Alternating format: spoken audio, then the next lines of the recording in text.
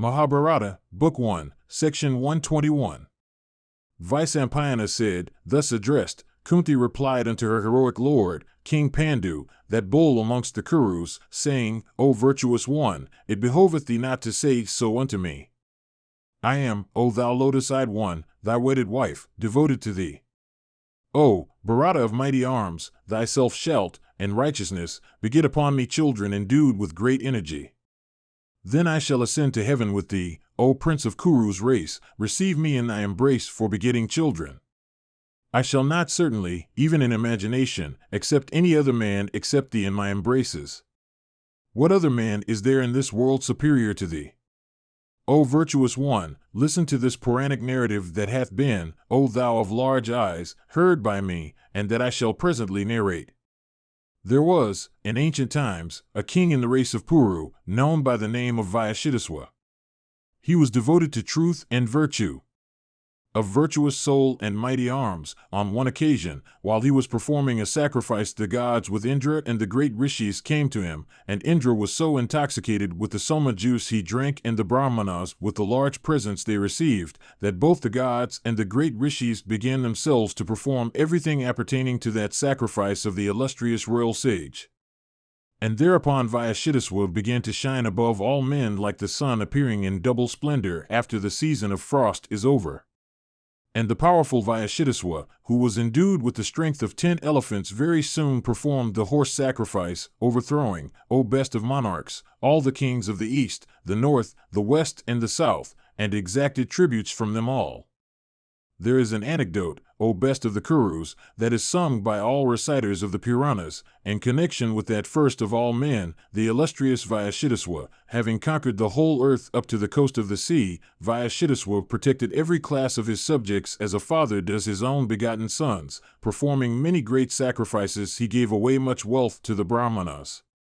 After collecting unlimited jewels and precious stones, he made arrangements for performing still greater ones. And he performed also the Agnishtoma and other special Vedic sacrifices, extracting great quantities of soma juice. And, O king, Vaishidaswa had for his dear wife, Bhadra, the daughter of Kakshavat, unrivaled for beauty on earth. And it hath been heard by us that the couple loved each other deeply. King Vaishidaswa was seldom separated from his wife. Sexual excess, however, brought on an attack of phthisis, and the king died within a few days, sinking like the sun in his glory. Then Bhadra, his beautiful queen, was plunged into woe, and as she was sonless, O tiger among men, she wept in great affliction. Listen to me, O king, as I narrate to you all that Bhadra said with bitter tears trickling down her cheeks. O virtuous 1 foot, she said, women serve no purpose when their husbands are dead. She who liveth after her husband is dead, draggeth on a miserable existence that can hardly be called life. O bull of the Kshatriya order, death is a blessing to women without husbands. I wish to follow the way thou hast gone. Be kind and take me with thee. In thy absence, I am unable to bear life even for a moment. Be kind to me, O king, and take me hence pretty soon. O tiger among men, I shall follow thee over the even and uneven ground. Thou hast gone away, O Lord, never to return. I shall follow thee, O king, as thy own shadow. O tiger among men, I will obey thee, as thy slave, and will ever do what is agreeable to thee and what is for thy good. O thou of eyes like lotus petals, without thee, from this day, mental agonies will overwhelm me and eat into my heart. A wretch that I am, some loving couple had doubtless been separated by me in a former life, for which, in this life, I am made to suffer the pangs of separation from thee. O king, that wretched woman who liveth even for a moment separated from her lord, liveth in woe and suffereth the pangs of hell even here. Some loving couple had doubtless been separated by me in a former life, for which sinful act I am suffering this torture arising from my separation from thee. O king, from this day I will lay myself down on a bed of kusa grass and abstain from every luxury, hoping to behold thee once more. O tiger among men, show thyself to me. O king, O lord, command once more thy wretched and bitterly weeping wife plunged in woe. Kunti continued, it was thus, O Pandu, that the beautiful Bhadra wept over the death of her lord. And the weeping Bhadra clasped in her arms the corpse in anguish of heart. Then she was addressed by an incorporeal voice in these words, "Rise up, O Bhadra, and leave this place. O thou of sweet smiles, I grant thee this boon. I will beget offspring upon thee. Lie thou down with me on thy own bed, after the catamenial bath, on the night of the 8th or the 14th day of the moon." Thus addressed by the incorporeal voice, the chaste Bhadra did, as she was directed, for obtaining offspring.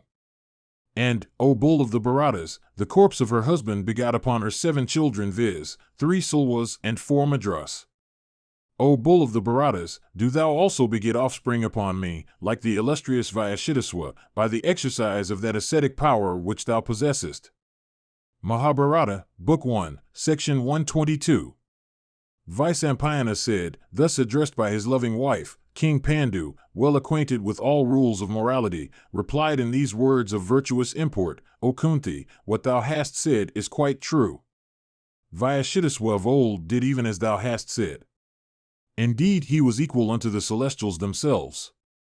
But I shall now tell thee about the practices of old indicated by illustrious rishis, fully acquainted with every rule of morality. O thou of handsome face and sweet smiles, women formerly were not immured within houses and depended on husbands and other relatives. They used to go about freely, enjoying themselves as best as they liked. O thou of excellent qualities, they did not then adhere to their husbands faithfully, and yet, O handsome one, they were not regarded sinful, for that was the sanctioned usage of the times. That very usage is followed to this day by birds and beasts without any exhibition of jealousy. That practice, sanctioned by precedent, is applauded by great rishis. O thou of taper thighs, the practice is yet regarded with respect amongst the northern Kurus. Indeed, that usage, so lenient to women, hath the sanction of antiquity. The present practice, however, of women's being confined to one husband for life, hath been established but lately. I shall tell thee in detail who established it and why. It hath been heard by us that there was a great rishi of the name of Uddalaka, who had a son named Swetaketu, who also was an ascetic of merit. O thou of eyes like lotus petals, the present virtuous practice hath been established by that Swetaketu from anger. Hear thou the reason. One day, in the presence of Swetaketu's father, a Brahmana came and, catching Swetaketu's mother by the hand, told her, "Let us go." Beholding his mother seized by the hand and taken away apparently by force, the son was greatly moved by wrath. Seeing his son indignant, Uddalaka addressed him and said, "Be not angry. O son, this is the practice sanctioned by antiquity.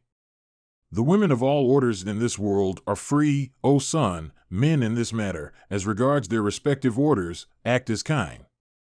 The rishi's son, Swetaketu, however, disapproved of the usage and established in the world the present practice as regards men and women.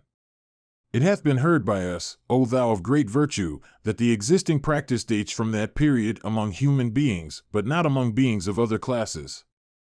Accordingly, since the establishment of the present usage, it is sinful for women not to adhere to their husbands. Women transgressing the limits assigned by the rishi became guilty of slaying the embryo. And men, too, violating a chaste and loving wife who hath from her maidenhood observed the vow of purity, became guilty of the same sin. The woman also who, being commanded by her husband to raise offspring, refuses to do his bidding, becometh equally sinful. Thus, O timid one, was the existing usage established of old by Swetaketu, the son of Uddalaka, in defiance of antiquity. O thou of taper thighs, it hath also been heard by us that Madhyanti, the wife of Sadesa, commanded by her husband to raise offspring, went unto Rishi Vasishtha. And on going in unto him, the handsome Madhyanti obtained a son named Asmaka. She did this, moved by the desire of doing good to her husband. O thou of lotus eyes, thou knowest, O timid girl, how we ourselves, for the perpetuation of the Kuru race, were begotten by Krishnadvapayana. O faultless one, beholding all these precedents, it behoveth thee to do my bidding, which is not inconsistent with virtue, O princess, who is devoted to her husband. It hath also been said by those acquainted with the rules of morality that a wife, when her monthly season cometh, must ever seek her husband, though at other times she deserveth liberty. The wise have declared this to be the ancient practice. But, be the act sinful or sinless, those acquainted with the Vedas have declared that it is the duty of wives to do what their husbands bid them do. Especially, O thou of faultless features, I, who am deprived of the power of procreation, having yet become desirous of beholding offspring, deserve the more to be obeyed by thee. O amiable one, joining my palms furnished with rosy fingers, and making of them a cup as of lotus leaves, I placed them on my head to propitiate thee. O thou of rare looks, it behoveth thee to raise offspring, at my command, through some Brahmana possessed of high ascetic merit. For then, owing to thee, O thou of fair hips, I may go the way that is reserved for those that are blessed with children. Vyasa continued, thus addressed by Pandu, that subjugator of hostile cities, the handsome Kunti, ever attentive to what was agreeable and beneficial to her lord, then replied unto him, saying, In my girlhood, O Lord, I was in my father's house engaged in attending upon all guests. I used to wait respectfully upon Brahmanas of rigid vows and great ascetic merit. One day I gratified with my attentions that Brahmana whom people call Durvasa, of mind under full control and possessing knowledge of all the mysteries of religion. Pleased with my services, that Brahmana gave me a boon in the form of a mantra, formula of invocation, for calling into my presence any one of the celestials I liked. And the Rishi, addressing me, said, Anyone among the celestials whom thou callest by this shall, O girl, approach thee and be obedient to thy will, whether he liketh it or not. And, O princess, thou shalt also have offspring through his grace. O Bharata, that Brahmana told me this when I lived in my father's house. The words uttered by the Brahmana can never be false. The time also hath come when they may yield fruit. Commanded by thee, O royal sage, I can by that mantra summon any of the celestials, so that we may have good children. O foremost of all truthful men, tell me which of the celestials I shall summon. Know that, as regards this matter, I await your commands. Hearing this, Pandu replied, O handsome one, strive duly this very day to gratify our wishes. Fortunate one, summon thou the god of justice. He is the most virtuous of the celestials. The god of justice and virtue will never be able to pollute us with sin. The world also, O beautiful princess, will then think that what we do can never be unholy. The son also that we shall obtain from him shall in virtue be certainly the foremost among the Kurus. Begotten by the god of justice and morality, he would never set his heart upon anything that is sinful or unholy. Therefore, O thou of sweet smiles, steadily keeping virtue before thy eyes, and duly observing holy vows, summon thou the god of justice and virtue by the help of thy solicitations and incantations. Vyasa continued, then Kunti, that best of women, thus addressed by her lord, said, So be it. And bowing down to him and reverently circumambulating his person, she resolved to do his bidding. Mahabharata, Book 1, Section 123. Vyasa said, O Janamejaya, when Gandhari's conception had been a full year old, it was then that Kunti summoned the eternal god of justice to obtain offspring from him. And she offered without loss of time sacrifices unto the god and began to duly repeat the formula that Durvasa had imparted to her some time before. Then the god, overpowered by her incantations, arrived at the spot where Kunti was seated in his car resplendent as the sun smiling. He asked, O Kunti, what am I to give thee? And Kunti too smiling in her turn, replied, Thou must even give me offspring. Then the handsome Kunti was united, in intercourse, with the god of justice in his spiritual form and obtained from him a son devoted to the good of all creatures. And she brought his excellent child, who lived to acquire a great fame, at the 8th Muhurta called Abhijit, of the hour of noon of that very auspicious day of the 7th month, Kartika, viz., the 5th of the lighted fortnight, when the star Jyeshtha in conjunction with the moon was ascendant.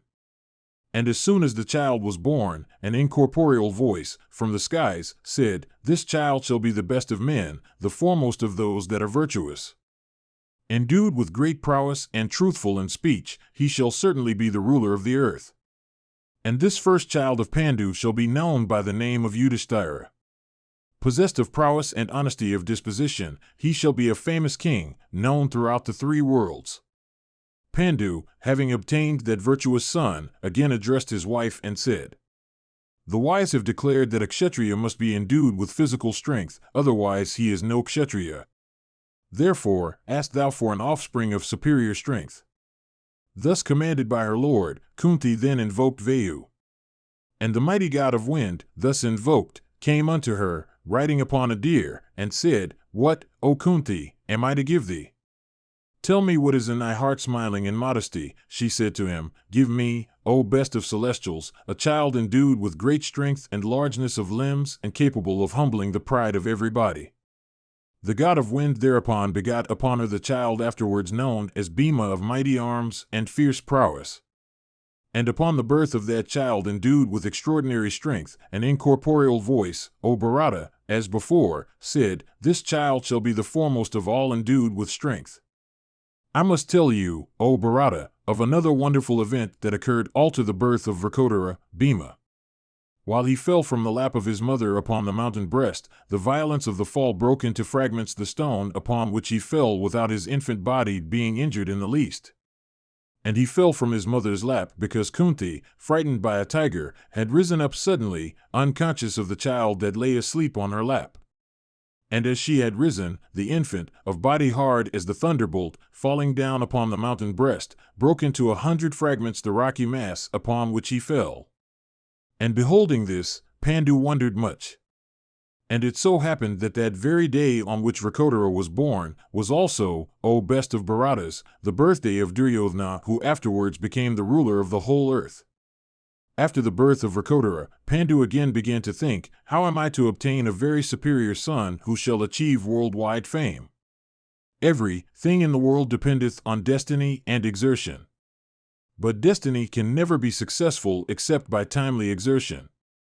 We have heard it said that Indra is the chief of the gods. Indeed, he is endued with immeasurable might and energy and prowess and glory.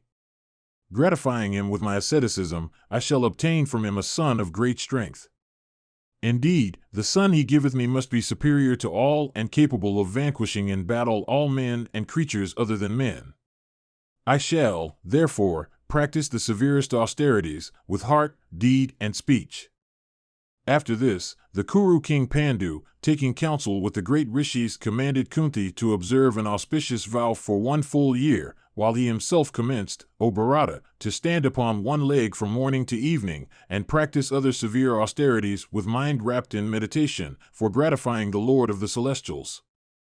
It was after a long time that Indra, gratified with such devotion, approached Pandu and, addressing him, said, I shall give thee, O king, a son who will be celebrated all over the 3 worlds and who will promote the welfare of Brahmanas, kind, and all honest men. The son I shall give thee will be the smiter of the wicked and the delight of friends and relatives. Foremost of all men, he will be an irresistible slayer of all foes. Thus addressed by Vyasa, the king of the celestials, the virtuous king of the Kuru race, well recollecting those words, said unto Kunti, O fortunate one, thy vow hath become successful. The Lord of the celestials hath been gratified, and is willing to give thee a son such as thou desirest, of superhuman achievements and great fame. He will be the oppressor of all enemies and possessed of great wisdom. Endued with a great soul, and splendor equal unto the sun, invincible in battles, and of great achievements, he will also be extremely handsome.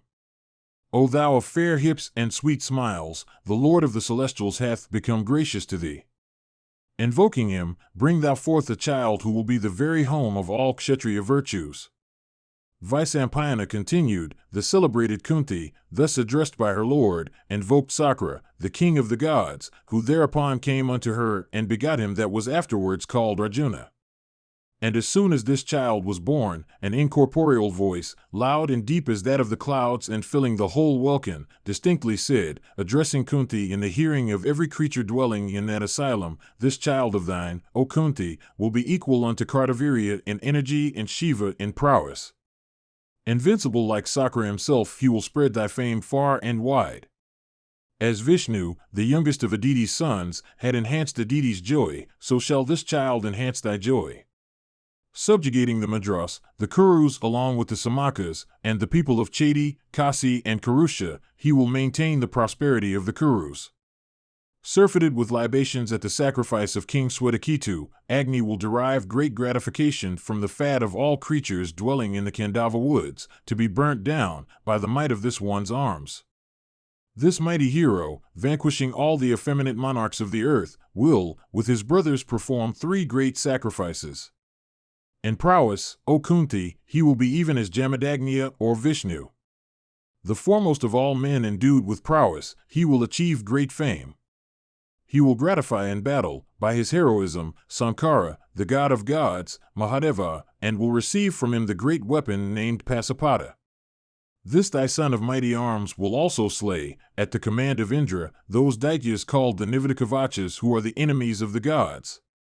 He will also acquire all kinds of celestial weapons, and this bull among men will also retrieve the fortunes of his race. Kunti heard these extraordinary words, while lying in the room. And hearing those words uttered so loudly, the ascetics dwelling on the mountain of 100 peaks, and the celestials with Indra sitting in their cars, became exceedingly glad. The sounds of the invisible drum filled the entire welkin. There were shouts of joy, and the whole region was covered with flowers showered down by invisible agents.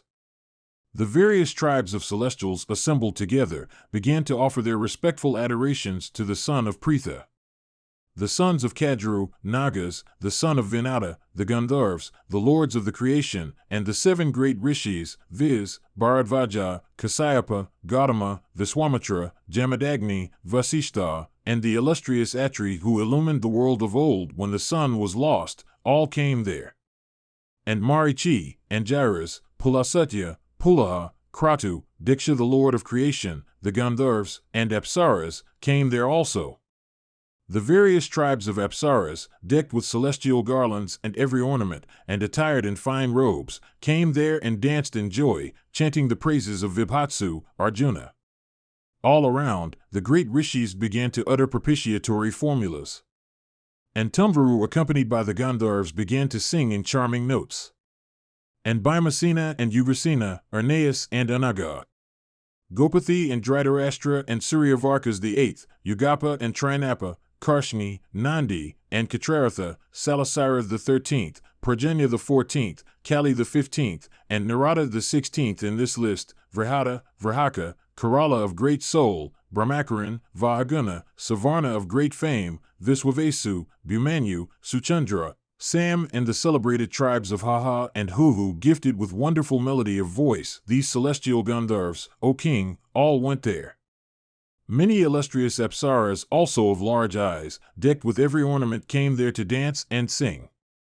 And Anakana and Anavadya, Gunamukya and Gunavara, Adrika and Soma, Misrakizi and Alambusha, Marichi and Suchika, Vidyaparna and Tilotama and Ambika, Lakshmana, Kshima Devi, Rumba, Manorma, Asita, Suvahu, Supriya, Suvapu, Pundarika, Sugandha, Saresa, Pramathini, Kamayat and Saradwati, all danced there together.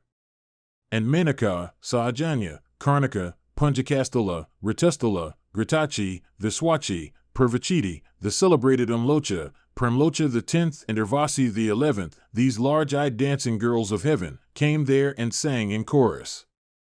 And Dardi and Aryaman and Mitra and Varana, Bhaga and Indra, Vivasvat, Pushan, Tvastri and Prajanya or Vishnu, these 12 Adityas came there to glorify Pandu's son. And, O king, Mrigavayada, Sarpa, the celebrated Niriti, Ajakapada, Ahivratna, Pinakin, Dahana, Iswara, Kapalan, Stanu, and the illustrious Bhaga, these 11 Rudras, also came there. And the twin Ashwins, the 8 Vasus, the mighty Maruts, the Viswadevas, and the Sathyas, also came there. And Karkataka, Vasuki, Kachchapa, Kunda, and the great Nagatakshaka, these mighty and wrathful snakes possessed of high ascetic merit, also came there. And Tarkshya, Arishtanami, Garuda, Asadidvaja, these and many other Nagas, came there, so also Aruna and Aruni of Vinata's race also came there. And only great rishis crowned with ascetic success and not others saw those celestials and other beings seated in their cars or waiting on the mountain peaks. Those best of Munis, beholding that wonderful sight, became amazed, and their love and affection for the children of Pandu was in consequence enhanced. The celebrated Pandu, tempted by the desire of having more children, wished to speak again unto his wedded wife, for invoking some other god. But Kunti addressed him, saying, The wise do not sanction a fourth delivery even in a season of distress. The woman having intercourse with 4 different men is called a swearini, hinton, while she having intercourse with 5 becometh a harlot. Therefore, O learned one, as thou art well acquainted with the scripture on this subject, why dost thou, beguiled by desire of offspring, tell me so in seeming forgetfulness of the ordinance? Mahabharata, Book 1, Section 124. Vyasa said, after the birth of Kunti's sons, and also of the 100 sons of Dhritarashtra, the daughter of the king of the Madras privately addressed Pandu, saying, O slayer of foes, I have no complaint even if thou beest unpropitious to me. I have, O sinless one, also no complaint that though by birth I am superior to Kunti, yet I am inferior to her in station. I do not grieve, O thou of Kuru's race, that Gandhari hath obtained 100 sons. This, however, is my great grief, that while Kunti and I are equal, I should be childless, while it should so chance that thou shouldst have offspring by Kunti alone. If the daughter of Kuntaboja should so provide that I should have offspring, she would then be really doing me a great favor and benefiting thee likewise. She being my rival, I feel a delicacy in soliciting any favor of her. If thou beest, O king, propitiously disposed to me, then ask her to grant my desire. Hearing her, Pandu replied, O Madri, I do revolve this matter often in my own mind, but I have hitherto hesitated to tell thee anything, not knowing how thou wouldst receive it. Now that I know what your wishes are, I shall certainly strive after that end. I think that, asked by me, Kunti will not refuse. Vyasa continued, after this, Pandu addressed Kunti in private, saying, O Kunti, grant me some more offspring for the expansion of my race and for the benefit of the world. O blessed one, provide thou that I myself, my ancestors, and thine also, may always have the funeral cake offered to us. Oh, do what is beneficial to me, and grant me and the world what, indeed, is the best of benefits. Oh, do what, indeed, may be difficult for thee, moved by the desire of achieving undying fame. Behold, Indra, even though he hath obtained the sovereignty of the celestials, doth yet, for fame alone, perform sacrifices.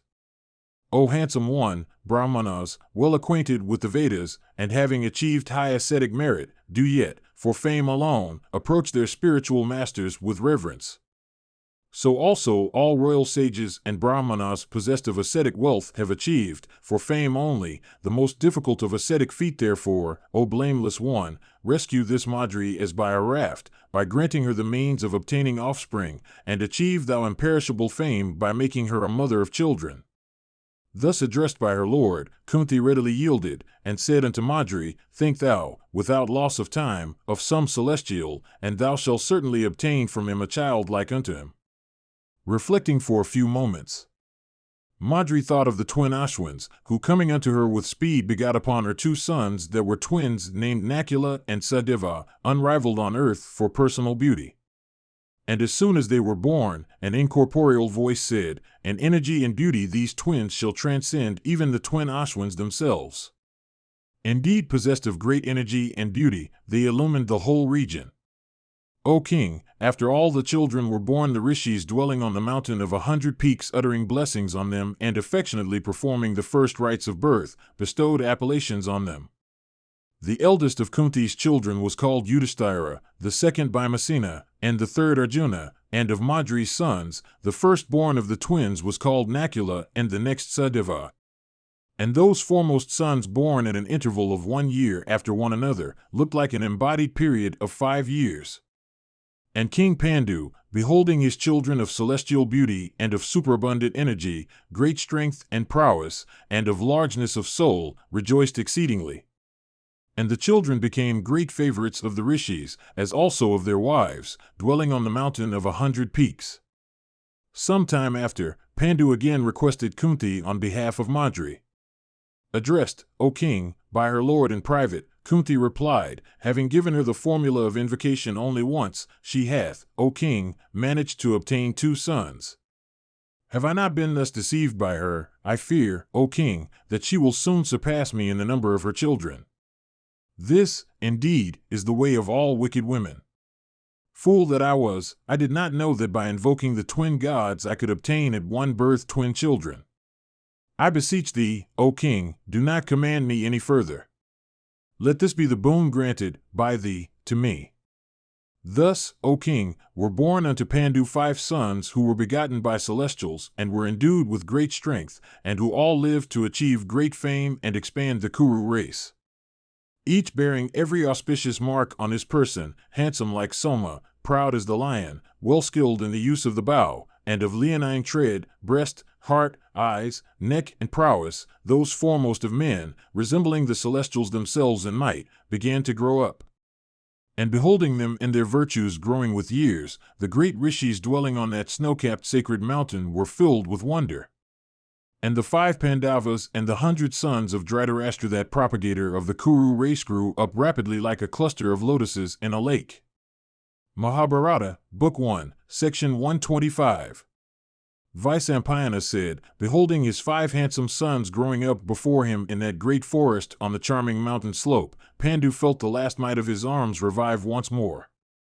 One day in the season of spring, which maddens every creature, the king, accompanied by his wife, Madri, began to rove in the woods where every tree had put forth new blossoms. He beheld all around palasas and tilakas and mangoes and champakas and parahadrakas and karnakaras, asokas and kesaras and adamuktas and kuravakas, with swarms of maddened bees sweetly humming about. And there were flowers of blossoming parihatas, with the kokilas pouring forth their melodies from under every twig, echoing with the sweet hums of the black bees. And he beheld also various other kinds of trees bent down with the weight of their flowers and fruits. And there were also many fine pools of water overgrown with hundreds of fragrant lotuses. Beholding all these, Pandu felt the soft influence of desire. Roving like a celestial with a light heart amidst such scenery, Pandu was alone with his wife Madri in semi-transparent attire. And beholding the youthful Madri thus attired, the king's desire flamed up like a forest fire. And ill able to suppress his desire thus kindled at the sight of his wife of eyes like lotus petals, he was completely overpowered. The king then seized her against her will, but Madri, trembling in fear, resisted him to the best of her might. Consumed by desire, he forgot everything about his misfortune. And, O thou of Kuru's race, unrestrained by the fear of the rishis, cursed and impelled by fate, the monarch, overpowered by passion, forcibly sought the embraces of Madri, as if he wished to put an end to his own life. His reason, thus beguiled by the great destroyer himself by intoxicating his senses, was itself lost with his life. And the Kuru king Pandu, of virtuous soul, thus succumbed to the inevitable influence of time, while united in intercourse with his wife. Then Madri, clasping the body of her senseless lord, began to weep aloud. And Kunti with her sons and the twins of Madri, hearing those cries of grief, came to the spot where the king lay in that state. Then, O king, Madri, addressing Kunti in a piteous voice, said, "Come hither alone, O Kunti, and let the children stay there." Hearing these words, Kunti, bidding the children stay, ran with speed, exclaiming, "Woe to me!" And beholding both Pandu and Madri lying prostrate on the ground, she went in grief and affliction, saying, "Of passions under complete control, this hero, O Madri, had all along been watched by me with care.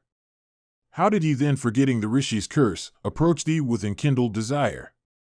O Madri, this foremost of men should have been protected by thee. Why didst thou tempt him into solitude? Always melancholy at the thought of the rishi's curse, how came he to be merry with thee in solitude? O princess of Valhika, more fortunate than myself, thou art really to be envied, for thou hast seen the face of our Lord suffused with gladness and joy." Madri then replied, saying, "Revered sister, with tears in my eyes, I resisted the king, but he could not control himself, bent on, as it were, making the rishi's curse true." Kunti then said, "I am the older of his wedded wives, the chief religious merit must be mine. Therefore, O Madri, prevent me not from achieving that which must be achieved. I must follow our Lord to the region of the dead. Rise up, O Madri, and yield me his body. Rear thou these children." Madri replied, saying, "I do clasp our Lord yet, and have not allowed him to depart, therefore I shall follow him. My appetite hath not been appeased. Thou art my older sister, O let me have thy sanction." This foremost one of the Bharata princes had approached me, desiring to have intercourse. His appetite unsatiated, shall I not follow him in the region of Yama to gratify him? O revered one, if I survive thee, it is certain I shall not be able to rear thy children as if they were mine. Will not sin touch me on that account? But thou, O Kunti, shall be able to bring my sons up as if they were thine. The king, in seeking me wishfully, hath gone to the region of spirits, therefore my body should be burnt with his. O revered sister, withhold not thy sanction to this which is agreeable to me. Thou wilt certainly bring up the children carefully. That indeed would be very agreeable to me. I have no other direction to give. Vyasa continued, having said this, the daughter of the king of Madras, the wedded wife of Pandu, ascended the funeral pyre of her lord, that bull among men. Mahabharata, Book 1, Section 126.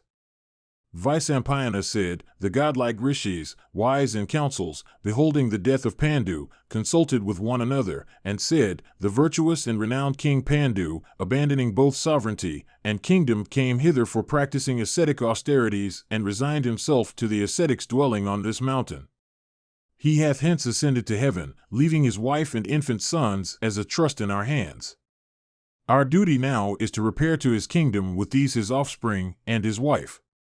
Vyasa continued, then those godlike rishis of magnanimous hearts, and crowned with ascetic success, summoning one another, resolved to go to Hastinapura with Pandu's children ahead, desiring to place them in the hands of Bhima and Dhritarashtra. The ascetics set out that very moment, taking with them those children and Kunti and the 2 dead bodies. And though unused to toil all her life, the affectionate Kunti now regarded as very short the really long journey she had to perform. Having arrived at Kurukshetra within a short time, the illustrious Kunti presented herself at the principal gate. The ascetics then charged the porters to inform the king of their arrival. The men carried the message in a trice to the court. And the citizens of Hastinapura, hearing of the arrival of thousands of Charanas and Munis, were filled with wonder. And it was soon after sunrise that they began to come out in numbers with their wives and children to behold those ascetics. Seated in all kinds of cars and conveyances by thousands, vast numbers of Kshatriyas with their wives, and Brahmanas with theirs came out. And the concourse of Vaishyas and Sudras too was as large on the occasion. The vast assemblage was very peaceful, for every heart then was inclined to piety. And there also came out Bhima, the son of Santanu, and Somadatta or Valhika, and the royal sage, Dhritarashtra, endued with the vision of knowledge, and Vidura himself, and the venerable Satyavati, and the illustrious princess of Kosala and Gandhari, accompanied by the other ladies of the royal household. And the 100 sons of Dhritarashtra, decked with various ornaments, also came out. The Kauravas, then, accompanied by their priest, saluted the rishis by lowering their heads, and took their seats before them. The citizens also saluting the ascetics and bowing down unto them with touching the ground, took their seats there. Then Bhima, setting that vast concourse perfectly still, duly worshipped, O king, those ascetics by offering them water to wash their feet with and the customary aragya. And having done this, he spoke unto them about the sovereignty and the kingdom. Then the oldest of the ascetics, with matted locks on head and loins covered with animal skin, stood up, and with the concurrence of the other rishis, spoke as follows, you all know that possessor of the sovereignty of the Kurus, who was called King Pandu, had, after abandoning the pleasures of the world, repaired hence to dwell on the mountain of 100 peaks. He adopted the Brahmacharya mode of life, but for some inscrutable purpose the gods have in view, this his eldest son, Yudhisthira, was born there, begotten by Dharma himself. Then that illustrious king obtained from Vayu this other son, the foremost of all mighty men, called Bhima.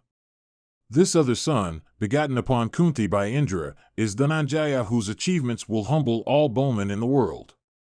Look here again at these tigers among men, mighty in the use of the bow, the twin children begotten upon Madri by the twin Ashwins. Leading in righteousness the life of Vanaprastha in the woods, illustrious Pandu hath thus revived the almost extinct line of his grandfather. The birth, growth, and Vedic studies of these children of Pandu will, no doubt, give you great pleasure. Steadily adhering to the path of the virtuous and the wise, and leaving behind him these children, Pandu departed hence 17 days ago. His wife Madri, beholding him placed in the funeral pyre and about to be consumed, herself ascended the same pyre, and sacrificing her life thus, hath gone with her lord to the region reserved for chaste wives. Accomplish now whatever rites should be performed for their benefit. These are the unburnt portions of their bodies.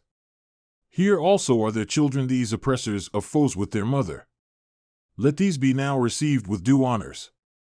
After the completion of the first rites in honor of the dead, let the virtuous Pandu, who had all along been the supporter of the dignity of the Kurus, have the first annual Shraddha, Sapandakarana, performed with a view to installing him formally among the Pitris. Vaisampayana continued, the ascetics with Gahyakas, having said this unto the Kurus, instantly disappeared in the very sight of the people. And beholding the rishis and the siddhas thus vanish in their sight like vapory forms appearing and disappearing in the skies, the citizens filled with wonder returned to their homes. Mahabharata, Book 1, Section 127. Vaisampayana continued, Dhritarashtra then said, O Vidura, celebrate the funeral ceremonies of that lion among kings viz., Pandu, and of Madri also, in right royal style. For the good of their souls, distribute cattle, cloths, gems, and diverse kinds of wealth, every one receiving as much as he asketh for. Make arrangements also for Kunti's performing the last rites of Madri in such a style as pleaseth her. And let Madri's body be so carefully wrapped up that neither the sun nor Vayu, god of wind, may behold it. Lament not for the sinless Pandu. He was a worthy king and hath left behind him 5 heroic sons equal unto the celestials themselves. Vaisampayana continued, then Vidura, O Bharata, saying, So be it, in consultation with Bhima, fixed upon a sacred spot for the funeral rites of Pandu. The family priests went out of the city without loss of time, carrying with them the blazing sacred fire fed with clarified butter and rendered fragrant therewith. Then friends, relatives, and adherents, wrapping it up in cloth, decked the body of the monarch with the flowers of the season and sprinkled various excellent perfumes over it. And they also decked the hearse itself with garlands and rich hangings. Then placing the covered body of the king with that of his queen on that excellent bier decked out so brightly, they caused it to be carried on human shoulders. With the white umbrella, of state, held over the hearse with waving yak tails and sounds of various musical instruments, the whole scene looked bright and grand. Hundreds of people began to distribute gems among the crowd on the occasion of the funeral rites of the king. At length some beautiful robes, and white umbrellas and larger yak tails, were brought for the great ceremony. The priests clad in white walked in the van of the procession pouring libations of clarified butter on the sacred fire blazing in an ornamental vessel. And Brahmanas, and Kshatriyas, and Vaishyas, and Sudras by thousands followed the deceased king, loudly wailing in these accents, O Prince, where dost thou go, leaving us behind, and making us forlorn and wretched forever? And Bhima, and Vidura, and the Pandavas, also all wept aloud. At last they came to a romantic wood on the banks of the Ganga. There they laid down the hearse on which the truthful and lion-hearted prince and his spouse lay. Then they brought water in many golden vessels, washed the prince's body besmeared before with several kinds of fragrant paste, and again smeared it over with sandal paste. They then dressed it in a white dress made of indigenous fabrics. And with the new suit on, the king seemed as if he was living and only sleeping on a costly bed. When the other funeral ceremonies also were finished in consonance with the directions of the priests, the Kauravas set fire to the dead bodies of the king and the queen, bringing lotuses, sandal paste, and other fragrant substances to the pyre. Then seeing the bodies aflame, Kausalya burst out, O my son, and fell down senseless on the ground. And seeing her down, the citizens and the inhabitants of the provinces began to wail from grief and affection for their king. And the birds of the air and the beasts of the field were touched by the lamentations of Kunti. And Bhima, the son of Santanu, and the wise Vidura, and the others also that were there, became disconsolate.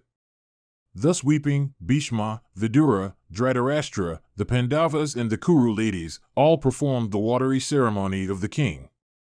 And when all this was over, the people, themselves filled with sorrow, began to console the bereaved sons of Pandu. And the Pandavas with their friends began to sleep on the ground. Seeing this, the Brahmanas and the other citizens also renounced their beds. Young and old, all the citizens grieved on account of the sons of King Pandu, and passed 12 days in mourning with the weeping Pandavas. Mahabharata, Book 1, Section 128.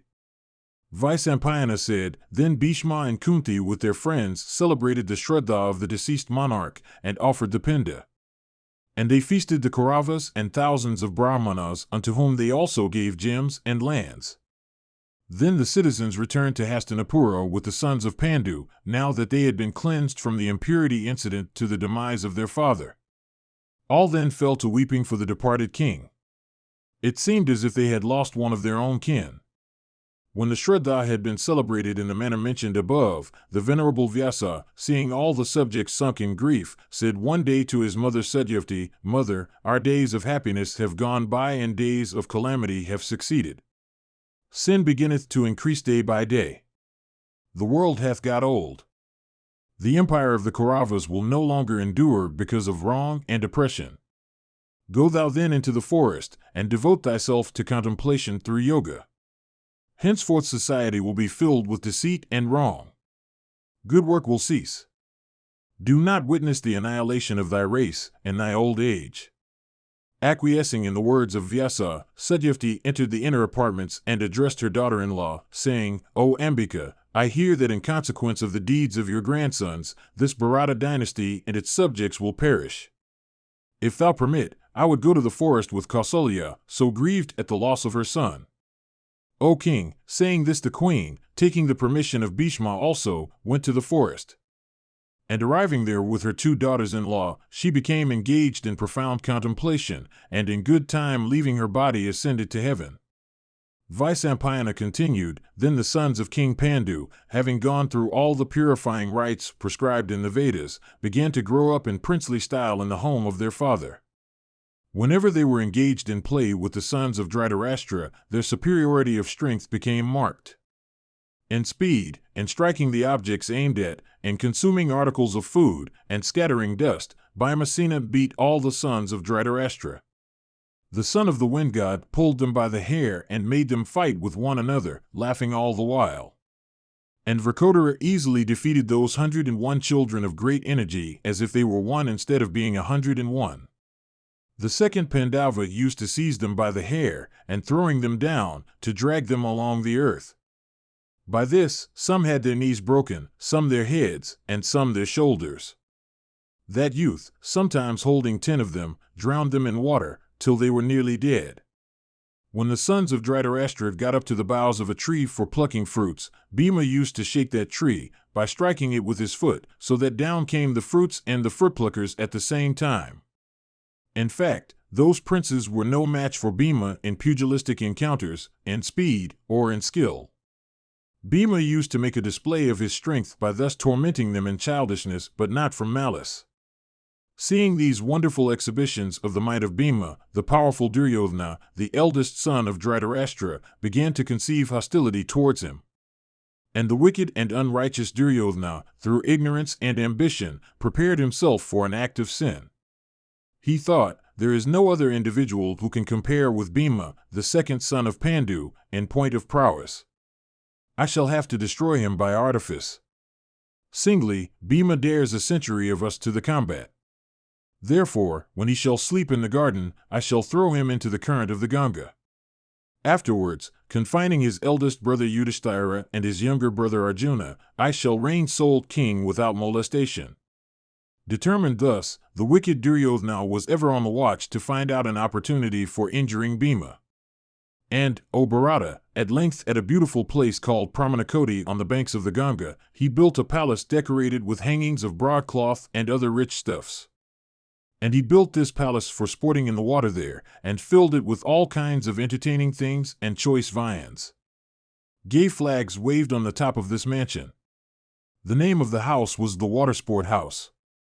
Skillful cooks prepared various kinds of viands. When all was ready, the officers gave intimation to Duryodhana. Then the evil-minded prince said unto the Pandavas, Let us all go to the banks of the Ganga graced with trees and crowned with flowers, and sport there in the water. And upon Yudhisthira agreeing to this, the sons of Dhritarashtra, taking the Pandavas with them, mounted country-born elephants of great size and cars resembling towns, and left the metropolis.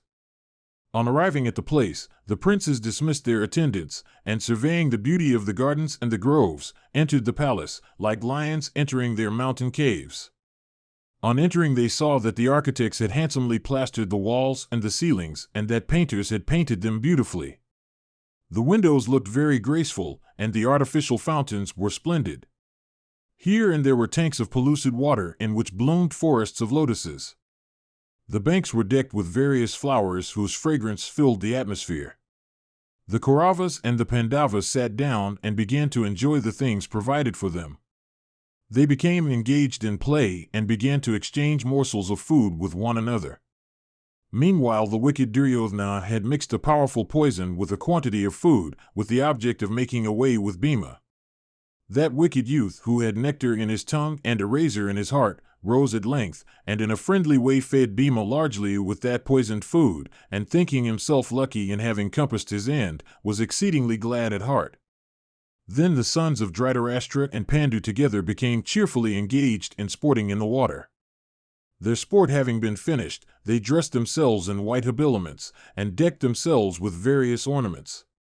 Fatigued with play, they felt inclined in the evening to rest in the pleasure house belonging to the garden. Having made the other youths take exercise in the waters, the powerful second Pandava was excessively fatigued, so that on rising from the water, he lay down on the ground. He was weary and under the influence of the poison, and the cool air served to spread the poison over all his frame, so that he lost his senses at once. Seeing this, Duryodhana bound him with cords of shrubs, and threw him into the water. The insensible son of Pandu sank down till he reached the Naga kingdom. Nagas, furnished with fangs containing virulent venom, bit him by thousands. The vegetable poison, mingled in the blood of the son of the wind god, was neutralized by the snake poison. The serpents had bitten all over his frame, except his chest, the skin of which was so tough that their fangs could not penetrate it. On regaining consciousness, the son of Kunti burst his bands and began to press the snakes down under the ground. A remnant fled for life, and going to their king Vasuki, represented, "O king of snakes," a man drowned under the water, bound in cords of shrubs. Probably he had drunk poison. For when he fell amongst us, he was insensible. But when we began to bite him, he regained his senses, and bursting his fetters, commenced laying at us.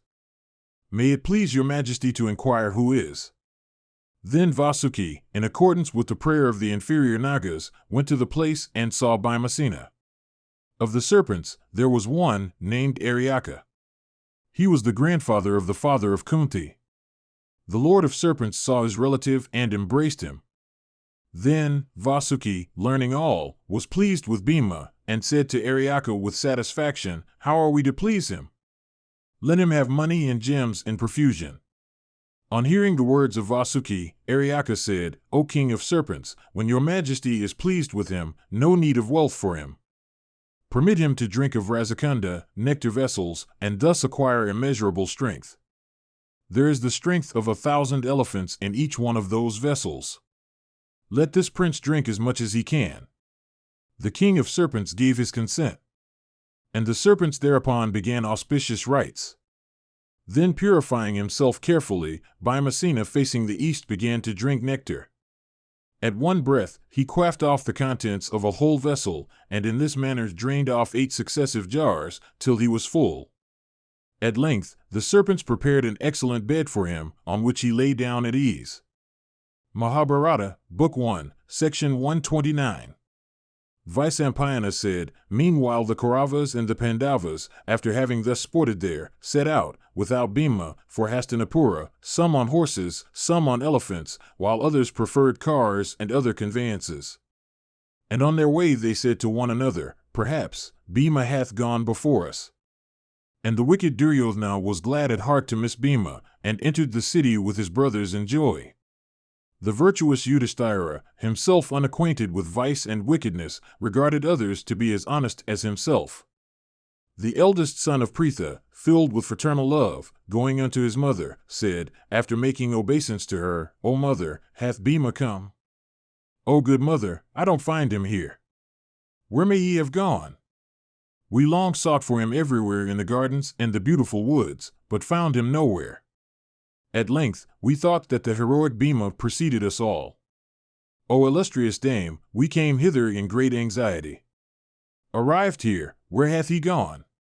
Have you sent him anywhere? O tell me, I am full of doubts respecting the mighty Bhima. He had been asleep and hath not come. I conclude he is no more." Hearing these words of the highly intelligent Yudhisthira, Kunti shrieked in alarm and said, "Dear son, I have not seen Bhima. He did not come to me. Oh, return in haste, and with your brothers search for him." Having said this in affliction to her eldest son, she summoned Vidura, and said, "O illustrious Kshatri, Bhimasena is missing. Where has he gone? The other brothers have all come back from the gardens, only Bhima of mighty arms does not come home. Duryodhana likes him not. The Kaurava is crooked and malicious and low-minded and imprudent. He coveteth the throne openly. I am afraid he may have in a fit of anger slain my darling. This afflicts me sorely, indeed, it burns my heart." Vidura replied, "Blessed dame, say not so. Protect thy other sons with care. If the wicked Duryodhana be accused, he may slay thy remaining sons. The great sage hath said that all thy sons will be long-lived. Therefore, Bhima will surely return and gladden thy heart." Vyasa continued, "The wise Vidura, having said this unto Kunti, returned to his abode, while Kunti, in great anxiety, continued to stay at home with her children. Meanwhile, Bhimasena awoke from that slumber on the 8th day, and felt strong beyond measure in consequence of the nectar he had taken having been all digested. Seeing him awake, the Nagas began to console and cheer him, saying, "O thou of mighty arms, the strength-giving liquor thou hast drunk will give thee the might of 10,000 elephants. No one now will be able to vanquish thee in fight. O bull of Kuru's race, do thou bath in this holy and auspicious water and return home. Thy brothers are disconsolate because of thee." Then Bhima purified himself with a bath in those waters, and decked in white robes and flowery garlands of the same hue, ate of the paramana, rice and sugar pudding, offered to him by the Nagas. Then that oppressor of all foes, decked in celestial ornaments, received the adorations and blessings of the snakes, and saluting them in return, rose from the nether region. Bearing up the lotus-eyed Pandava from under the waters, the Nagas placed him in the selfsame gardens wherein he had been sporting, and vanished in his very sight. The mighty Bhimasena, arrived on the surface of the earth, ran with speed to his mother. And bowing down unto her and his eldest brother, and smelling the heads of his younger brothers, that oppressor of all foes was himself embraced by his mother and every one of those bulls among men. Affectionate unto one another, they all repeatedly exclaimed, "What is our joy today? Oh, what joy!" Then Bhima, endued with great strength and prowess, related to his brothers everything about the villainy of Duryodhana and the lucky and unlucky incidents that had befallen him in the world of the serpents. Thereupon Yudhisthira said, "Do thou observe silence on this. Do not speak of this to anyone. From this day, protect ye all one another with care." Thus cautioned by the righteous Yudhisthira, they all, with Yudhisthira himself, became very vigilant from that day. And lest negligence might occur on the part of the sons of Kunti, Vidura continually offered them sage advice. Some time after, Duryodhana again mixed in the food of Bhima a poison that was fresh, virulent, and very deadly. But Yuyutsu, Dhritarashtra's son by a Vaishya wife, moved by his friendship for the Pandavas, informed them of this. Vrkodara, however, swallowed it without any hesitation, and digested it completely. And, though virulent, the poison produced no effects on Bhima. When that terrible poison intended for the destruction of Bhima failed of its effect, Duryodhana, Karna and Sakuni, without giving up their wicked design, had recourse to numerous other contrivances for accomplishing the death of the Pandavas. And though every one of these contrivances was fully known to the Pandavas, yet in accordance with the advice of Vidura they suppressed their indignation. Meanwhile, the king, Dhritarashtra, beholding the Kuru princes passing their time in idleness and growing naughty, appointed Gautama as their preceptor and sent them unto him for instruction. Born among a clump of heath, Gautama was well skilled in the Vedas, and it was under him, also called Kripa, that the Kuru princes began to learn the use of arms. Mahabharata, Book 1, Section 130. Janamejaya said, O Brahmana, it behoveth thee to relate to me everything about the birth of Kripa. How did he spring from a clump of heath? Whence also did he obtain his weapons? Vyasa said, O king, the great sage Gautama had a son named Saradwat. This Saradwat was born with arrows in hand. O oppressor of foes, the son of Gautama exhibited great aptitude for the study of the science of weapons, but none for the other sciences. Saradwat acquired all his weapons by those austerities by which Brahmanas in student life acquire the knowledge of Vedas. Gautama, the son of Gautama, by his aptitude for the science of weapons and by his austerities made Indra himself greatly afraid of him. Then, O thou of Kuru's race, the chief of the gods summoned a celestial damsel named Janapati and sent her unto Gautama, saying, Do thy best to disturb the austerities of Gautama. Repairing unto the charming asylum of Saradwat, the damsel began to tempt the ascetic equipped with bow and arrows. Beholding that Apsara, a figure unrivaled on earth for beauty, alone in those woods and clad in a single piece of cloth, Saradwat's eyes expanded with delight. At the sight of the damsel, his bow and arrows slipped from his hand and his frame shook all over with emotion, but possessed of ascetic fortitude and strength of soul, the sage mustered sufficient patience to bear up against the temptation. The suddenness, however, of his mental agitation caused an unconscious emission of his vital fluid. Leaving his bow and arrows and deerskin behind, he went away, flying from the Apsara. His vital fluid, however, having fallen upon a clump of heath, was divided into two parts, whence sprang two children that were twins. And it happened that a soldier in attendance upon King Santanu while the monarch was out hunting in the woods, came upon the twins. And seeing the bow and arrows and deerskin on the ground, he thought they might be the offspring of some Brahmana proficient in the science of arms. Deciding thus, he took up the children along with the bow and arrows, and showed what he had to the king. Beholding them, the king was moved with pity, and saying, Let these become my children, brought them to his palace. Then that first of men, Santanu, the son of Pratapa, having brought Gautama's twins into his house, performed in respect of them the usual rites of religion. And he began to bring them up and called them Kripa and Kripi, in allusion to the fact that he brought them up from motives of pity, Kripa.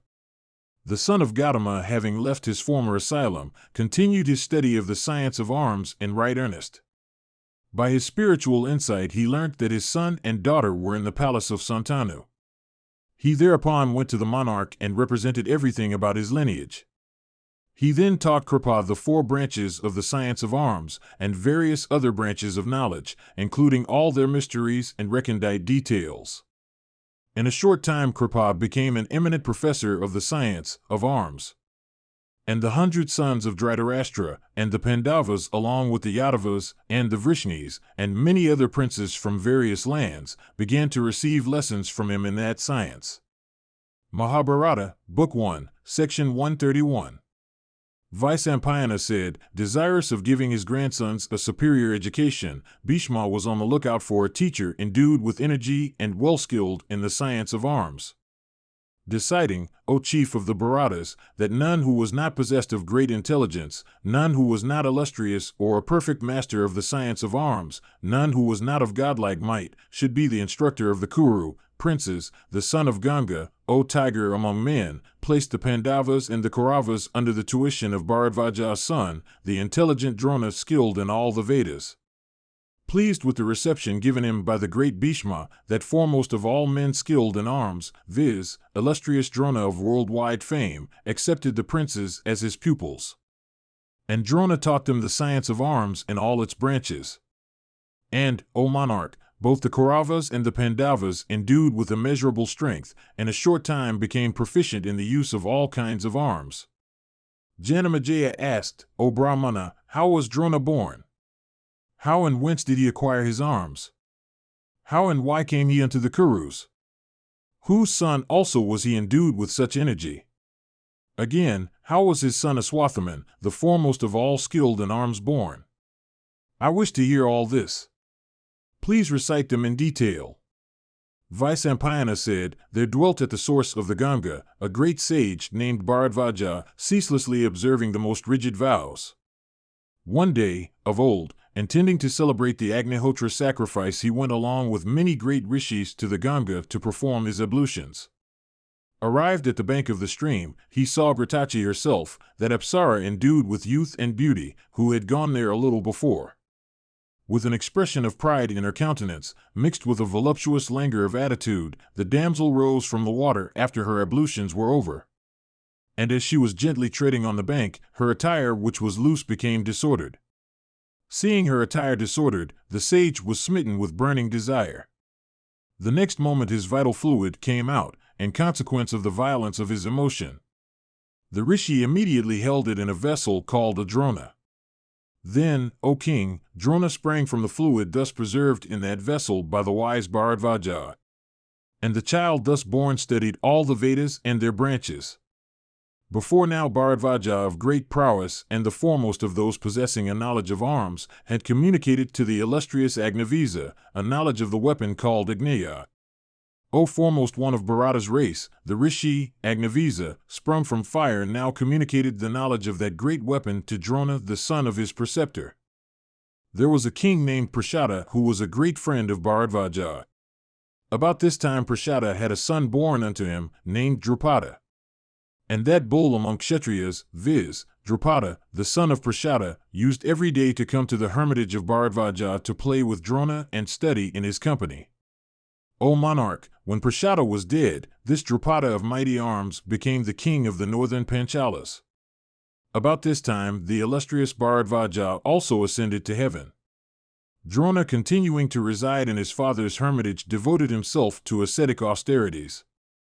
Having become well versed in the Vedas and their branches, and having burnt also all his sins by asceticism, the celebrated Drona, obedient to the injunctions of his father and moved by the desire of offspring, married Kripa, the daughter of Saradwat.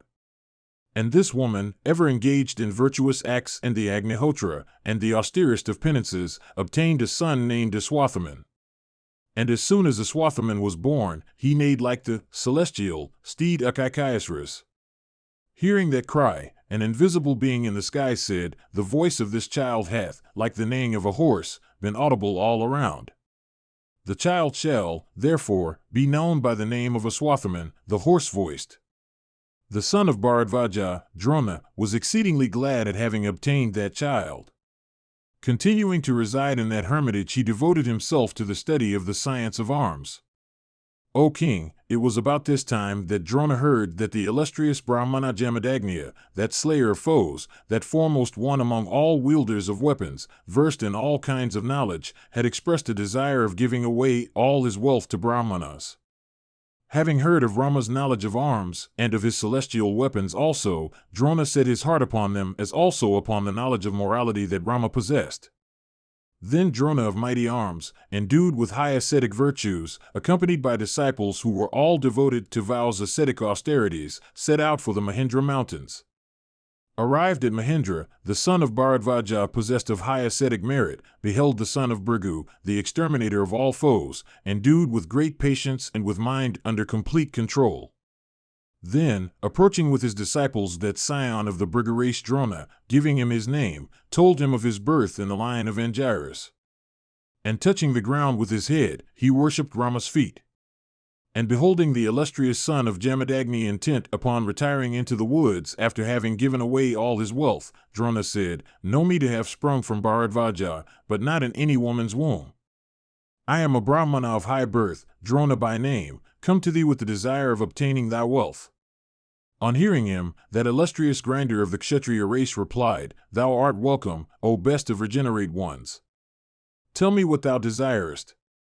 Thus addressed by Rama, the son of Bharadvaja replied unto that foremost of all smiters, desirous of giving away the whole of his wealth, O thou of multifarious vows, I am a candidate for thy eternal wealth, O thou of ascetic wealth, returned Rama, my gold and whatever other wealth I had, have all been given away unto Brahmanas. This earth also, to the verge of the sea, decked with towns and cities, as with a garland of flowers, I have given unto Kasayapa. I have now my body only and my various valuable weapons left. I am prepared to give either my body or my weapons. Say, which thou wouldst have. I would give it thee. Say quickly.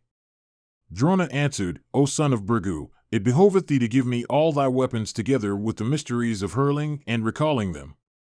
Saying, so be it, the son of Bhrigu gave all his weapons unto Drona, indeed, the whole science of arms with its rules and mysteries.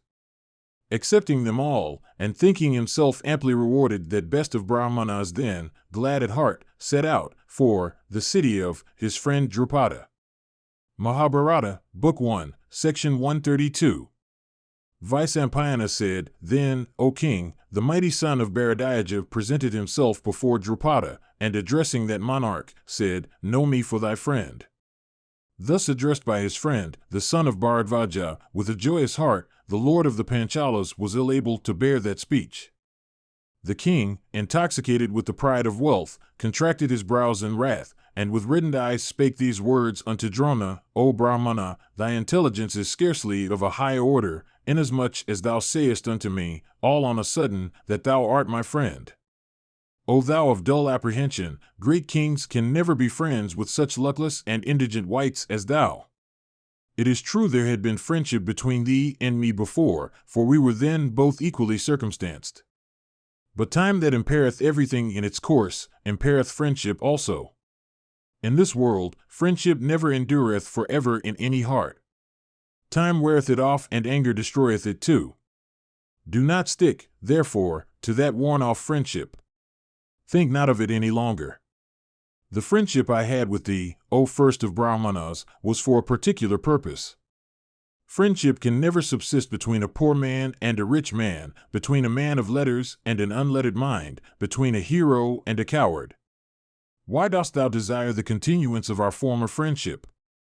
There may be friendship or hostility between persons equally situated as to wealth or might. The indigent and the affluent can neither be friends nor quarrel with each other. One of impure birth can never be a friend to one of pure birth, one who is not a car warrior can never be a friend to one who is so, and one who is not a king never have a king for his friend. Therefore, why dost thou desire the continuance of our former friendship? Vyasa continued, thus addressed by Drupada, the mighty son of Bharadwaja became filled with wrath, and reflecting for a moment, made up his mind as to his course of action. Seeing the insolence of the Panchala king, he wished to check it effectually. Hastily leaving the Panchala capital, Drona bent his steps towards the capital of the Kurus, named after the elephant. Mahabharata, Book 1, Section 133. Vyasa said, arrived at Hastinapura, that best of Brahmanas, the son of Bharadwaja, continued to live privately in the house of Gautama, Kripa. His mighty son, Aswathaman, at intervals of Kripa's teaching, used to give the sons of Kunti lessons in the use of arms. But as yet none knew of Aswathaman's prowess.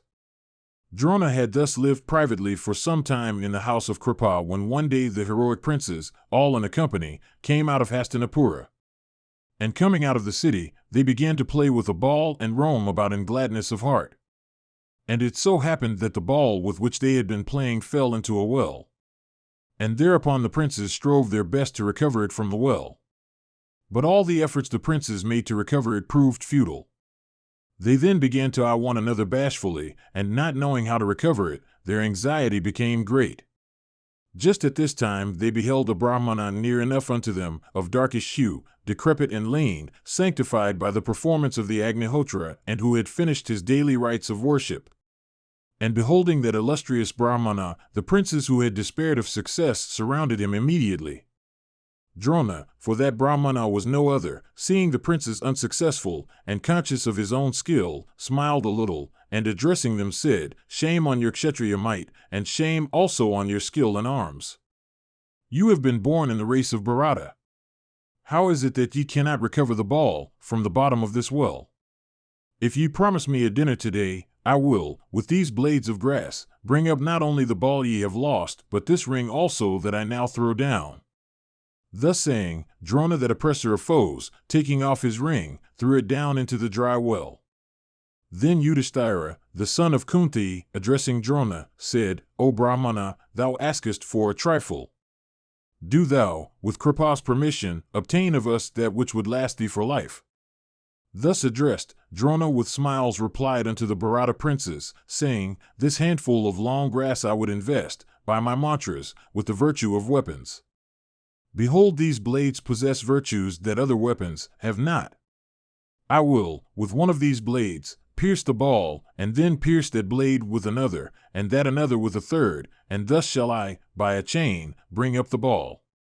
Vyasa continued, Then Drona did exactly what he had said.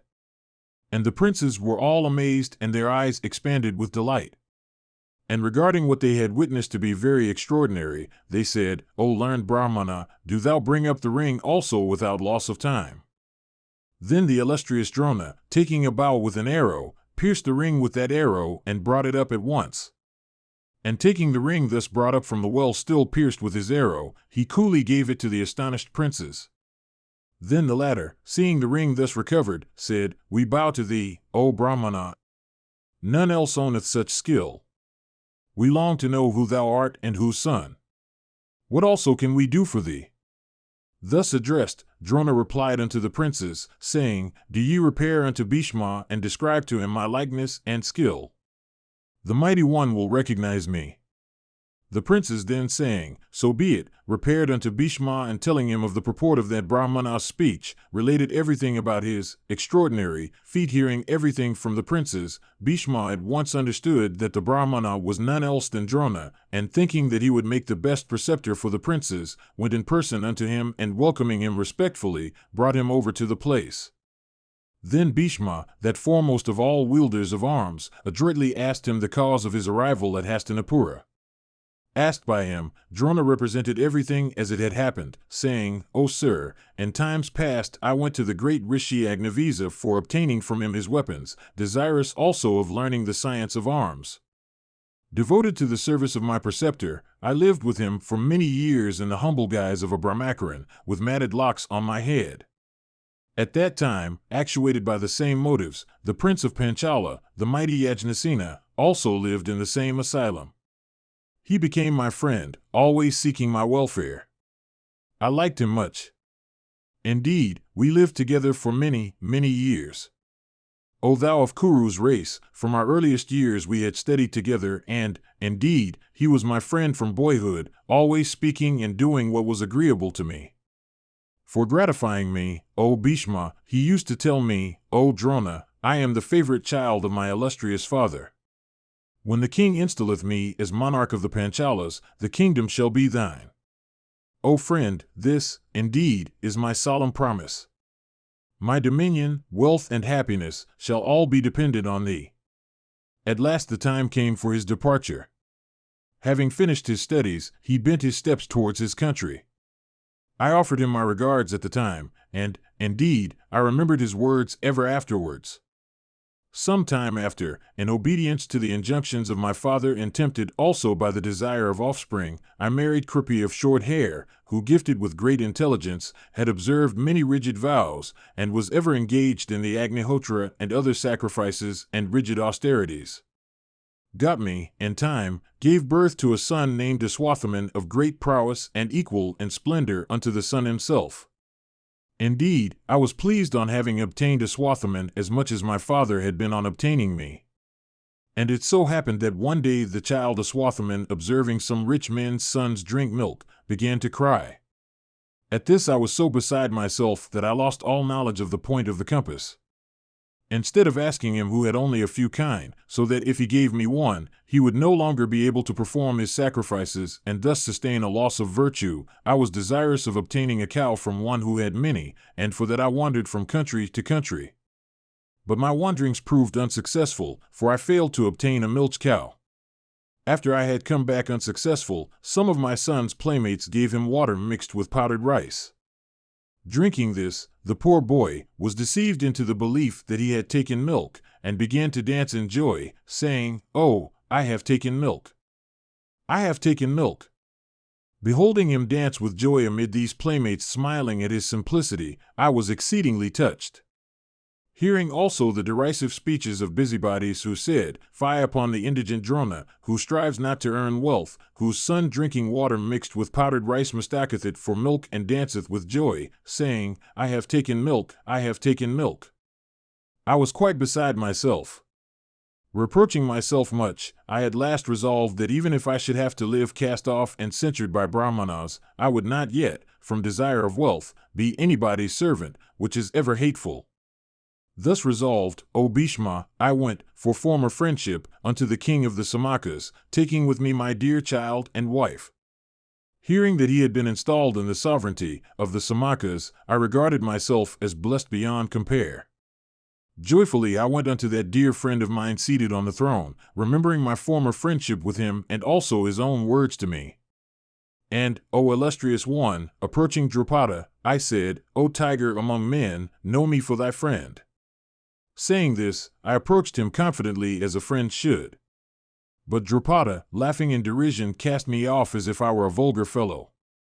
Addressing me, he said, Thy intelligence scarcely seemeth to be of a high order, inasmuch as approaching me suddenly, thou sayest thou art my friend. Time that impaireth everything, impaireth friendship also. My former friendship with thee was for a particular purpose. One of impure birth can never be a friend of one who is of pure birth. One who is not a car warrior can never be a friend of one who is such. Friendship can only subsist between persons that are of equal rank, but not between those that are unequally situated. Friendship never subsisteth forever in my heart. Time impaireth friendships, as also anger destroyeth them. Do thou not stick, therefore, to that worn-off friendship between us. Think not of it any longer. The friendship I had with thee, O best of Brahmanas, was for a special purpose. There cannot be friendship between a poor man and a rich man, between an unlettered hind and a man of letters, between a coward and a hero. Why dost thou, therefore, desire the revival of our former friendship? O thou of simple understanding, great kings can never have friendship with such indigent and luckless wight as thou. One who is not a king can never have a king for his friend. I do not remember ever having promised thee my kingdom. But, O Brahmana, I can now give thee food and shelter for one night. Thus addressed by him, I left his presence quickly with my wife, vowing to do that which I will certainly do soon enough. Thus insulted by Drupada, O Bhishma, I have been filled with wrath. I have come to the Kurus, desirous of obtaining intelligent and docile pupils. I come to Hastinapura to gratify thy wishes. Oh, tell me what I am to do. Vyasa continued, thus addressed by the son of Bharadvaja, Bhishma said unto him, String thy bow, O Brahmana, and make the Kuru princes accomplished in arms. Worshipped by the Kurus, enjoy with a glad heart to thy fill every comfort in their abode. Thou art the absolute Lord, O Brahmana, of whatever wealth the Kurus have and of their sovereignty and kingdom. The Kurus are thine, from this day. Think that is already accomplished which may be in thy heart. Thou art, O Brahmana, obtained by us as the fruit of our great good luck. Indeed, the favor thou hast conferred upon me by thy arrival is great. Mahabharata, Book 1, Section 134. Vyasa said, thus worshipped by Bhishma, Drona, that first of men, endued with great energy, took up his quarters in the abode of the Kurus and continued to live there, receiving their adorations. After he had rested a while, Bhishma, taking with him his grandsons, the Kaurava princes, gave them unto him as pupils, making at the same time many valuable presents. And the mighty one, Bhishma, also joyfully gave unto the son of Bharadvaja a house that was tidy and neat and well filled with paddy and every kind of wealth. And that first of archers, Drona, thereupon joyfully accepted the Kauravas, viz., the sons of Pandu and Dhritarashtra, as his pupils. And having accepted them all as his pupils, one day Drona called them apart and making them touch his feet, said to them with a swelling heart, I have in my heart a particular purpose. Promise me truly, ye sinless ones, that when ye have become skilled in arms, ye will accomplish it. Vyasa continued, hearing these words, the Kuru princes remained silent. But Arjuna, O king, vowed to accomplish it whatever it was. Drona then cheerfully clasped Arjuna to his bosom and took the scent of his head repeatedly, shedding tears of joy all the while. Then Drona, endued with great prowess, taught the sons of Pandu the use of many weapons, both celestial and human. And, O bull of the Bharata race, many other princes also flocked to that best of Brahmanas for instruction in arms. The Vrishnis and the Andhakas, and princes from various lands, and the adopted son of Ratha of the Sudha caste, Karna, all became pupils of Drona. But of them all, the Sudha child Karna, from jealousy, frequently defied Arjuna, and supported by Duryodhana, used to disregard the Pandavas. Arjuna, however, from devotion to the science of arms, always stayed by the side of his preceptor, and in skill, strength of arms, and perseverance, excelled all his class fellows. Indeed, although the instruction the preceptor gave was the same in the case of all, yet in lightness and skill Arjuna became the foremost of all his fellow pupils. And Drona was convinced that none of his pupils would, at any time, be able to be equal to that son of Indra. Thus Drona continued giving lessons to the princes in the science of weapons. And while he gave unto every one of his pupils a narrow-mouthed vessel for fetching water, in order that much time may be spent in filling them, he gave unto his own son Aswathaman a broad-mouthed vessel, so that, filling it quickly, he might return soon enough. And in the intervals so gained, Drona used to instruct his own son in several superior methods of using weapons. Jishnu, Arjuna, came to know of this, and thereupon filling his narrow-mouthed vessel with water by means of the Varuna weapon, he used to come unto his preceptor at the same time with his preceptor's son. And accordingly the intelligent son of Pritha, that foremost of all men possessing a knowledge of weapons, had no inferiority to his preceptor's son in respect of excellence. Arjuna's devotion to the service of his preceptor as also to arms was very great, and he soon became the favorite of his preceptor. And Drona, beholding his pupil's devotion to arms, summoned the cook, and told him in secret, "Never give Arjuna his food in the dark, nor tell him that I have told thee this." A few days after, however, when Arjuna was taking his food, a wind arose, and thereupon the lamp that had been burning went out. But Arjuna, endued with energy, continued eating in the dark, his hand, from habit, going to his mouth. His attention being thus called to the force of habit, the strong-armed son of Pandu set his heart upon practicing with his bow in the night. And, O Bharata, Drona, hearing the twang of his bowstring in the night, came to him, and clasping him, said, "Truly do I tell thee that I shall do that unto thee by which there shall not be an archer equal to thee in this world." Vyasa continued, "Thereafter Drona began to teach Arjuna the art of fighting on horseback, on the back of elephants, on car, and on the ground. And the mighty Drona also instructed Arjuna in fighting with the mace, the sword, the lance, the spear, and the dart. And he also instructed him in using many weapons and fighting with many men at the same time. And hearing reports of his skill, kings and princes, desirous of learning the science of arms, flocked to Drona by thousands. Amongst those that came there, O monarch, was a prince named Ekalavya, who was the son of Hiranyadanas, king of the Nishadas, the lowest of the mixed orders. Drona, however, cognizant of all rules of morality, accepted not the prince as his pupil in archery, seeing that he was a Nishada who might, in time, excel all his high-born pupils. But, O oppressor of all enemies, the Nishada prince, touching Drona's feet with bent head, wended his way into the forest, and there he made a clay image of Drona, and began to worship it respectfully, as if it was his real preceptor, and practiced weapons before it with the most rigid regularity.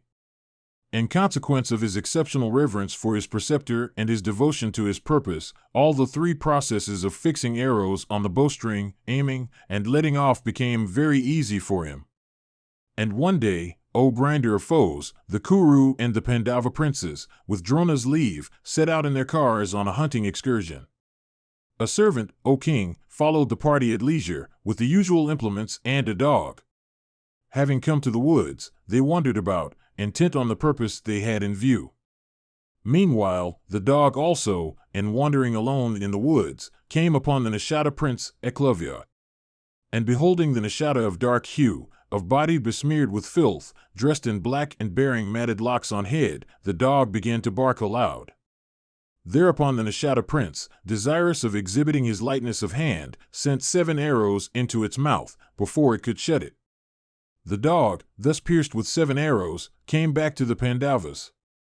Those heroes, who beheld that sight, were filled with wonder, and, ashamed of their own skill, began to praise the lightness of hand and precision of aim by auricular precision exhibited by the unknown archer. And they thereupon began to seek in those woods for the unknown dweller therein that had shown such skill. And, O king, the Pandavas soon found out the object of their search, ceaselessly discharging arrows from the bow. And beholding that man of grim visage, who was totally a stranger to them, they asked, Who art thou, and whose son? Thus questioned, the man replied, Ye heroes, I am the son of Hiranyadinus, king of the Nishadas. Know me also for a pupil of Drona, laboring for the mastery of the art of arms. Vyasa continued, the Pandavas then, having made themselves acquainted with everything connected with him, returned to the city, and going unto Drona, told him of that wonderful feat of archery which they had witnessed in the woods. Arjuna, in particular, thinking all the while, O king, Ekalavya, saw Drona in private and relying upon his preceptor's affection for him, said, Thou hadst lovingly told me, clasping me to thy bosom, that no pupil of thine should be equal to me. Why then is there a pupil of thine, the mighty son of the Nishada king, superior to me?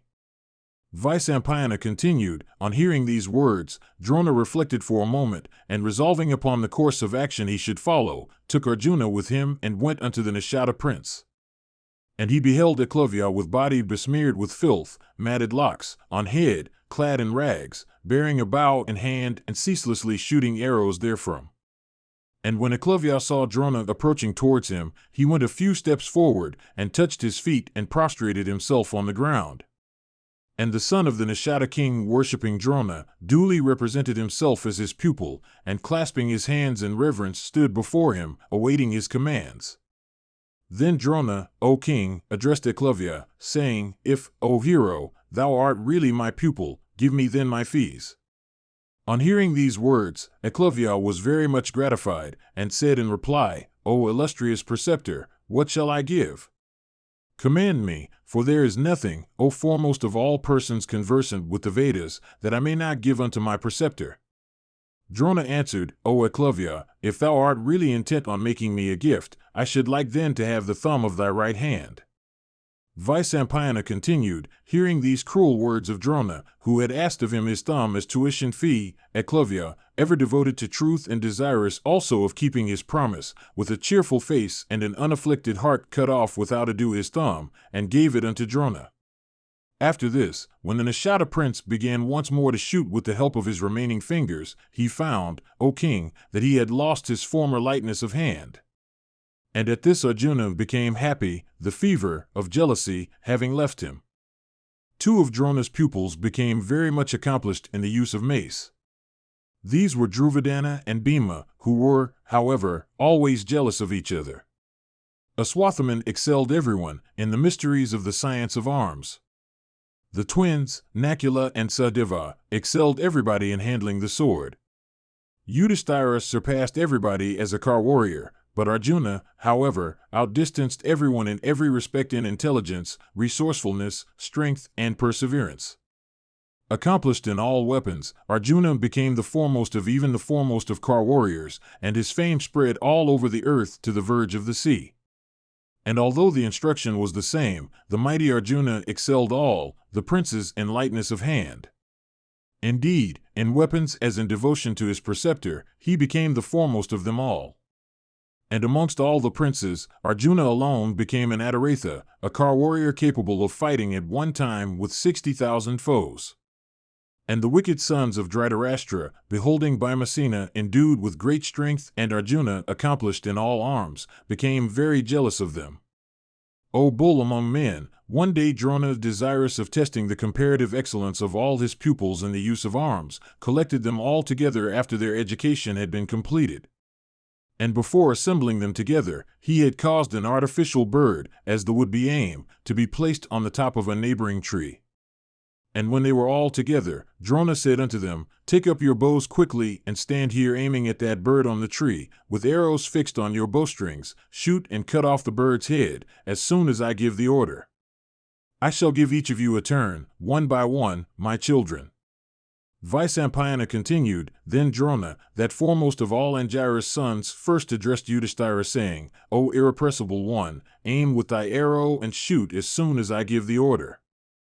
Yudhisthira took up the bow first, as desired, O king, by his preceptor, and stood aiming at the bird.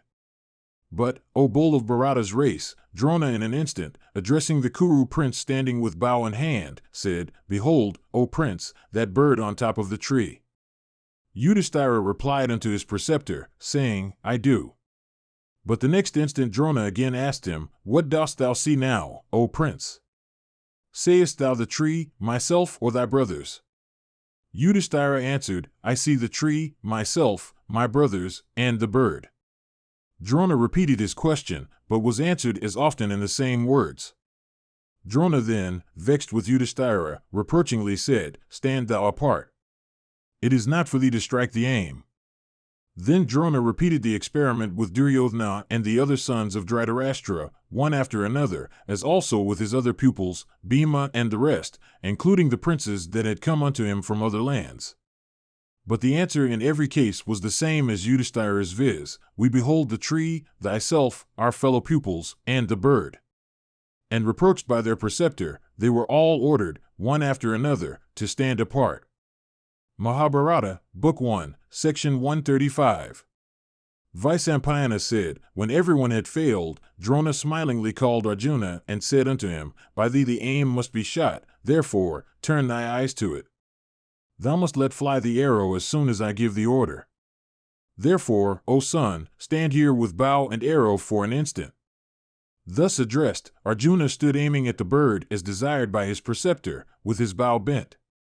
An instant after Drona asked him, as in the case of others, Sayest thou, O Arjuna, the bird there, the tree, and myself? Arjuna replied, I see the bird only, but nor the tree, or thyself. Then the irrepressible Drona, well pleased with Arjuna, the instant after, again said unto that mighty car warrior amongst the Pandavas, If thou sayest the vulture, then describe it to me. Arjuna said, I see only the head of the vulture, not its body. At these words of Arjuna, the hair on Drona's body stood on end from delight.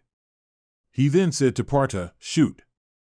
And the latter instantly let fly his arrow, and with his sharp shaft speedily struck off the head of the vulture on the tree and brought it down to the ground.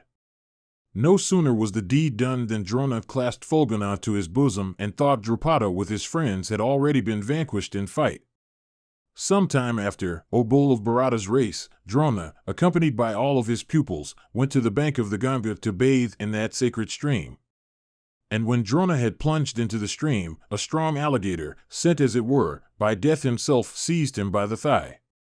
And though himself quite capable, Drona in a seeming hurry asked his pupil to rescue him. And he said, Oh, kill this monster and rescue me. Contemporaneously with this speech, Vibhatsu, Arjuna, struck the monster within the water with 5 sharp arrows irresistible in their course, while the other pupils stood confounded, each at his place. Beholding Arjuna's readiness, Drona considered him to be the foremost of all his pupils, and became highly pleased.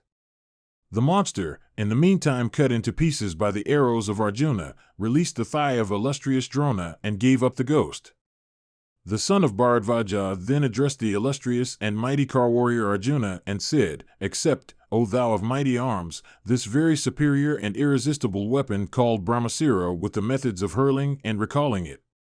Thou must not, however, ever use it against any human foe, for if hurled at any foe endued with inferior energy, it might burn the whole universe.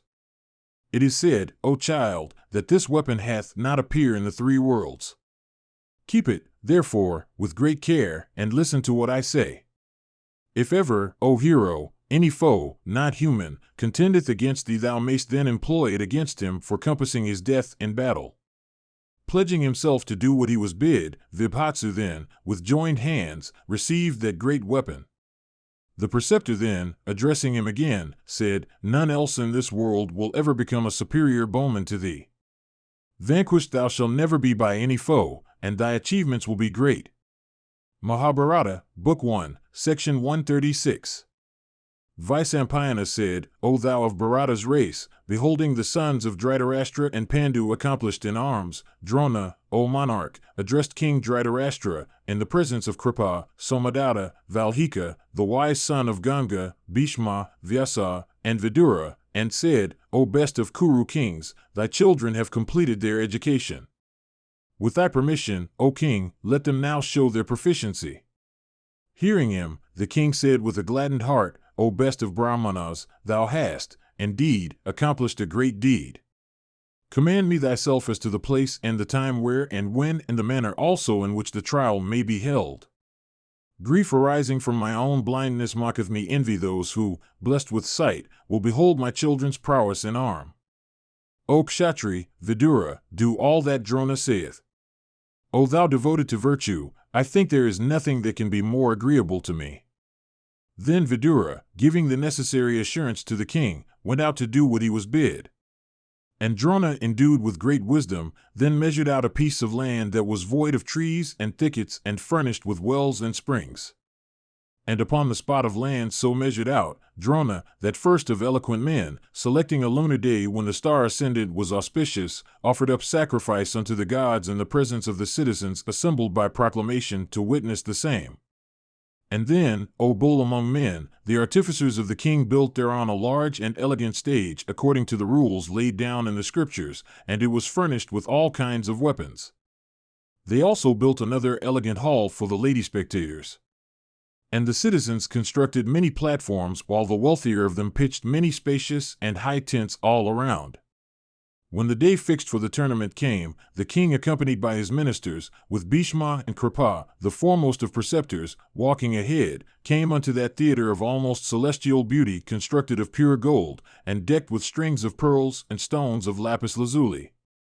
And, O first of victorious men, Gandhari, blessed with great good fortune, and Kunti, and the other ladies of the royal household, in gorgeous attire and accompanied by their waiting women, joyfully ascended the platforms, like celestial ladies ascending the Sumru mountain.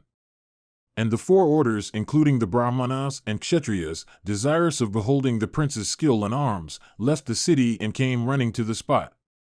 And so impatient was every one to behold the spectacle, that the vast crowd assembled there in almost an instant.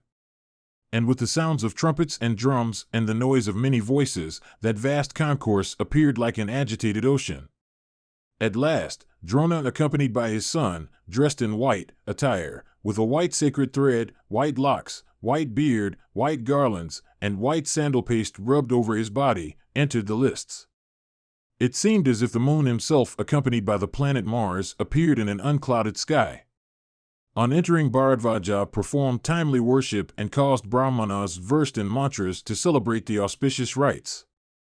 And after auspicious and sweet-sounding musical instruments had been struck up as a propitiatory ceremony, some persons entered, equipped with various arms. And then, having girded up their loins, those mighty warriors, those foremost ones of Bharata's race, the princes, entered, furnished with finger protectors, gauntlet, and bows, and quivers. And with Yudhisthira at their head, the valiant princes entered in order of age and began to show wonderful skill with their weapons. Some of the spectators lowered their heads, apprehending fall of arrows, while others fearlessly gazed on with wonder. And riding swiftly on horses and managing them dexterously, the princes began to hit marks with shafts engraved with their respective names. And seeing the prowess of the princes armed with bows and arrows, the spectators thought that they were beholding the city of the Gandharvas, became filled with amazement. And, O Bharata, all on a sudden, some hundreds and thousands, with eyes wide open in wonder, exclaimed, Well done! Well done! And having repeatedly displayed their skill and dexterity in the use of bows and arrows and in the management of cars, the mighty warriors took up their swords and bucklers and began to range the lists, playing their weapons. The spectators saw, with wonder, their agility, the symmetry of their bodies, their grace, their calmness, the firmness of their grasp, and their deftness in the use of sword and buckler. Then Vrkodara and Suryodhana, internally delighted at the prospect of fight, entered the arena, mace in hand, like two single-peaked mountains. And those mighty armed warriors braced their loins, and summoning all their energy, roared like two infuriate elephants contending for a cow-elephant, and like two infuriated elephants those mighty heroes faultlessly, in consonance with the dictates of the science of arm, careered right and left, circling the lists. And Vidura described to Dhritarashtra and the mother of the Pandavas, Kunti, and Gandhari, all the feats of the princes. Mahabharata, Book 1, Section 137. Vaisampayana continued, upon the Kuru king and Bhima, the foremost of all endued with strength, having entered the arena, the spectators were divided into two parties in consequence of the partiality swaying their affections. Some cried, "Behold the heroic king of the Kurus!" Some, "Behold Bhima!" And on account of these cries, there was, all on a sudden, a loud uproar. And seeing the place become like a troubled ocean, the intelligent Bharadvaja said unto his dear son, Aswathaman, restrain both these mighty warriors so proficient in arms. Let not the ire of the assembly be provoked by this combat of Bhima and Duryodhana. Vaisampayana continued, then the son of the preceptor of the princes restrained those combatants with their maces uplifted and resembling two swollen oceans agitated by the winds that blow at the universal dissolution. And Drona himself entering the yard of the arena commanded the musicians to stop, and with a voice deep as that of the clouds addressed these words, Behold ye now that Partha who is dearer to me than my own son, the master of all arms, the son of Indra himself, and like unto the younger brother of Indra, Vishnu. And having performed the propitiatory rites, the youthful Fulguna, equipped with the finger protector, gauntlet, and his quiver full of shafts and bow in hand, donning his golden mail, appeared in the lists even like an evening cloud reflecting the rays of the setting sun and illumined by the hues of the rainbow and flashes of lightning. On seeing Arjuna, the whole assembly were delighted and conchs began to be blown all around with other musical instruments. And there arose a great uproar in consequence of the spectators exclaiming, This is the graceful son of Kunti. This is the middle, third, Pandava. This is the son of the mighty Indra. This is the protector of the Kurus. This is the foremost of those versed in arms. This is the foremost of all cherishers of virtue. This is the foremost of the persons of correct behavior, the great repository of the knowledge of manners. At those exclamations, the tears of Kunti, mixing with the milk of her breast, wetted her bosom. And his ears being filled with that uproar, that first of men, Dhritarashtra, asked Vidura in delight, O Kshatri, what is this great uproar for, like unto that of the troubled ocean, arising all on a sudden and rending the very heavens? Vidura replied, O mighty monarch, the son of Pandu and Pritha, Fulguna, clad in mail hath entered the lists. And hence this uproar. Dhritarashtra said, O thou of soul so great, by the three fires sprung from Pritha, who is even like the sacred fuel, I have, indeed, been blessed, favored, and protected. Vaisampayana continued, when the spectators, excited with delight, had somewhat regained their equanimity, Vibhatsu began to display his lightness in the use of weapons. By the Agneya weapon, he created fire, and by the Varuna weapon he created water, by the Vayavya weapon, he created air, and by the Prajanya weapon he created clouds. And by the Bhama weapon he created land, and by the Pravesha weapon he brought mountains into being. By the Antardana weapon all these were made to disappear. Now the beloved one of his preceptor, Arjuna, appeared tall and now short, now he was seen on the yoke of his car, and now on the car itself, and the next moment he was on the ground. And the hero, favored by his practiced dexterity, hit with his various butts some tender, some fine, and some of thick composition. And like one shaft, he let fly at a time into the mouth of a moving iron bore 5 shafts together from his bowstring. And that hero of mighty energy discharged 21 arrows into the hollow of a cow's horn hung up on a rope swaying to and fro. In this manner, O sinless one, Arjuna showed his profound skill in the use of sword, bow, and mace, walking over the lists in circles. And, O Bharata, when the exhibition had well nigh ended, the excitement of the spectators had cooled, and the sounds of instruments had died out, there was heard proceeding from the gate the slapping of arms, betokening might and strength, and even like unto the roar of the thunder. And, O king, as soon as this sound was heard, the assembled multitude instantly thought, Are the mountains splitting, or is the earth itself rending asunder, or is the welkin resounding with the roar of gathering clouds? And then all the spectators turned their eyes towards the gate. And Drona stood, surrounded by the 5 brothers, the sons of Pritha, and looked like the moon in conjunction with the 5-starred constellation Asta. And Duryodhana, that slayer of foes, stood up in haste and was surrounded by his century of haughty brothers, with a Swathaman amongst them. And that prince, mace in hand, thus surrounded by his 100 brothers with uplifted weapons, appeared like Purandara in days of yore, encircled by the celestial host on the occasion of the battle with the Pandavas. Mahabharata, Book 1, Section 138. Vyasa continued, when the spectators, with eyes expanded with wonder, made way for that subjugator of hostile cities, Karna, that hero with his natural mail and face brightened with earrings, took up his bow and girded on his sword, and then entered the spacious lists, like a walking cliff. That far-famed destroyer of hostile hosts, the large-eyed Karna, was born of Pritha in her maidenhood.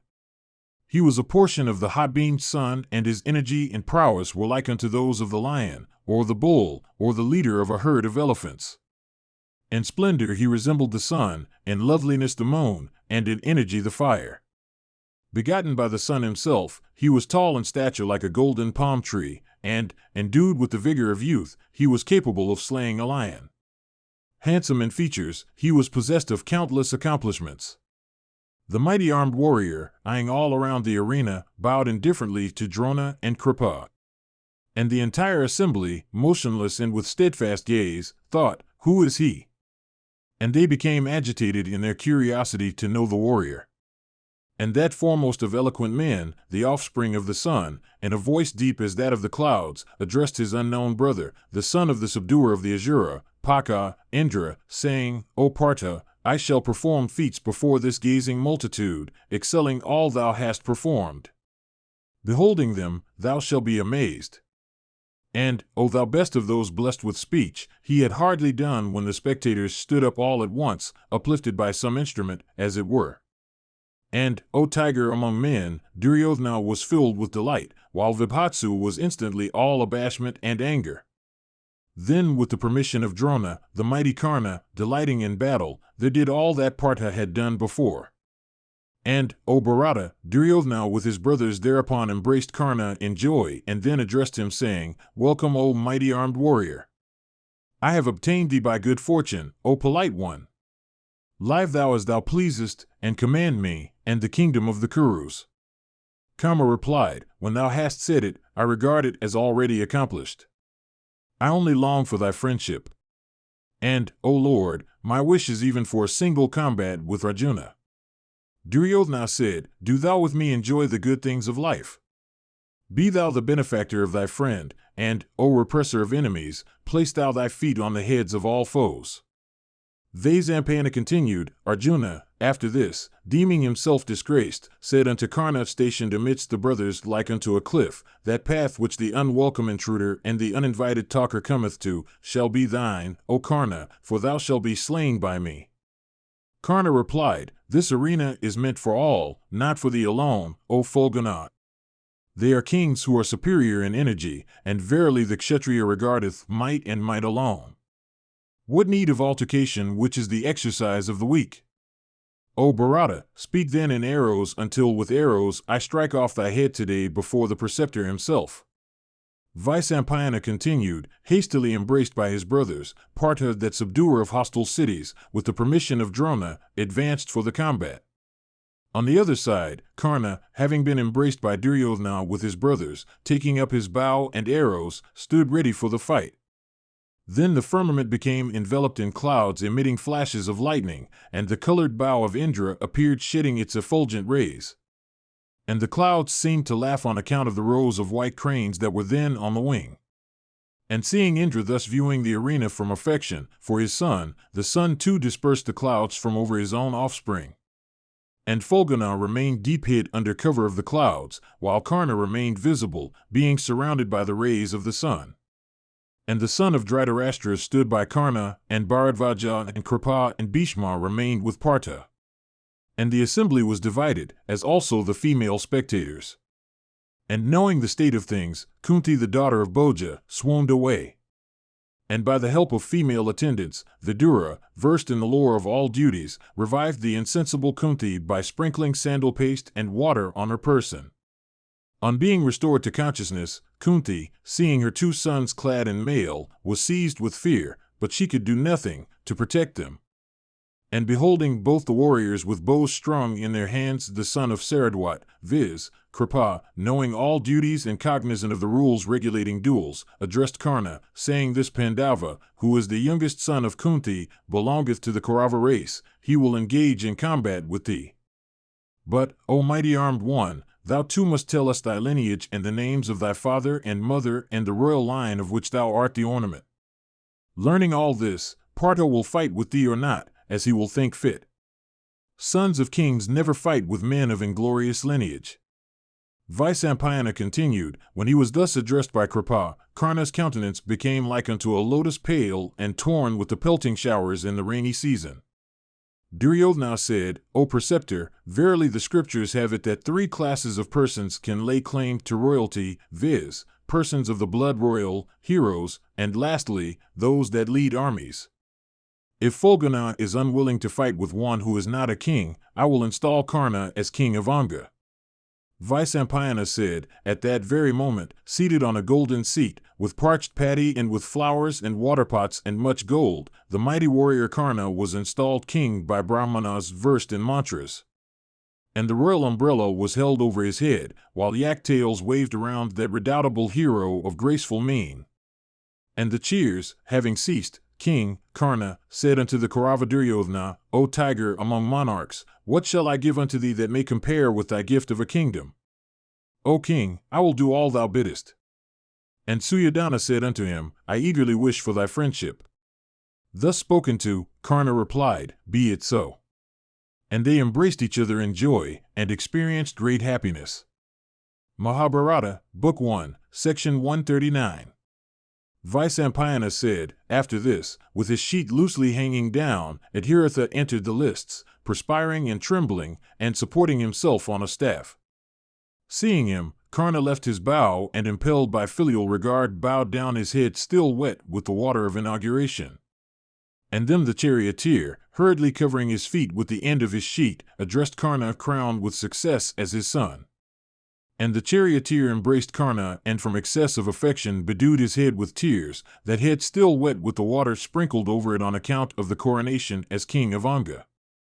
Seeing the charioteer, the Pandava Bhimasena took Karna for a charioteer's son, and said by way of ridicule, O son of a charioteer, thou dost not deserve death in fight at the hands of Partha. As befits thy race, take thou anon the whip. And, O worst of mortals, surely thou art not worthy to sway the kingdom of Anga, even as a dog doth not deserve the butter placed before the sacrificial fire. Karna, thus addressed, with slightly quivering lips fetched a deep sigh, looked at the god of the day in the skies. And even as a mad elephant riseth from an assemblage of lotuses, the mighty Duryodhana rose in wrath from among his brothers, and addressed that performer of dreadful deeds, Bhimasena, present there, O Vrkodara, it behoveth thee not to speak such words. Might is the cardinal virtue of a kshatriya, and even a kshatriya of inferior birth deserveth to be fought with. The lineage of heroes, like the sources of a lordly river, is ever unknown. The fire that covereth the whole world riseth from the waters. The thunder that slayeth the Danavas was made of a bone of a mortal named Dadichi. The illustrious deity Guha, who combines in his composition the portions of all the other deities, is of a lineage unknown. Some call him the offspring of Agni, some of Kritika, some of Rudra, and some of Ganga. It hath been heard by us that persons born in the Kshatriya order have become Brahmanas. The Swamitra and others, born Kshatriyas, have obtained the eternal Brahma. The foremost of all wielders of weapons, the preceptor Drona, hath been born in a waterpot, and Kripa of the race of Gautama hath sprung from a clump of heath. Your own births, ye Pandava princes, are known to me. Can a she-deer bring forth a tiger, like Karna, of the splendor of the sun, and endued with every auspicious mark, and born also with a natural male and earrings? This prince among men deserveth the sovereignty of the world, not of Anga only, in consequence of the might of his arm and my swearing to obey him in everything. If there be anybody here to whom all that I have done unto Karna hath become intolerable, let him ascend his chariot and bend his bow with the help of his feet. Vyasa continued, Then there arose a confused murmur amongst the spectators approving of Duryodhana's speech. The sun, however, went down, but Prince Duryodhana, taking Karna's hand, led him out of the arena lighted with countless lamps. And, O king, the Pandavas also, accompanied by Drona and Kripa and Bhima, returned to their abodes. And the people, too, came away, some naming Arjuna, some Karna, and some Duryodhana, as the victor of the day. And Kunti, recognizing her son in Karna by the various auspicious marks on his person and beholding him installed in the sovereignty of Anga, was from motherly affection very pleased. And Duryodhana, O monarch, having obtained Karna, in this way, banished his fears arising out of Arjuna's proficiency in arms.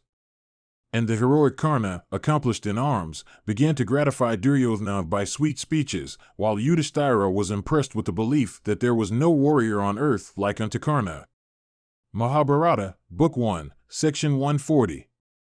Vyasa continued, Beholding the Pandavas and the son of Dhritarashtra accomplished in arms, Drona thought the time had come when he could demand the preceptorial fee.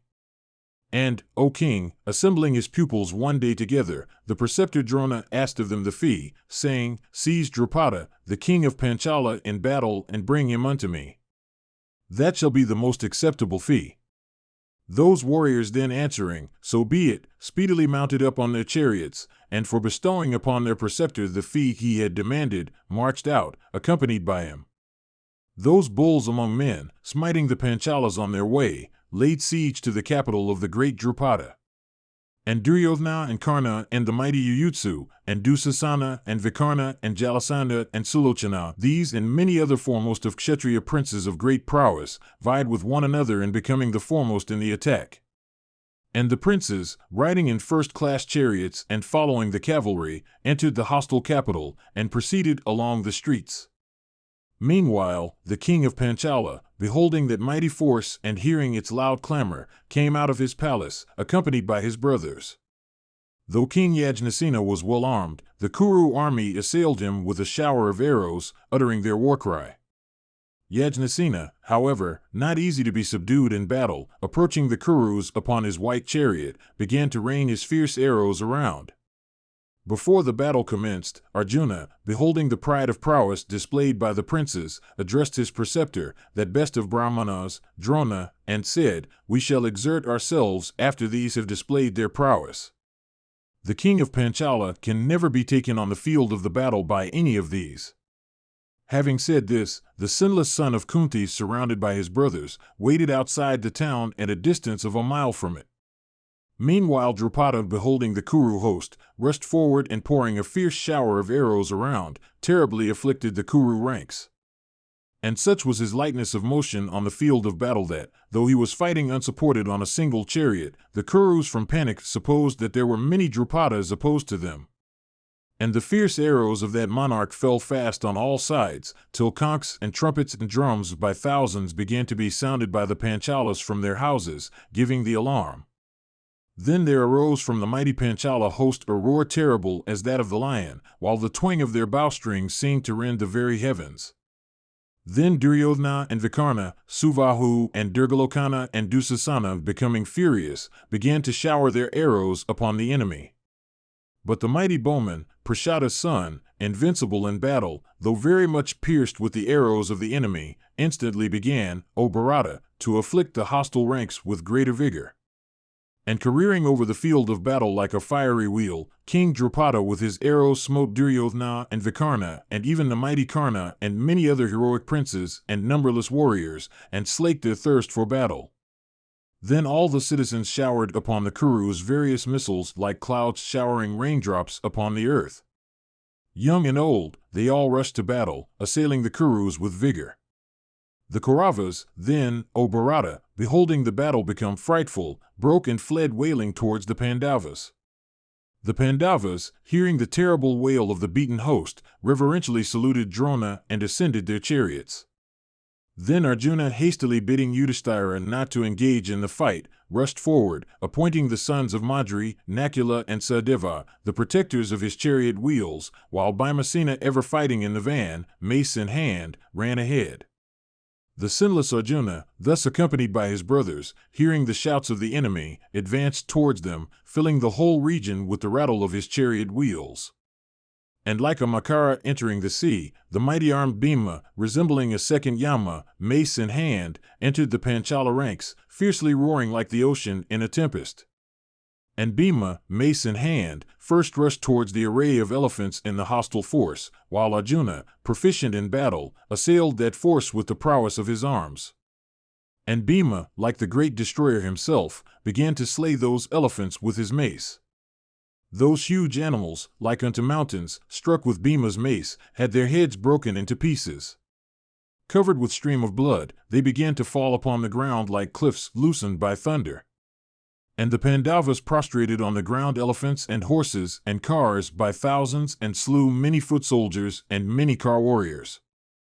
Indeed, as a herdsman in the woods driveth before him with his staff countless cattle with ease, so did Vrikotara drive before him the chariots and elephants of the hostile force. Meanwhile, Fulguna, impelled by the desire of doing good unto Bharadvaja's son, assailed the son of Prashada with a shower of arrows and felled him from the elephant on which he was seated.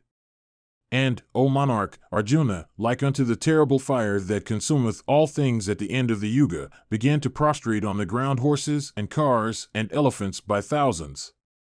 The Panchalas and the Srinjayas, on the other hand, thus assailed by the Pandava, met him with a perfect shower of weapons of various kinds.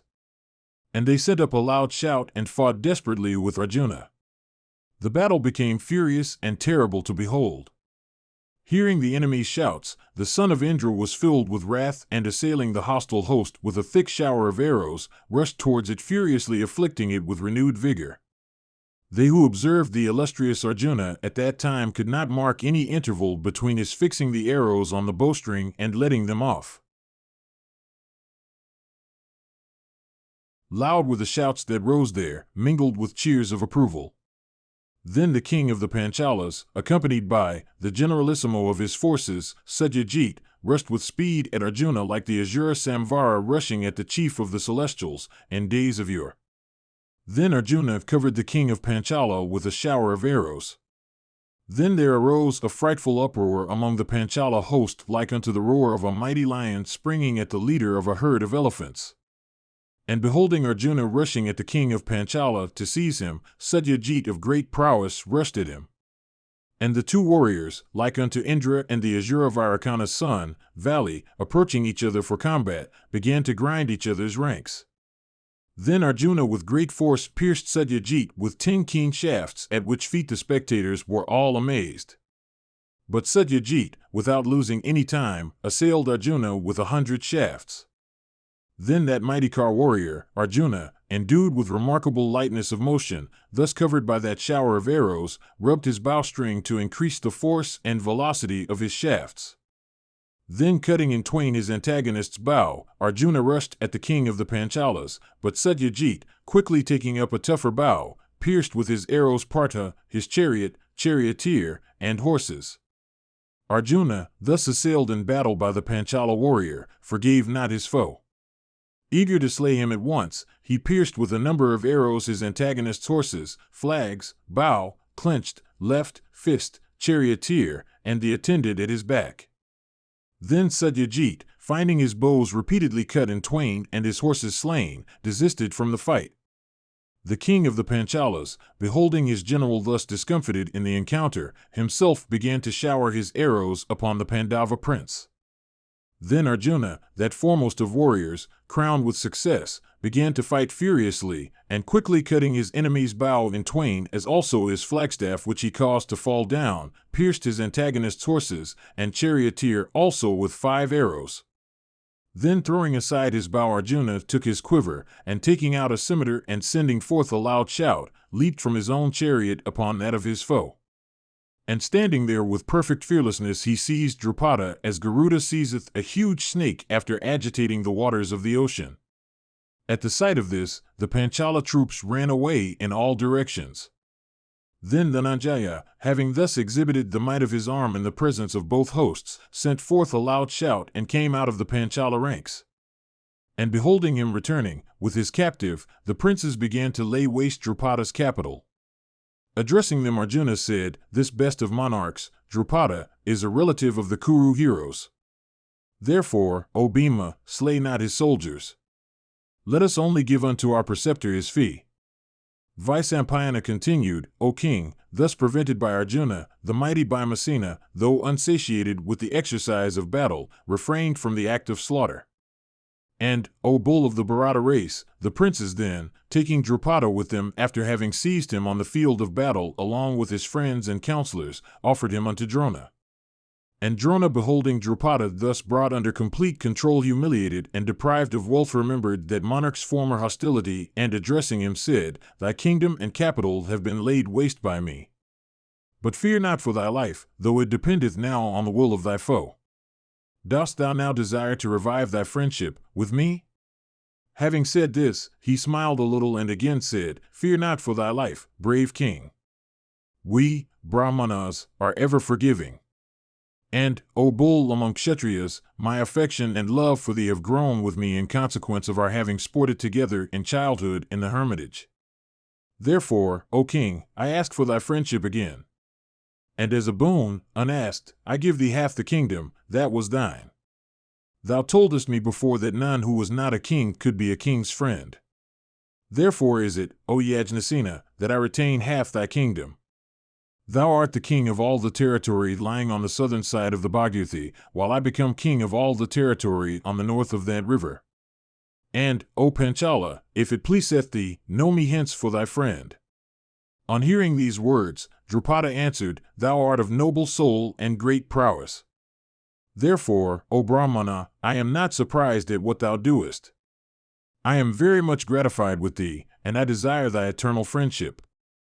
Vaisampayana continued, "After this, O Bharata, Drona released the king of Panchala, and cheerfully performing the usual offices of regard, bestowed upon him half the kingdom. Thenceforth Drupada began to reside sorrowfully in the city of Campilya within the province of Makandi on the banks of the Ganga, filled with many towns and cities. And after his defeat by Drona, Drupada also ruled the southern Panchalas up to the bank of the Charmanwadi river. And Drupada from that day was well convinced that he could not, by Kshatriya might alone, defeat Drona, being very much his inferior in Brahma, spiritual, power. And he, therefore, began to wander over the whole earth to find out the means of obtaining a son who would subjugate his Brahmana foe. Meanwhile Drona continued to reside in Ahikatra. Thus, O king, was the territory of Ahikatra full of towns and cities, obtained by Arjuna, and bestowed upon Drona. Mahabharata, Book 1, Section 141. Vaisampayana continued, "After the expiration, O king, of a year from this, Dhritarashtra, moved by kindness for the people, installed Yudhisthira, the son of Pandu, as the heir apparent of the kingdom on account of his firmness, fortitude, patience, benevolence, frankness, and unswerving honesty of heart. And within a short time Yudhisthira, the son of Kunti, by his good behavior, manners, and close application to business, overshadowed the deeds of his father. And the second Pandava, Vrikodara, began to receive continued lessons from Sankarshana, Valarama, in encounters with the sword and the mace and on the chariot. And after Bhima's education was finished, he became in strength like unto Dayumatsana himself, and continuing to live in harmony with his brothers, he began to exert his prowess. And Arjuna became celebrated for the firmness of his grasp of weapons, for his lightness of motion, precision of aim, and his proficiency in the use of the Kshura, Naracha, Vala, and Vipatha weapons, indeed, of all weapons, whether straight or crooked or heavy. And Drona certified that there was none in the world who was equal to Arjuna in lightness of hand and general proficiency. One day, Drona, addressing Arjuna before the assembled Kaurava princes, said, "There was a disciple of Yudhisthira in the science of arms called Agnavisa. He was my preceptor and I, his disciple. By ascetic merit I obtained from him a weapon called Brahmasira, which could never be futile and which was like unto thunder itself, capable of consuming the whole earth. That weapon, O Bharata, from what I have done, may now pass from disciple to disciple. While imparting it to me, my preceptor said, O son of Bharadvaja, never shouldst thou hurl this weapon at any human being, especially at one who is of poor energy. Thou hast, O hero, obtained that celestial weapon. None else deserveth it. But obey the command of the Rishi, Agnavisa. And, look here, Arjuna, give me now the preceptorial fee in the presence of these thy cousins and relatives. When Arjuna, on hearing this, pledged his word that he would give what the preceptor demanded, the latter said, O sinless one, thou must fight with me when I fight with thee. And that bull among the Kuru princes thereupon pledged his word unto Drona, and touching his feet, went away northward. Then there arose a loud shout covering the whole earth, bounded by her belt of seas, to the effect that there was no bowman in the whole world like unto Arjuna.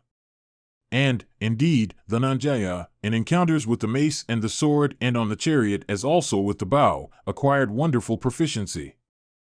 Sadeva obtained the whole science of morality and duties from Vrihaspati, the spiritual chief of celestials, and continued to live under the control of his brothers.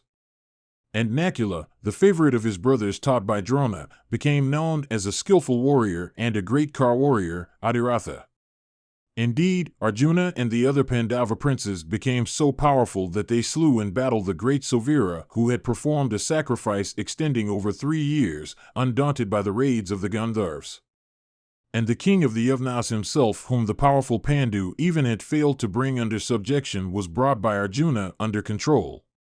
Then again Vipula, the king of the Sauviras, endued with great prowess, who had always shown a disregard for the Kurus, was made by the intelligent Arjuna to feel the edge of his power. And Arjuna also repressed by means of his arrows the pride of King Sumitra of Sauvira, also known by the name of Dadamitra, who had resolutely sought an encounter with him. The third of the Pandava princes, assisted by Bhima, on only a single car subjugated all the kings of the east backed by 10,000 cars. In the same way, having conquered on a single car the whole of the south, Dhananjaya sent unto the kingdom of the Kurus a large booty. Thus did those foremost of men, the illustrious Pandavas, conquering the territories of other kings, extend the limits of their own kingdom. But beholding the great prowess and strength of those mighty bowmen, King Dhritarashtra's sentiments towards the Pandavas became suddenly poisoned, and from that day the monarch became so anxious that he could hardly sleep. Mahabharata, Book 1, Section 142. Vaisampayana continued, on hearing that the heroic sons of Pandu, endued with excess of energy, had become so mighty, King Dhritarashtra became very miserable with anxiety. Then summoning unto his side Kanika, that foremost of minister, well versed in the science of politics and an expert in counsels, the king said, O best of Brahmanas, the Pandavas are daily overshadowing the earth. I am exceedingly jealous of them. Should I have peace or war with them? O Kanika, advise me truly, for I shall do as thou biddest. Vaisampayana continued, that best of Brahmanas, thus addressed by the king, freely answered him in these pointed words, well agreeing with the import of political science. Listen to me, O sinless king, as I answer thee. And, O best of Kuru kings, it behoveth thee not to be angry with me after hearing all I say. Kings should ever be ready with uplifted maces, to strike when necessary, and they should ever increase their prowess. Carefully avoiding all faults themselves, they should ceaselessly watch over the faults of their foes and take advantage of them. If the king is always ready to strike, everybody feareth him. Therefore the king should ever have recourse to chastisement in all he doeth. He should so conduct himself that his foe may not detect any weak side in him. But by means of the weakness he detecteth in his foe, he should pursue him to destruction. He should always conceal, like the tortoise concealing its body, his means and ends, and he should always keep back his own weakness from the sight of others. And having begun a particular act, he should ever accomplish it thoroughly. Behold, a thorn, if not extracted wholly, produceth a festering sore. The slaughter of a foe who doeth the evil is always praiseworthy. If the foe be one of great prowess, one should always watch for the hour of his disaster and then kill him without any scruples. If he should happen to be a great warrior, his hour of disaster also should be watched, and he should then be induced to fly. O sire, an enemy should never be scorned, however contemptible. A spark of fire is capable of consuming an extensive forest if only it can spread from one object to another in proximity. Kings should sometimes feign blindness and deafness, for if impotent to chastise, they should pretend not to notice the faults that call for chastisement. On occasions, such as these, let them regard their bows as made of straw. But they should be always on the alert like a herd of deer sleeping in the woods. When thy foe is in thy power, destroy him by every means open or secret. Do not show him any mercy, although he seeketh thy protection.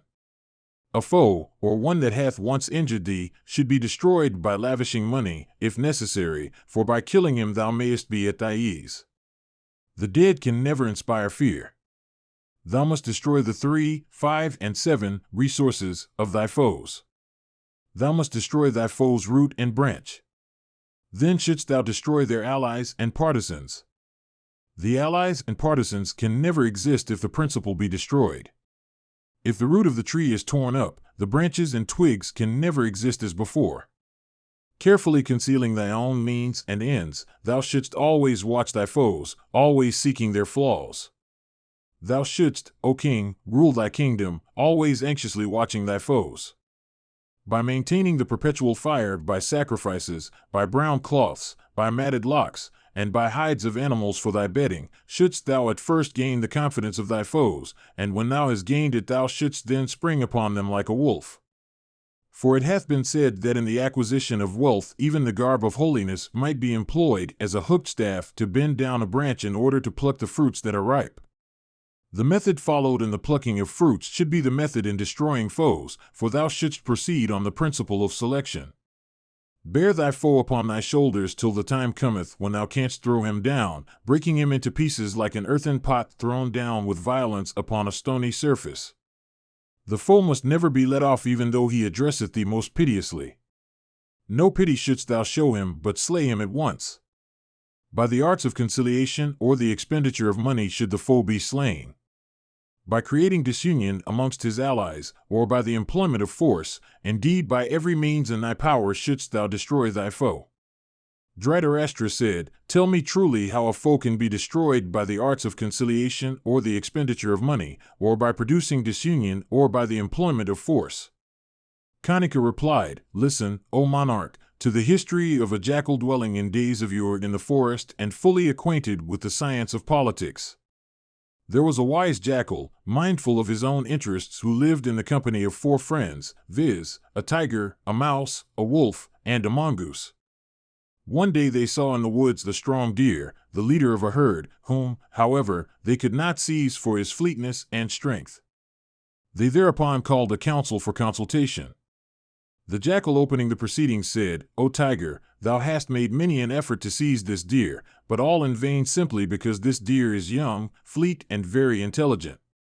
Let now the mouse go and eat into its feet when it lieth asleep. And when this is done, let the tiger approach and seize it.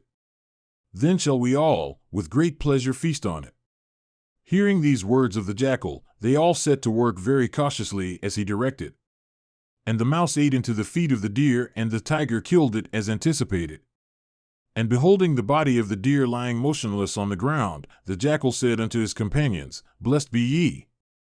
Go and perform your ablutions. In the meantime I will look after the deer. Hearing what the jackal said, they all went into a stream. And the jackal waited there, deeply meditating upon what he should do. The tiger, endued with great strength, returned first of all to the spot after having performed his ablutions. And he saw the jackal there plunged in meditation.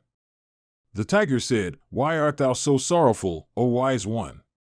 Thou art the foremost of all intelligent beings. Let us enjoy ourselves today by feasting on this carcass.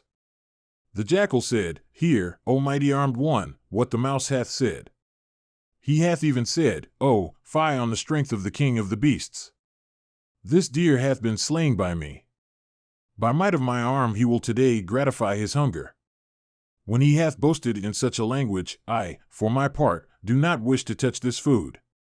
The tiger replied, If, indeed, the mouse hath said so, my sense is now awakened. I shall, from this day, slay with the might of my own arms creatures ranging the forest and then feast on their flesh." Having said this, the tiger went away. And after the tiger had left the spot, the mouse came. And seeing the mouse come, the jackal addressed him and said, "Blessed be thou, O mouse, but listen to what the mongoose hath said. He hath even said, the carcass of this deer is poison, the tiger having touched it with his claws. I will not eat of it. On the other hand, if thou, O jackal, permittest it, I will even slay the mouse and feast on him." Hearing this, the mouse became alarmed and quickly entered his hole. And after the mouse had gone, the wolf, O king, came there having performed his ablutions. And seeing the wolf come, the jackal said unto him, "The king of the beasts hath been angry with thee. Evil is certain to overtake thee. He is expected here with his wife. Do as thou pleasest." Thus was the wolf also, fond of animal flesh, got rid of by the jackal. And the wolf fled, contracting his body into the smallest dimensions. It was then that the mongoose came. And, O king, the jackal, seeing him come, said, "By the might of my arm have I defeated the others who have already fled. Fight with me first and then eat of this flesh as you please." The mongoose replied, "When, indeed, the tiger, the wolf, and the intelligent mouse have all been defeated by thee, heroes as they are, thou seemest to be a greater hero still. I do not desire to fight with thee." Saying this, the mongoose also went away.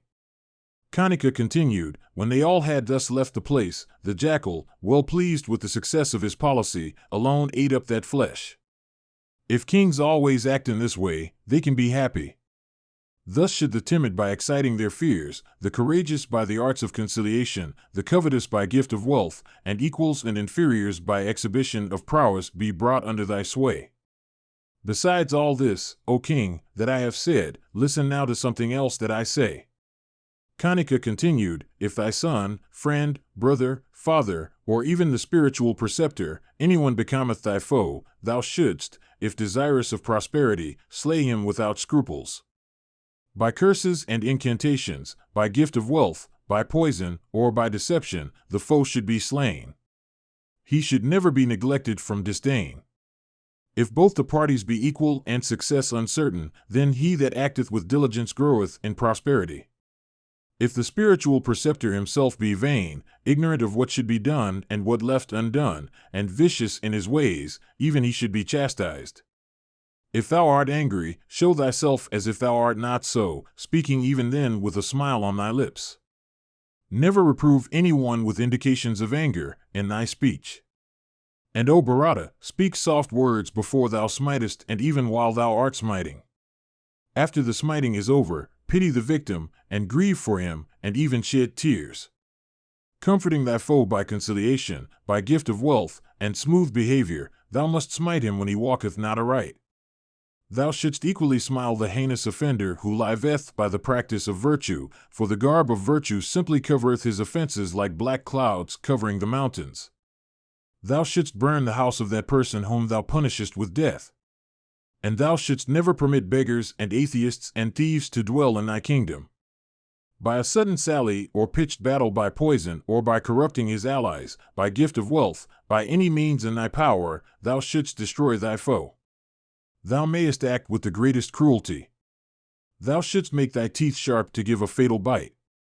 And thou should ever smite so effectually that thy foe may not again raise his head.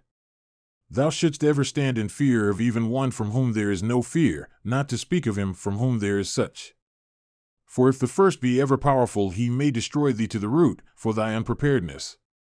Thou shouldst never trust the faithless, nor trust too much those that are faithful, for if those in whom thou confidest prove thy foes, thou art certain to be annihilated. After testing their faithfulness, thou shouldst employ spies in thy own kingdom and in the kingdoms of others. Thy spies in foreign kingdoms should be apt deceivers and persons in the garb of ascetics. Thy spies should be placed in gardens, places of amusement, temples and other holy places, drinking halls, streets, and with the 18 tirthas, viz., the minister, the chief priest, the heir presumptive, the commander-in-chief, the gatekeepers of the court, persons in the inner apartments, the jailer, the chief surveyor, the head of the treasury, the general executant of orders, the chief of the town police, the chief architect, the chief justice, the president of the council, the chief of the punitive department, the commander of the fort, the chief of the arsenal, the chief of the frontier guards, and the keeper of the forests, and in places of sacrifice, near wells, on mountains and in rivers, and forests, and in all places where people congregate. In speech thou shouldst ever be humble, but let thy heart be ever sharp as razor. And when thou art engaged in doing even a very cruel and terrible act, thou shouldst talk with smiles on thy lips. If desirous of prosperity, thou shouldst adopt all arts, humility, oath, conciliation, worshipping the feet of others by lowering thy head, inspiring hope, and the like. And a person conversant with the rules of policy is like a tree decked with flowers but bearing no fruit, or, if bearing fruit, these must be at a great height, not easily attainable from the ground, and if any of these fruits seem to be ripe, care must be taken to make it appear raw. Conducting himself in such a way, he shall never fade. Virtue, wealth, and pleasure have both their evil and good effects closely knit together. While extracting the effects that are good, those that are evil should be avoided. Those that practice virtue incessantly are made unhappy for want of wealth and the neglect of pleasure. Those again in pursuit of wealth are made unhappy for the neglect of two others. And so those who pursue pleasure suffer for their inattention to virtue and wealth. Therefore, thou shouldst pursue virtue, wealth, and pleasure in such a way that thou mayest not have to suffer therefrom. With humiliation and attention, without jealousy and solicitous of accomplishing thy purpose, shouldst thou, in all sincerity, consult with the Brahmanas.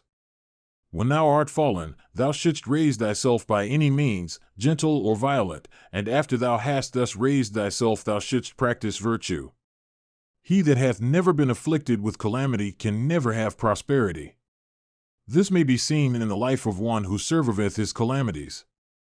He that is afflicted with sorrow should be consoled by the recitation of the history of persons of former times, like those of Nala and Rama. He whose heart hath been unstrung by sorrow should be consoled with hopes of future prosperity. He again who is learned and wise should be consoled by pleasing offices presently rendered unto him. He who, having concluded a treaty with an enemy, reposeth at ease as if he hath nothing more to do, is very like a person who awaketh, fallen down from the top of a tree whereon he had slept. A king should ever keep to himself his counsels without fear of calumny, and while beholding everything with the eyes of his spies, he should take care to conceal his own emotions before the spies of his enemies. Like a fisherman who becometh prosperous by catching and killing fish, a king can never grow prosperous without tearing the vitals of his enemy and without doing some violent deeds. The might of thy foe, as represented by his armed force, should ever be completely destroyed by plowing it up, like weeds, and mowing it down and otherwise afflicting it by disease, starvation, and want of drink. A person in want never approacheth, from love, one in affluence, and when one's purpose hath been accomplished, one hath no need to approach him whom he had hitherto looked to for its accomplishment. Therefore, when thou doest anything, never do it completely, but ever leave something to be desired for by others, whose services thou mayest need. One who is desirous of prosperity should with diligence seek allies and means, and carefully conduct his wars. His exertions in these respects should always be guided by prudence. A prudent king should ever act in such a way that friends and foes may never know his motive before the commencement of his acts. Let them know all when the act hath been commenced or ended, and as long as danger doth not come, so long only shall thou act as if thou art afraid. But when it hath overtaken thee, thou must grapple with it courageously. He who trusteth in a foe who hath been brought under subjection by force, summoneth his own death as a crab by her act of conception. Thou shouldst always reckon the future act as already arrived, and concert measures for meeting it, else, from want of calmness caused by haste, thou mayest overlook an important point in meeting it when it is before thee. A person desirous of prosperity should always exert with prudence, adopting his measures to time and place. He should also act with an eye to destiny as capable of being regulated by mantras and sacrificial rites, and to virtue, wealth, and pleasure. It is well known that time and place, if taken into consideration, always produce the greatest good. If the foe is insignificant, he should not yet be despised, for he may soon grow like a palmyra tree extending its roots, or like a spark of fire in the deep woods that may soon burst into an extensive conflagration. As a little fire gradually fed with faggots soon becometh capable of consuming even the biggest blocks, so the person who increaseth his power by making alliances and friendships soon becometh capable of subjugating even the most formidable foe. The hope thou givest unto thy foe should be long deferred before it is fulfilled, and when the time cometh for its fulfillment, invent some pretext for deferring it still. Let that pretext be shown as founded upon some reason, and let that reason itself be made to appear as founded on some other reason. Kings should, in the matter of destroying their foes, ever resemble razors in every particular, unpitying as these are sharp, hiding their intents as these are concealed in their leathern cases, striking when the opportunity cometh as these are used on proper occasions, sweeping off their foes with all their allies and dependents as these shave the head or the chin without leaving a single hair. O supporter of the dignity of the Kurus, bearing thyself towards the Pandavas and others also as policy dictateth, act in such a way that thou mayest not have to grieve in future. Well do I know that thou art endued with every blessing, and possessed of every mark of good fortune. Therefore, O king, protect thyself from the sons of Pandu. O king, the sons of Pandu are stronger than their cousins, thy sons. Therefore, O chastiser of foes, I tell thee plainly what thou shouldst do. Listen to it, O king, with thy children, and having listened to it, exert yourselves to do the needful. O king, act in such a way that there may not be any fear for thee from the Pandavas. Indeed, adopt such measures consonant with the science of policy that thou mayest not have to grieve in the future. Vyasa continued, having delivered himself thus Kanika returned to his abode, while the Kuru king Dhritarashtra became pensive and melancholy. Jatugriha Parva. Mahabharata, Book 1, Section 143. Vyasa said, Then the son of Suvala, Sakuni, King Duryodhana, Dusasana, and Kama, in consultation with one another, formed an evil conspiracy. With the sanction of Dhritarashtra, the king of the Kurus, they resolved to burn to death Kunti and her 5 sons. But that wise Vidura, capable of reading the heart by external signs, ascertained the intention of these wicked persons by observing their countenances alone. Then the sinless Vidura, of soul enlightened by true knowledge, and devoted to the good of the Pandavas, came to the conclusion that Kunti with her children should fly away from her foes. And providing for that purpose a boat strong enough to withstand both wind and wave, he addressed Kunti and said, This Dhritarashtra hath been born for destroying the fame and offspring of the Kuru race. Of wicked soul, he is about to cast off eternal virtue. O blessed one, I have kept ready on the stream a boat capable of withstanding both wind and wave. Escape by it with thy children from the net that death hath spread around you. Vyasa continued, hearing these words, the illustrious Kunti was deeply grieved, and with her children, O bull of Bharata's race, stepped into the boat and went over the Ganges. Then leaving the boat according to the advice of Vidura, the Pandavas took with them the wealth that had been given to them, while at Varanavada, by their enemies and safely entered the deep woods. In the house of Lak, however, that had been prepared for the destruction of the Pandavas, an innocent Nishada woman who had come there for some purpose, was, with her children, burnt to death. And that worst of Mlechchas, the wretched Purakana, who was the architect employed in building the house of Lak, was also burnt in the conflagration. And thus were the sons of Dhritarashtra with their counselors deceived in their expectations. And thus also were the illustrious Pandavas, by the advice of Vidura, saved with their mother. But the people of Varanavada knew not of their safety. And the citizens of Varanavada, seeing the house of Lak consumed, and believing the Pandavas to have been burnt to death, became exceedingly sorry. And they sent messengers unto King Dhritarashtra to represent everything that had happened. And they said to the monarch, Thy great end hath been achieved. Thou hast at last burnt the Pandavas to death. Thy desire fulfilled, enjoy with thy children. O king of the Kurus, the kingdom. Hearing this, Dhritarashtra with his children made a show of grief, and along with his relatives, including Kshatri, Vidura, and Bhishma the foremost of the Kurus, performed the last honors of the Pandavas. Janamejaya said, O best of Brahmanas, I desire to hear in full this history of the burning of the house of Lak and the escape of the Pandavas therefrom. That was a cruel act of theirs, the Kurus, acting under the counsels of the wicked, Kanika. Recite the history to me of all that happened. I am burning with curiosity to hear it. Vaisampayana said, O chastiser of all foes, listen to me, O monarch, as I recite the history of the burning of the house of Lak and the escape of the Pandavas. The wicked Duryodhana, beholding Bhimasena surpass everybody in strength and Arjuna highly accomplished in arms, became pensive and sad. Then Karna, the offspring of the sun, and Sakuni, the son of Suvala, endeavored by various means to compass the death of the Pandavas. The Pandavas too counteracted all those contrivances one after another, and in obedience to the counsels of Vidura, never spoke of them afterwards. Then the citizens, beholding the son of Pandu possessed of accomplishments, began, O Bharata, to speak of them in all places of public resort. And assembled in courtyards and other places of gathering, they talked of the eldest son of Pandu, Yudhisthira, as possessed of the qualifications for ruling the kingdom.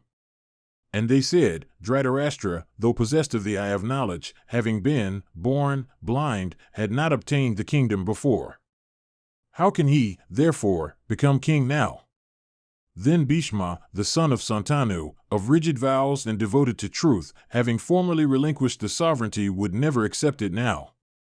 We shall, therefore, now install, on the throne, with proper ceremonies, the eldest of the Pandavas, endued with youth, accomplished in battle, versed in the Vedas, and truthful and kind. Worshipping Bhishma, the son of Santanu, and Dhritarashtra, conversant with the rules of morality, he will certainly maintain the former and the latter with his children in every kind of enjoyment. The wretched Duryodhana, hearing these words of the parting partisans of Yudhisthira, became very much distressed. Deeply afflicted, the wicked prince could not put up with those speeches. Inflamed with jealousy, he went unto Dhritarashtra, and finding him alone, he saluted him with reverence, and distressed at the sight of the partiality of the citizens for Yudhisthira, he addressed the monarch and said, O father, I have heard the parting citizens utter words of ill omen. Passing thee by, and Bhishma too, they desire the son of Pandu to be their king.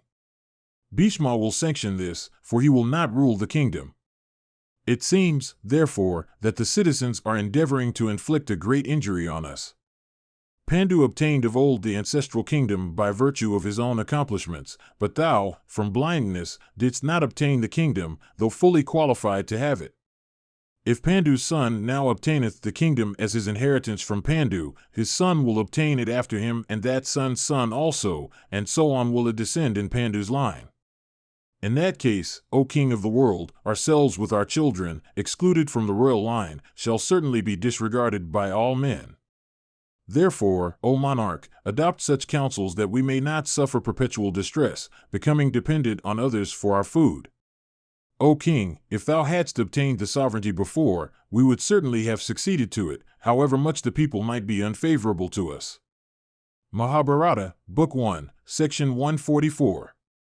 Vaisampayana continued, King Dhritarashtra, whose knowledge only was his eyes, on hearing these words of his son and recollecting everything that Kanika had said unto him, became afflicted with sorrow, and his mind also thereupon began to waver. Then Duryodhana and Karna, and Sakuni, the son of Suvala, and Dusasana as their fourth, held a consultation together. Prince Duryodhana said unto Dhritarashtra, Send, O father, by some clever contrivance, the Pandavas to the town of Varanavada. We shall then have no fear of them. Dhritarashtra, on hearing these words uttered by his son, reflected for a moment and replied unto Duryodhana, saying, Pandu, ever devoted to virtue, always behaved dutifully towards all his relatives, but particularly towards me. He cared very little for the enjoyments of the world, but devotedly gave everything unto me, even the kingdom. His son is as much devoted to virtue as he, and is possessed of every accomplishment. Of worldwide fame, he is again the favorite of the people. He is possessed of allies. How can we by force exile him from his ancestral kingdom? The counselors and soldiers of the state and their sons and grandsons have all been cherished and maintained by Pandu. thus benefited of old by Pandu, shall not, O child, the citizens slay us with all our friends and relatives now on account of Yudhisthira? Duryodhana replied, What thou sayest, O father, is perfectly true. But in view of the evil that is looming on the future as regards thyself, if we conciliate the people with wealth and honors, they would assuredly side with us for these proofs of our power. The treasury and the ministers of state, O king, are at this moment under our control. Therefore, it behoveth thee now to banish, by some gentle means, the Pandavas to the town of Varanavada, O king. When the sovereignty shall have been vested in me, then, O Bharata, may Kunti with her children come back from that place. Dhritarashtra replied, This, O Duryodhana, is the very thought existing in my mind. But from its sinfulness I have never given expression to it. Neither Bhima, nor Drona, nor Kshatri, nor Gautama, Kripa, will ever sanction the exile of the Pandavas. In their eyes, O dear son, amongst the Kurus ourselves and the Pandavas are equal. Those wise and virtuous persons will make no difference between us. If therefore we behave so towards the Pandavas, shall we not, O son, deserve death at the hands of the Kurus, of these illustrious personages, and of the whole world? Duryodhana answered, Bhima hath no excess of affection for either side, and will, therefore, be neutral, in case of dispute. The son of Drona, a Swathaman, is on my side. There is no doubt that where the son is, there the father will be. Kripa, the son of Saradwat, must be on the side on which Drona and Aswathaman are. He will never abandon Drona and his sister's son, Aswathaman. Kshatri, Vidura, is dependent on us for his means of life, though he is secretly with the foe. Besides the Pandavas, he alone can do us no injury, therefore exile thou the Pandavas to Varanavada without any fear. And take such steps that they may go thither this very day. By this act, O father, extinguish the grief that consumeth me like a blazing fire, that robbeth me of sleep, and that pierces my heart even like a terrible dart. Mahabharata, Book 1, Section 145. Vyasa said, Then Prince Duryodhana, along with his brothers, began to gradually win over the people to his side by grants of wealth and honors. Meanwhile, some clever counselors, instructed by Dhritarashtra, one day began to describe, in court, the town of Varanavada as a charming place. And they said, The festival of Pasupati, Shiva, hath commenced in the town of Varanavada. The concourse of people is great, and the procession is the most delightful of all ever witnessed on earth.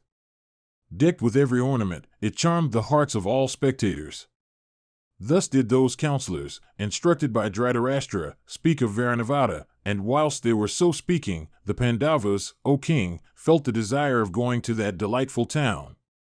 And when the king, Dhritarashtra, ascertained that the curiosity of the Pandavas had been awakened, the son of Ambika addressed them, saying, These men of mine often speak of Varanavada as the most delightful town in the world.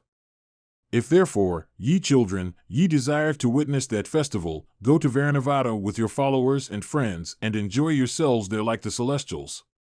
And give ye away pearls and gems unto the Brahmanas and the musicians, that may be assembled there. And sporting there for some time as ye please like the resplendent celestials, and enjoying as much pleasure as ye like, return ye to Hastinapura again. Vyasa continued, Yudhisthira, fully understanding the motives of Dhritarashtra and considering that he himself was weak and friendless, replied unto the king, saying, So be it. Then addressing Bhima, the son of Santanu, the wise Vidura, Drona, Valhika, the Kaurava, Somadatta, Kripa, Aswathaman, Purusharthas, and the other counselors, and Brahmanas and ascetics, and the priests and the citizens, and the illustrious Gandhari, he said slowly and humbly, With our friends and followers we go to the delightful and populous town of Varanavada at the command of Dhritarashtra. Cheerfully give us your benedictions so that acquiring prosperity, therewith we may not be touched by sin. Thus addressed by the eldest of Pandu's sons, the Kaurava chiefs all cheerfully pronounced blessings on them, saying, Ye sons of Pandu, let all the elements bless you along your way, and let not the slightest evil befall you.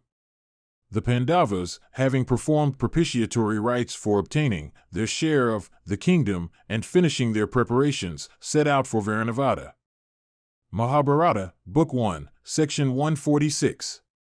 Vyasa said, the wicked Duryodhana became very pleased when the king, O Bharata, had said so unto Pandavas. And, O bull of Bharata's race, Duryodhana, then, summoning his counselor, Purusharthas in private, took hold of his right hand and said, O Purusharthas, this world, so full of wealth, is mine. But it is thine equally with me. It behoveth thee, therefore, to protect it. I have no more trustworthy counselor than thee with whom to consult. Therefore, O sire, keep my counsel and exterminate my foes by a clever device. Oh, do as I bid thee. The Pandavas have, by Dhritarashtra, been sent to Varanavada, where they will, at Dhritarashtra's command, enjoy themselves during the festivities. Do that by which thou mayest this very day reach Varanavada in a car drawn by swift mules. Repairing thither, cause thou to be erected a quadrangular palace in the neighborhood of the arsenal, rich in the materials and furniture, and guard thou the mansion well, with prying eyes. And use thou, in erecting that house, hemp and resin and all other inflammable materials that are procurable. And mixing a little earth with clarified butter and oil and fat and a large quantity of lac, make thou a plaster for lining the walls, and scatter thou all around that house hemp and oil and clarified butter and lac and wood in such a way that the Pandavas, or any others, may not, even with scrutiny, behold them there or conclude the house to be an inflammable one. And having erected such mansion, cause thou the Pandavas, after worshipping them with great reverence, to dwell in it with Kunti and all their friends. And place thou their seats and conveyances and beds, all of the best workmanship, for the Pandavas, so that Dhritarashtra may have no reason to complain. Thou must also so manage it all that none of Varanavada may know anything till the end we have in view is accomplished. And assuring thyself that the Pandavas are sleeping within in confidence and without fear, thou must then set fire to that mansion beginning at the outer door. The Pandavas thereupon must be burnt to death, but the people will say that they have been burnt in an accidental conflagration of their house. Saying, so be it unto the Kuru prince, Purusharthas repaired to Varanavada in a car drawn by fleet mules. And going thither, O king, without loss of time, obedient to the instructions of Duryodhana, did everything that the prince had bid him do. Mahabharata, Book 1, Section 147. Vyasa said, meanwhile the Pandavas got into their cars, yoking thereto some fine horses endued with the speed of wind. While they were on the point of entering their cars, they touched, in great sorrow, the feet of Bhima, of King Dhritarashtra, of the illustrious Drona, of Kripa, of Vidura, and of the other elders of the Kuru race. Then saluting with reverence all the older men, and embracing their equals, receiving the farewell of even the children, and taking leave of all the venerable ladies in their household, and walking round them respectfully, and bidding farewell unto all the citizens, the Pandavas, ever mindful of their vows, set out for Varanavada. And Vidura of great wisdom and the other bulls among the Kurus and the citizens also, from great affliction, followed those tigers among men to some distance. And some amongst the citizens and the country people, who followed the Pandavas, afflicted beyond measure at beholding the sons of Pandu in such distress, began to say aloud, King Dhritarashtra of wicked souls seeth no things with the same eye. The Kuru monarch casteth not his eye on virtue. Neither the sinless Yudhisthira, nor Bhima the foremost of mighty men, nor Dhananjaya the youngest, son of Kunti, will ever be guilty of the sin of waging a rebellious war. When these will remain quiet, how shall the illustrious son of Madri do anything? Having inherited the kingdom from their father, Dhritarashtra could not bear them. How is that Bhima, who suffers the exile of the Pandavas to that wretched place, sanctions this act of great injustice? Vichitravirya, the son of Santanu, and the royal sage Pandu of Kuru's race both cherished us of old with fatherly care. But now that Pandu, that tiger among men, hath ascended to heaven, Dhritarashtra cannot bear with these princes his children. We who do not sanction this exile shall all go, leaving this excellent town and our own homes, where Yudhisthira will go. Unto those distressed citizens talking in this way, the virtuous Yudhisthira, himself afflicted with sorrow, reflecting for a few moments, said, The king is our father, worthy of regard, our spiritual guide, and our superior. To carry out with unsuspicious hearts whatever he biddeth is indeed our duty. Ye are our friends. walking round us and making us happy by your blessings, return ye to your abodes. When the time cometh for anything to be done for us by you, then, indeed, accomplish all that is agreeable and beneficial to us. Thus addressed, the citizens walked round the Pandavas and blessed them with their blessings and returned to their respective abodes. And after the citizens had ceased following the Pandavas, Vidura, conversant with all the dictates of morality, desirous of awakening the eldest of the Pandavas to a sense of his dangers, addressed him in these words. The learned Vidura, conversant with the jargon of the Mlechchas, addressed the learned Yudhisthira, who also was conversant with the same jargon, in the words of the Mlechcha tongue, so as to be unintelligible to all except Yudhisthira. He said, "He that knoweth the schemes his foes contrive in accordance with the dictates of political science, should, knowing them, act in such a way as to avoid all danger. He that knoweth that there are sharp weapons capable of cutting the body though not made of steel, and understandeth also the means of warding them off, can never be injured by foes. He liveth who protecteth himself by the knowledge that neither the consumer of straw and wood nor the dryer of the dew burneth the inmates of a hole in the deep woods. The blind man seeth not his way, the blind man hath no knowledge of direction. He that hath no firmness never acquireth prosperity. Remembering this, be upon your guard. The man who taketh a weapon not made of steel, i.e., an inflammable abode, given him by his foes, can escape from fire by making his abode like unto that of a jackal, having many outlets. By wandering a man may acquire the knowledge of ways, and by the stars he can ascertain the direction, and he that keepeth his 5 senses under control can never be oppressed by his enemies." Thus addressed, Pandu's son, Yudhisthira the just replied unto Vidura, that foremost of all learned men, saying, "I have understood thee." Then Vidura, having instructed the Pandavas and followed them, thus far, walked around them and bidding them farewell returned to his own abode. When the citizens and Bhishma and Vidura had all ceased following, Kunti approached Yudhisthira and said, "The words that Kshatri said unto thee in the midst of many people so indistinctly as if he did not say anything, and thy reply also to him in similar words and voice, we have not understood. If it is not improper for us to know them, I should then like to hear everything that had passed between him and thee." Yudhisthira replied, "The virtuous Vidura said unto me that we should know that the mansion, for our accommodation at Varanavada, hath been built of inflammable materials. He said unto me, the path of escape too shall not be unknown to thee, and further, those that can control their senses can acquire the sovereignty of the whole world. The reply that I gave unto Vidura was, I have understood thee." Vyasa continued, "The Pandavas set out on the 8th day of the month of Falguna when the star Rohini was in the ascendant, and arriving at Varanavada they beheld the town and the people." Mahabharata, Book 1, Section 148.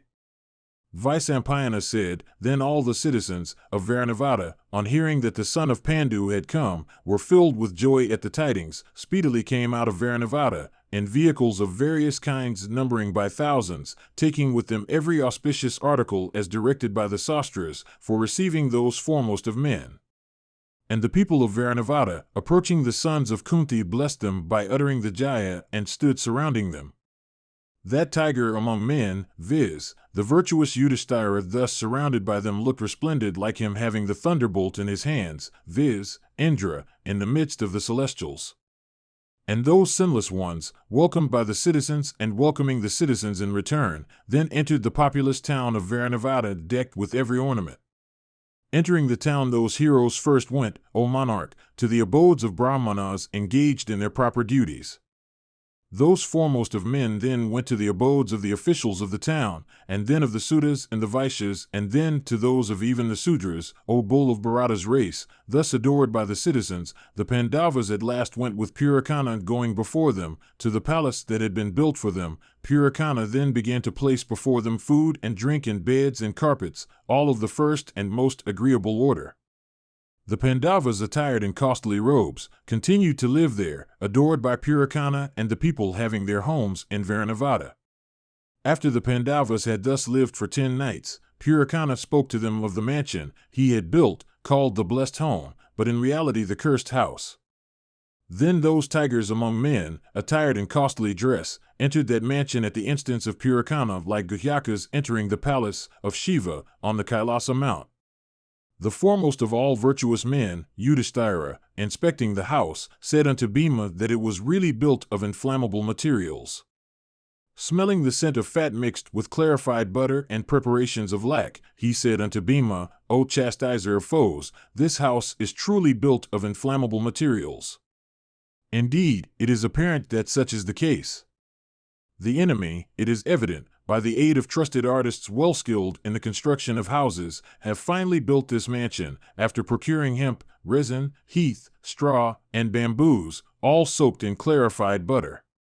This wicked wretch, Purakana, acting under the instruction of Duryodhana, stayeth here with the object of burning me to death when he seeth me trustful. But, O son of Pritha, Vidura of great intelligence, knew of this danger, and, therefore, hath warned me of it beforehand. Knowing it all, that youngest uncle of ours, ever wishing our good from affection, hath told us that this house, so full of danger, hath been constructed by the wretches under Duryodhana acting in secrecy. Hearing this, Bhima replied, If, sir, you know this house to be so inflammable, it would then be well for us to return thither where we had taken up our quarters first.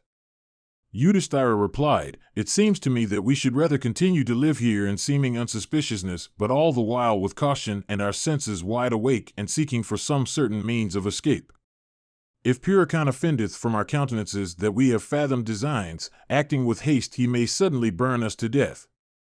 Indeed, Purakana careth little for obloquy or sin.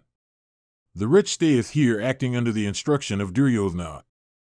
If we are burnt to death, will our grandfather Bhima be angry? Why will he, by showing his wrath, make the Kauravas angry with him? Or, perhaps, our grandfather Bhima and the other bull of Kuru's race, regarding indignation at such a sinful act to be virtuous, may become wrathful. If, however, from fear of being burnt, we fly from here, Duryodhana, ambitious of sovereignty, will certainly compass our death by means of spies. While we have no rank and power, Duryodhana hath both. While we have no friends and allies, Duryodhana hath both. While we are without wealth, Duryodhana hath at his command a full treasury. Will he not, therefore, certainly destroy us by adopting adequate means?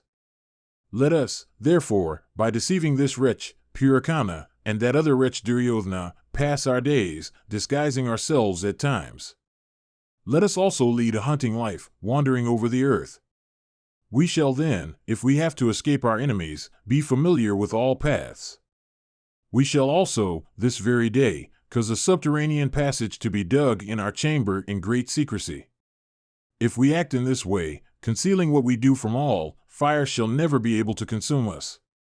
We shall live here, actively doing everything for our safety, but with such privacy that neither Purakana nor any of the citizens of Varanavada may know what we are after. Mahabharata, Book 1, Section 149. Vyasa continued, a friend of Vidura's, well skilled in mining, coming unto the Pandavas, addressed them in secret, saying, I have been sent by Vidura, and am a skillful miner. I am to serve the Pandavas. Tell me what I am to do for ye. From the trust he reposeth in me Vidura hath said unto me, Go thou unto the Pandavas, and accomplish thou their good. What shall I do for you? Purakana will set fire to the door of thy house on the 14th night of this dark fortnight, to burn to death those tigers among men, the Pandavas, with their mother, is the design of that wicked wretch, the son of Dhritarashtra. O son of Pandu, Vidura also told thee something in the Mlechka tongue, to which thou also didst reply in same language. I state these particulars as my credentials. Hearing these words, Yudhisthira, the truthful son of Kunti, replied, O amiable one, I now know thee as a dear and trusted friend of Vidura, true and ever devoted to him. There is nothing that the learned Vidura doth not know. As his, so ours art thou. Make no difference between him and us. We are as much thine as his. Oh, protect us as the learned Vidura ever protecteth us. I know that this house, so inflammable, hath been contrived for me by Purakana at the command of Dhritarashtra's son. That wicked wretch commanding wealth and allies pursueth us without intermission. Oh, save us with a little exertion from the impending conflagration. If we are burnt to death here, Duryodhana's most cherished desire will be satisfied. Here is that wretch's well-furnished arsenal. This large mansion hath been built abutting the high ramparts of the arsenal without any outlet. But this unholy contrivance of Duryodhana was known to Vidura from the first, and he it was who enlightened us beforehand. The danger of which Kshatri had foreknowledge is now at our door. Save us from it without Purukana's knowledge thereof. On hearing these words, the miner said, "So be it," and carefully beginning his work of excavation, made a large subterranean passage. And the mouth of that passage was in the center of that house, and it was on a level with the floor and closed up with planks. The mouth was so covered from fear of Purukana, that wicked wretch who kept a constant watch at the door of the house.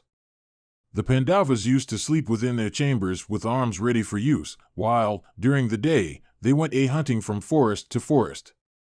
Thus, O king, they lived, in that mansion, very guardedly, deceiving Purukana by a show of trustfulness and contentment, while in reality they were trustless and discontented. Nor did the citizens of Varanavada know anything about these plans of the Pandavas. In fact, none else knew of them except Vidura's friend, that good miner. Mahabharata, Book 1, Section 150. Vyasa said, seeing the Pandavas living there cheerfully and without suspicion for a full year, Purukana became exceedingly glad.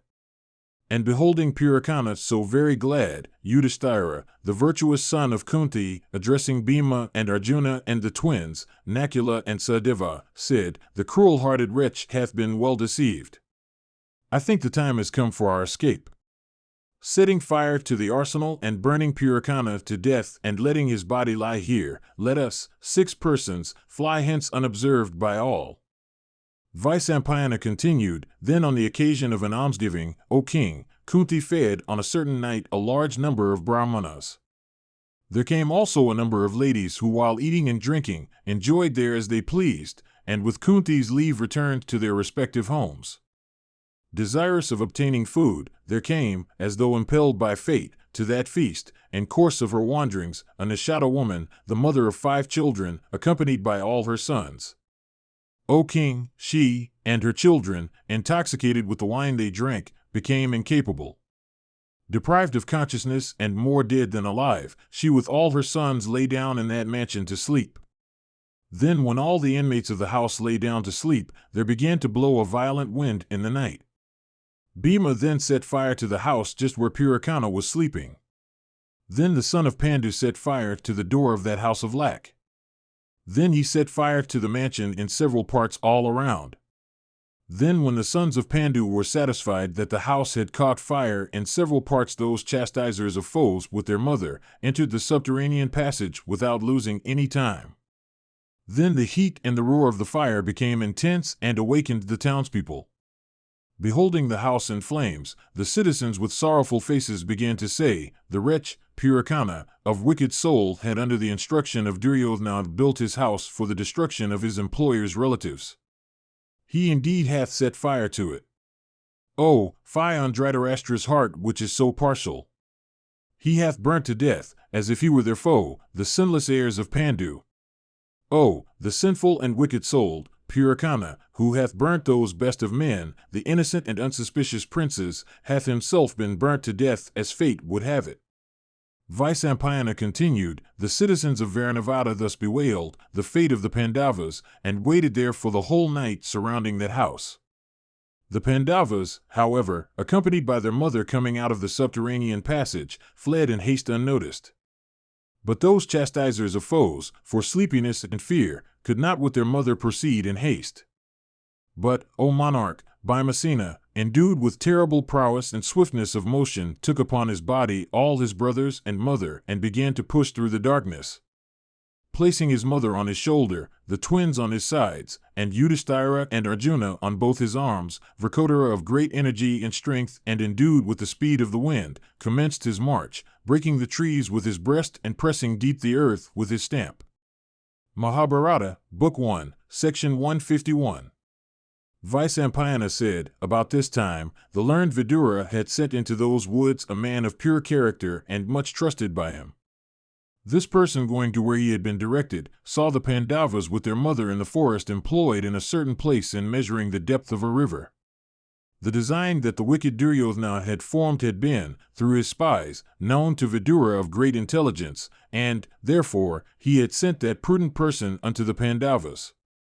Sent by Vidura unto them, he showed the Pandavas on the sacred banks of the Ganga a boat with engines and flags, constructed by trusted artificers and capable of withstanding wind and wave and endued with the speed of the tempest or of thought. He then addressed the Pandavas in these words to show that he had really been sent by Vidura. O Yudhisthira, he said, listen to these words the learned Vidura had said unto thee, as a proof of the fact that I come from him. Neither the consumer of straw and the wood nor the dryer of dew ever burneth the inmates of a hole in the forest. He escapeth from death who protecteth himself, knowing this, etc. By these credentials know me to be the person who has been truly sent by Vidura, and to be also his trusted agent. Vidura, conversant with everything, hath again said, O son of Kunti, thou shalt surely defeat in battle Karna, and Duryodhana with his brothers, and Sakuni. This boat is ready on the waters, and it will glide pleasantly thereon, and shall certainly bear you all from these regions. Then beholding those foremost of men with their mother pensive and sad, he caused them to go into the boat that was on the Ganga, and accompanied them himself. Addressing them again, he said, Vidura, having smelt your heads and embraced you, mentally, hath said again that in commencing your auspicious journey and going along you should never be careless. Saying these words unto those heroic princes, the person sent by Vidura took those bulls among men over to the other side of the Ganga in his boat. And having taken them over the water and seen them all safe on the opposite bank, he uttered the word Jaya, victory, to their success, and then left them and returned to the place whence he had come. The illustrious Pandavas, also sending through that person some message to Vidura, began, after having crossed the Ganga, to proceed with haste and in great secrecy. Mahabharata, Book 1, Section 152. Vyasa said, Then, when the night had passed away, a large concourse of the townspeople came there in haste to see the sons of Pandu. After extinguishing the fire, they saw that the house just burnt down had been built of lac and materials, and that Duryodhana's counselor Purusharthas had been burnt to death. And the people began to bewail aloud, saying, Indeed, this had been contrived by the sinful Duryodhana for the destruction of the Pandavas. There is little doubt that Duryodhana hath, with Dhritarashtra's knowledge, burnt to death the heirs of Pandu, else the prince would have been prevented by his father. There is little doubt that even Bhima, the son of Santanu, and Drona and Vidura and Kripa and other Kauravas have not, any of them, followed the dictates of duty. Let us now send to Dhritarashtra to say, Thy great desire hath been achieved. Thou hast burnt to death the Pandavas. They then began to extinguish the members to obtain some trace of the Pandavas, and they saw the innocent Nishada woman with her 5 sons burnt to death. Then the miner sent by Vidura, while removing the ashes, covered the hole he had dug with those ashes in such a way that it remained unnoticed by all who had gone there. The citizens then sent to Dhritarashtra to inform him that the Pandavas, along with Duryodhana's counselor Purusharthas, had been burnt to death. King Dhritarashtra, on hearing the evil news of the death of the Pandavas, wept in great sorrow. And he said, King Pandu, my brother of great fame, hath, indeed, died today when those heroic sons of his together with their mother have been burnt to death. Ye men, repair quickly to Varanavada and cause the funeral rites to be performed of those heroes and of the daughter of Kuntraj. Let also the bones of the deceased be sanctified with the usual rites, and let all the beneficial and great acts, usual on such occasions, be performed. Let the friends and relatives of those that have been burnt to death repair thither. Let also all other beneficial acts that ought, under the circumstances, to be performed by us for the Pandavas and Kunti be accomplished by wealth. Having said this, Dhritarashtra, the son of Ambika, surrounded by his relatives, offered oblations of water to the sons of Pandu. And all of them, afflicted with excessive sorrow, bewailed aloud, exclaiming, O Yudhisthira! O prince of the Kuru race! While others cried aloud, O Bhima, O Fulgana! While some again, O the twins, O Kunti! Thus did they sorrow for the Pandavas and offer oblations of water unto them. The citizens also wept for the Pandavas, but Vidura did not weep much, because he knew the truth. Meanwhile, the Pandavas, endued with great strength, with their mother forming a company of 6 going out of the town of Varanavada, arrived at the banks of the Ganga. They then speedily reached the opposite bank, aided by the strength of the boatmen's arms, the rapidity of the river's current, and a favorable wind. Leaving the boat, they proceeded in the southern direction, finding their way in the dark by the light of the stars. After much suffering they at last reached, O king, a dense forest. They were then tired and thirsty, sleep was closing their eyes every moment. Then Yudhisthira, addressing Bhima, endued with great energy, said, "What can be more painful than this? We are now in the deep woods. We know not which side is which, nor can we proceed much further. We do not know whether that wretch Purusharthas hath or hath not been burnt to death. How shall we escape from these dangers unseen by others? O Bharata, taking us on thyself, proceed thou as before. Thou alone amongst us art strong and swift as the wind." Thus addressed by Yudhisthira the just, the mighty Bhimasena, taking up on his body Kunti and his brothers, began to proceed with great celerity. Mahabharata, Book 1, Section 153. Vyasa said, as the mighty Bhima proceeded, the whole forest with its trees and their branches seemed to tremble, in consequence of their clash with his breast. The motion of his thighs raised a wind like unto that which blows during the months of Jyeshtha and Ashada, May and June. And the mighty Bhima proceeded, making a path for himself, but treading down the trees and creepers before him. In fact, he broke, by the pressure of his body, the large trees and plants, with their flowers and fruits, standing on his way. Even so passeth through the woods, breaking down mighty trees, the leader of a herd of elephants, of the age of 60 years, angry and endued with excessive energy, during the season of rut, when the liquid juice trickled down the 3 parts of his body. Indeed, so great was the force with which Bhima, endued with the speed of Garuda or of Marut, the god of wind, proceeded, that the Pandavas seemed to faint in consequence. Frequently swimming across streams difficult of being crossed, the Pandavas disguised themselves on their way from fear of the sons of Dhritarashtra. And Bhima carried on his shoulder his illustrious mother of delicate sensibilities along the uneven banks of rivers. Towards the evening, O bull of Bharata's race, Bhima, bearing his brothers and mother on his back, reached a terrible forest where fruits and roots and water were scarce, and which resounded with the terrible cries of birds and beasts. The twilight deepened, the cries of birds and beasts became fiercer, darkness shrouded everything from the view, and untimely winds began to blow that broke and laid low many a tree large and small, and many creepers with dry leaves and fruits. The Kaurava princes, afflicted with fatigue and thirst, and heavy with sleep, were unable to proceed further. They then all sat down in that forest without food and drink. Then Kunti, smitten with thirst, said unto her sons, I am the mother of the 5 Pandavas, and am now in their midst. Yet I am burning with thirst. Kunti repeatedly said this unto her sons. Hearing these words, Bhima's heart, from affection for his mother, was warmed by compassion, and he resolved to go, along as before. Then Bhima, proceeding through that terrible and extensive forest without a living soul, saw a beautiful banyan tree with wide-spreading branches.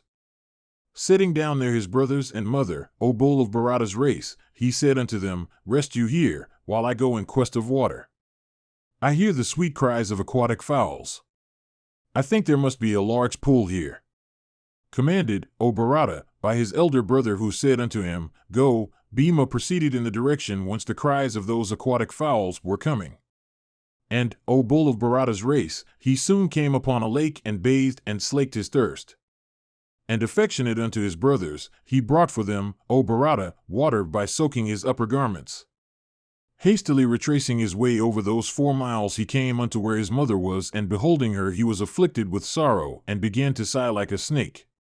Distressed with grief at seeing his mother and brothers asleep on the bare ground, Vrkodara began to weep, O, wretch that I am, who behold my brothers asleep on the bare ground, what can befall me more painful than this?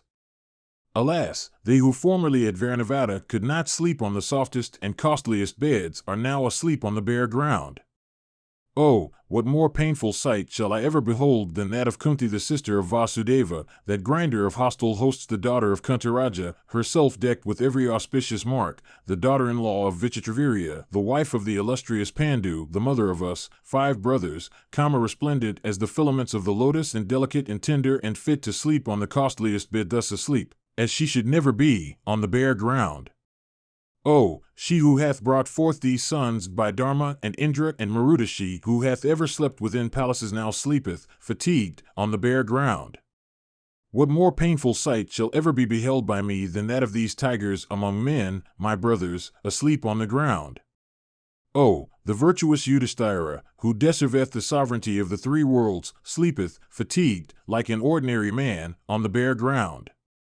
This Arjuna of the darkish hue of blue clouds, and unequaled amongst men, sleepeth on the ground like an ordinary person. Oh, what can be more painful than this? Oh, the twins, who in beauty are like the twin Ashwins amongst the celestials, are asleep like ordinary mortals on the bare ground. He who hath no jealous evil-minded relatives, liveth in happiness in this world like a single tree in a village. The tree that standeth single in a village with its leaves and fruits, from absence of other of the same species, becometh sacred and is worshipped and venerated by all.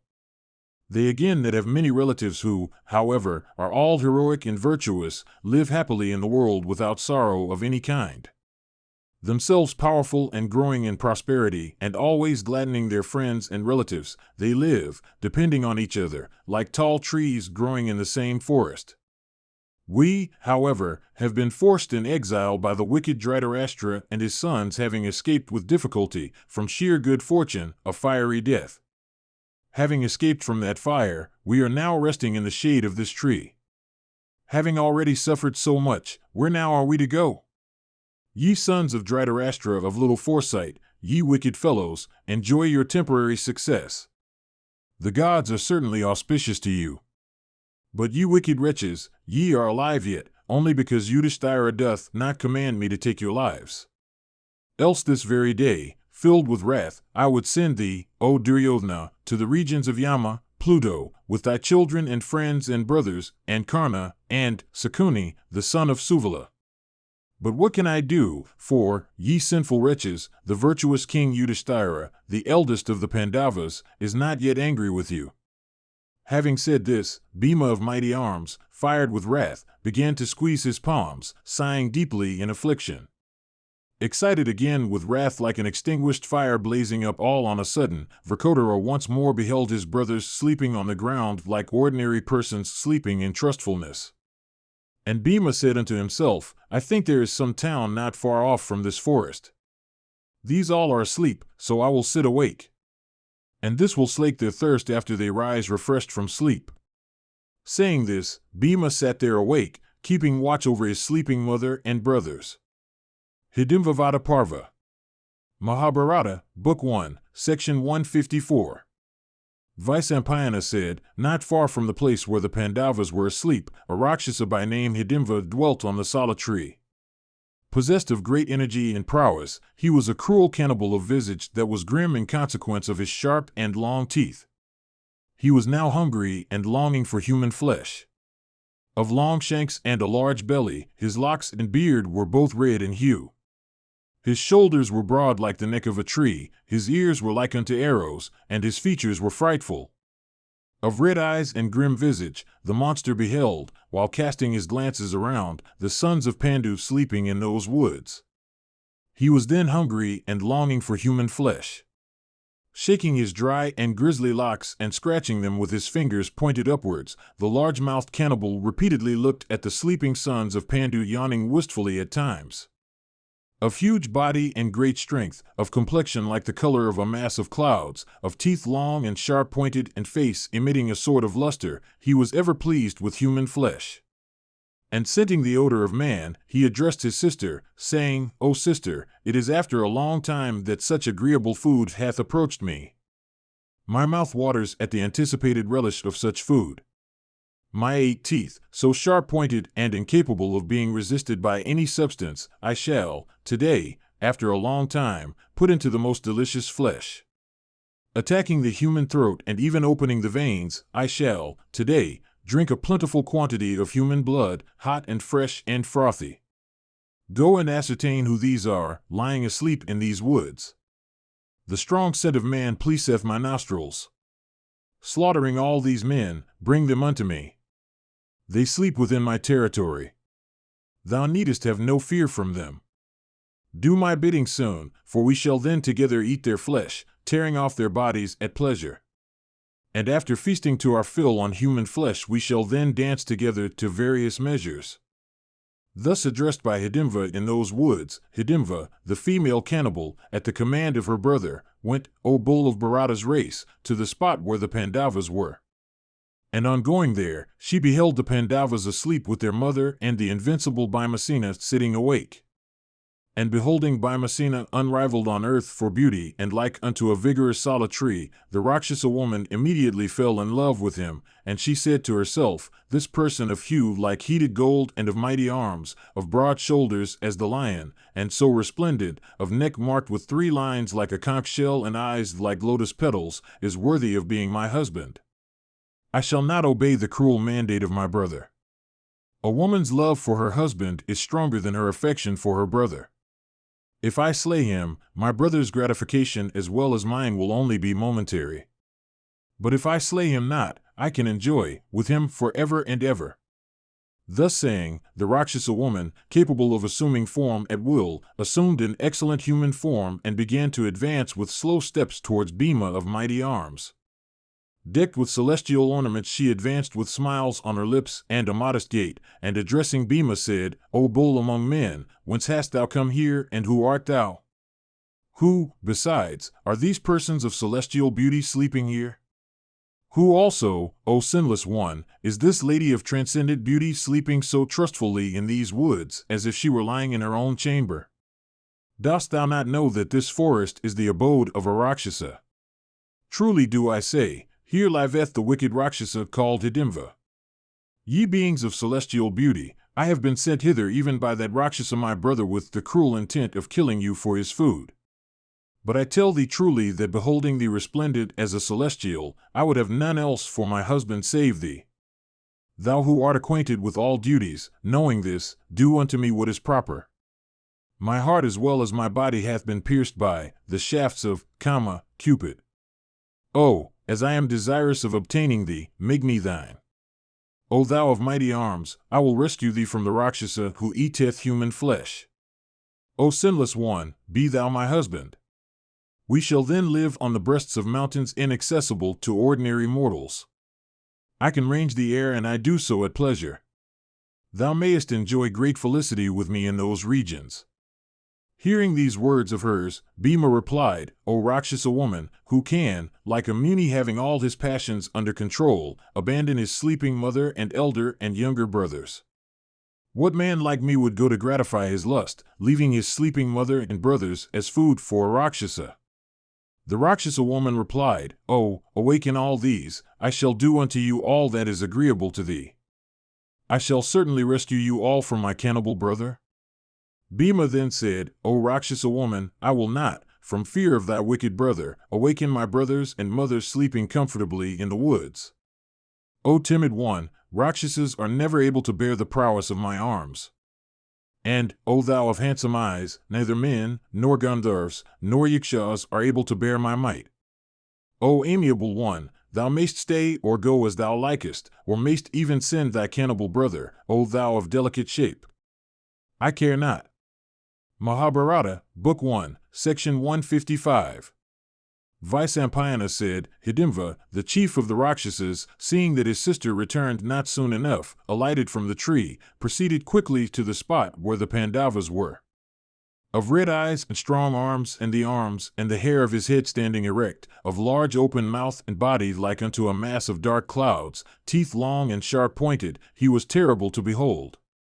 And Hidimva, beholding her brother of frightful visage alight from the tree, became very much alarmed, and addressing Bhima said, The wicked cannibal is coming hither in wrath.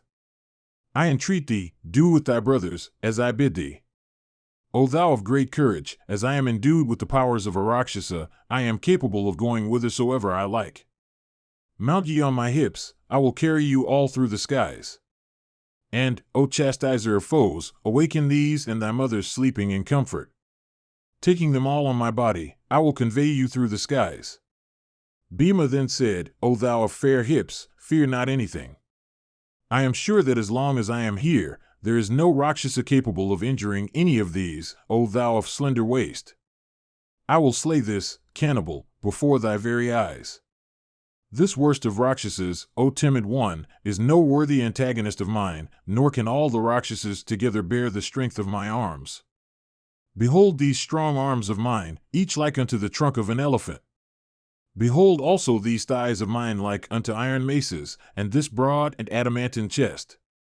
O beautiful one, thou shalt today behold my prowess like unto that of Indra. O thou of fair hips, hate me not, thinking that I am a man. Hidimva replied, saying, O tiger among men, O thou of the beauty of a celestial, I do not certainly hold thee in contempt. But I have seen the prowess that Rakshasas exert upon men. Vyasa continued, Then, O Bharata, the wrathful Rakshasa eating human flesh heard these words of Bhima, who had been talking in that way. And Hidimva beheld his sister disguised in human form, her head decked with garlands of flowers and her face like the full moon and her eyebrows and nose and eyes and ringlets all of the handsomest description, and her nails and complexion of the most delicate hue, and herself wearing every kind of ornament and attired in fine transparent robes. The cannibal, beholding her in that charming human form, suspected that she was desirous of carnal intercourse and became indignant. And, O best of the Kurus, becoming angry with his sister, the Rakshasa dilated his eyes and addressing her said, What senseless creature wishes to throw obstacles in my path now that I am so hungry? Hast thou become so senseless, O Hidimva, that thou fearest not my wrath? Fie on thee, thou unchaste woman! Thou art even now desirous of carnal intercourse and solicitous of doing me an injury. Thou art ready to sacrifice the good name and honor of all the Rakshasas, thy ancestors. Those with whose aid thou wouldst do me this great injury, I will, even now, slay along with thee. Addressing his sister thus, Hidimva, with eyes red with anger and teeth pressing against teeth, ran at her to kill her then and there. But beholding him rush at his sister, Bhima, that foremost of smiter, endued with great energy, rebuked him and said, Stop, stop.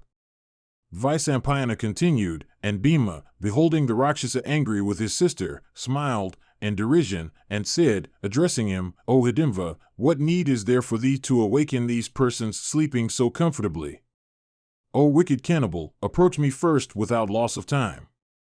Smite me first, it behoveth thee not to kill a woman, especially when she hath been sinned against instead of sinning. This girl is scarcely responsible for her act in desiring intercourse with me. She hath, in this, been moved by the deity of desire that pervadeth every living form. Thou wicked wretch and the most infamous of Rakshasas, thy sister came here at thy command. Beholding my person, she desireth me. And that the timid girl doth no injury to thee. It is the deity of desire that hath offended. It behoveth thee not to injure her for this offense. O wicked wretch, thou shalt not slay a woman when I am here. Come with me, O cannibal, and fight with myself singly. Singly shall I send thee today to the abode of Yama, Pluto. O Rakshasa, let thy head today, pressed by my might, be pounded to pieces, as though pressed by the tread of a mighty elephant. When thou art slain by me on the field of battle, let herons and hawks and jackals tear and gleave thy limbs today on the ground. In a moment I shall today make this forest destitute of Rakshasas, this forest that had so long been ruled by thee, devourer of human beings. Thy sister, O Rakshasa, shall today behold thyself, huge though thou art like a mountain, like a huge elephant repeatedly dragged by a lion, O worst of Rakshasas, thyself slain by me. Men ranging these woods will henceforth do so safely and without fear. Hearing these words, Hidimva said, What need is there, O man, for this thy vaunt and this thy boast? Accomplish all this first, and then mayst thou vaunt indeed. Therefore, delay thou not. Thou knowest thyself to be strong and endued with prowess, so thou shalt rightly estimate thy strength today in thy encounter with me. Until that, I will not slay these, thy brothers. Let them sleep comfortably. But I will, as thou art a fool and the utterer of evil speeches, slay thee first.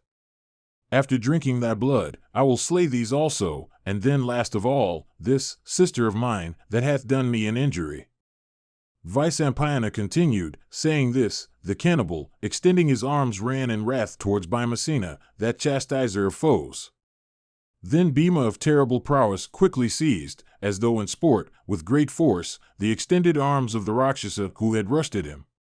Then seizing the struggling Rakshasa with violence, Bhima dragged him from that spot full 32 cubits like a lion dragging a little animal. Then the Rakshasa, thus made to feel the weight of Bhima's strength, became very angry and clasping the Pandava, sent forth a terrible yell. The mighty Bhima then dragged with force the Rakshasa to a greater distance, lest his yells should awaken his brothers sleeping in comfort. Clasping and dragging each other with great force, both Hidimva and Bhima put forth their prowess. Fighting like two full-grown elephants mad with rage, they then began to break down the trees and tear the creepers that grew around. And at those sounds, those tigers among men, the sleeping Pandavas, woke up with their mother, and saw Hidimva sitting before them. Mahabharata, Book 1, Section 156. Vyasa said, roused from sleep, those tigers among men, with their mother, beholding the extraordinary beauty of Hidimva, were filled with wonder. And Kunti, gazing at her with wonder at her beauty, addressed her sweetly and gave her every assurance. She asked, O thou of the splendor of a daughter of the celestials, whose art thou and who art thou? O thou of the fairest complexion, on what business hast thou come hither and whence hast thou come? If thou art the deity of these woods or an Apsara, tell me all regarding thyself and also why thou stayest here. Thereupon Hidimva replied, This extensive forest that thou sayest, of the hue of blue cloud, is the abode of a Rakshasa of the name of Hidimva. O handsome lady, know me as the sister of that chief of the Rakshasa. Revered dame, I had been sent by that brother of mine to kill thee with all thy children. But on arriving here at the command of that cruel brother of mine, I beheld thy mighty son. Then, O blessed lady, I was brought under the control of thy son by the deity of love who pervadeth the nature of every being, and I then, mentally, chose that mighty son of thine as my husband. I tried my best to convey you hence, but I could not, because of thy son's opposition. Then the cannibal, seeing my delay, came hither to kill all these thy children. But he hath been dragged hence with force by that mighty and intelligent son of thine my husband. Behold now that couple man and Rakshasa both endued with great strength and prowess, engaged in combat, grinding each other and filling the whole region with their shouts. Vyasa continued, hearing those words of hers, Yudhisthira suddenly rose up and Arjuna also and Nakula and Sadeva of great energy, and they beheld Bhima and the Rakshasa already engaged in fight, eager to overcome each other and dragging each other with great force, like two lions endued with great might. The dust raised by their feet in consequence of that encounter looked like the smoke of a forest conflagration. Covered with that dust their huge bodies resembled two tall cliffs enveloped in mist. Then Arjuna, beholding Bhima rather oppressed in the fight by the Rakshasa, slowly, said with smiles on his lips, Fear not, O Bhima of mighty arms. We had been asleep and therefore knew not that thou wast engaged with a terrible Rakshasa and tired in fight. Here do I stand to help thee, let me slay the Rakshasa, and let Nakula and Sadeva protect our mother. Hearing him, Bhima said, Look on this encounter, O brother, like a stranger. Fear not for the result. Having come within the reach of my arms, he shall not escape with life. Then Arjuna said, What need, O Bhima, for keeping the Rakshasa alive so long? O oppressor of enemies, we are to go hence, and cannot stay here longer. The east is reddening, the morning twilight is about to set in. The Rakshasa became stronger by break of day, therefore, hasten, O Bhima. Play not with thy victim, but slay the terrible Rakshasas soon. During the two twilights Rakshasas always put forth their powers of deception. Use all the strength of thy arms. Vyasa continued, at this speech of Arjuna, Bhima blazing up with anger, summoned the might that Vayu, his father, puts forth at the time of the universal dissolution. And filled with rage, he quickly raised high in the air the Rakshas's body, blue as the clouds of heaven, and whirled it 100 times. Then addressing the cannibal, Bhima said, O Rakshasa, thy intelligence was given thee in vain, and in vain hast thou groaned and thriven on unsanctified flesh. Thou deservest, therefore, an unholy death, and I shall reduce thee today to nothing. I shall make this forest blessed today, like one without prickly plants. And, O Rakshasa, thou shalt no longer slay human beings for thy food. Arjuna at this juncture said, O Bhima, if thou thinkest it a hard task for thee to overcome this Rakshasa in combat, let me render thee help, else slay him thyself without loss of time. Or, O Vrikotara, let me alone slay the Rakshasa. Thou art tired, and hast almost finished the affair. Well dost thou deserve rest. Vyasa continued, hearing these words of Arjuna, Bhima was fired with rage, and dashing the Rakshasa on the ground with all his might slew him as if he were an animal. The Rakshasa, while dying, sent forth a terrible yell that filled the whole forest, and was deep as the sound of a wet drum. Then the mighty Bhima, holding the body with his hands, bent it double, and breaking it in the middle, greatly gratified his brothers. Beholding Hidimva slain, they became exceedingly glad and lost no time in offering their congratulations to Bhima, that chastiser of all foes. Then Arjuna, worshipping the illustrious Bhima of terrible prowess, addressed him again and said, Revered senior, I think there is a town not far off from this forest. Blessed be thou, let us go hence soon, so that Duryodhana may not trace us. Then all those mighty car warriors, those tigers among men, saying, So be it, proceeded along with their mother, followed by Hidimva, the Rakshasa woman. Mahabharata, Book 1, Section 157. Vyasa said, Bhima, beholding Hidimva following them, addressed her, saying, Rakshasas revenge themselves on their enemies by adopting deceptions that are incapable of being penetrated. Therefore, O Hidimva, go thou the way on which thy brother hath gone. Then Yudhisthira, beholding Bhima in rage, said, O Bhima, O tiger among men, however enraged, do not slay a woman. O Pandava, the observance of virtue is a higher duty than the protection of life. Hidimva, who had come with the object of slaying us, thou hast already slain. This woman is the sister of that Rakshasa, what can she do to us even if she were angry? Vyasa continued, then Hidimva, reverentially saluting Kunti and her son Yudhisthira, also said, with joined palms, O revered lady, thou knowest the pangs that women are made to feel at the hands of the deity of love. Blessed dame, these pangs, of which Bhimasena hath been the cause, are torturing me. I had hitherto borne these insufferable pangs, waiting for the time when thy son could assuage them. That time is now come, when I expected I would be made happy. Casting off my friends and relations and the usage of my race, I have, O blessed lady, chosen this son of thine, this tiger among men, as my husband. I tell thee truly, O illustrious lady, that if I am cast off by that hero or by thee either, I will no longer bear this life of mine. Therefore, O thou of the fairest complexion, it behoveth thee to show me mercy, thinking me either as very silly or thy obedient slave. O illustrious dame, unite me with this thy son, my husband. Endued as he is with the form of a celestial, let me go taking him with me wherever I like. Trust me, O blessed lady, I will again bring him back unto you all. When you think of me, I will come to you immediately and convey you whithersoever ye may command. I will rescue you from all dangers and carry you across inaccessible and uneven regions. I will carry you on my back whenever you desire to proceed with swiftness. Oh, be gracious unto me and make Bhima accept me. It hath been said that in a season of distress one should protect one's life by any means.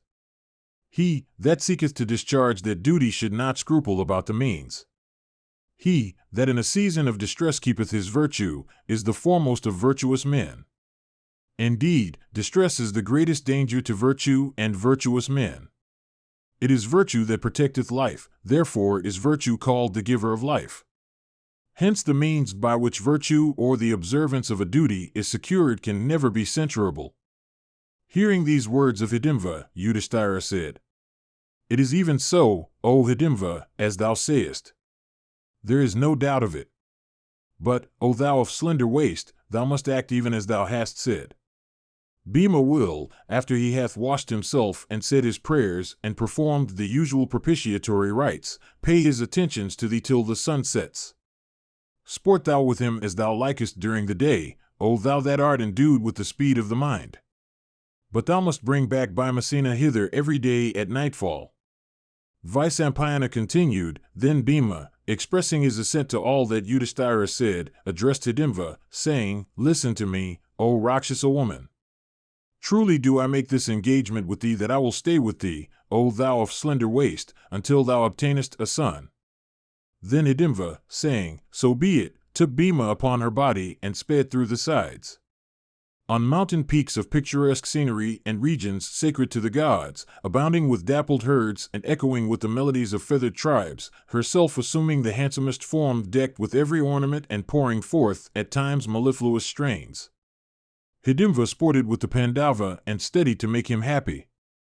So also, in inaccessible regions of forests, and on mountain breasts overgrown with blossoming trees, on lakes resplendent with lotuses and lilies, islands of rivers and their pebbly banks, on sylvan streams with beautiful banks and mountain currents, and picturesque woods with blossoming trees and creepers and Himalayan bowers, and various caves, on crystal pools smiling with lotuses, on seashores shining with gold and pearls, in beautiful towns and fine gardens, in woods sacred to the gods, and on hillsides, in the regions of Guhyakas and ascetics, on the banks of Manasarovara abounding with fruits and flowers of every season, Hidimva, assuming the handsomest form, sported with Bhima and steady to make him happy.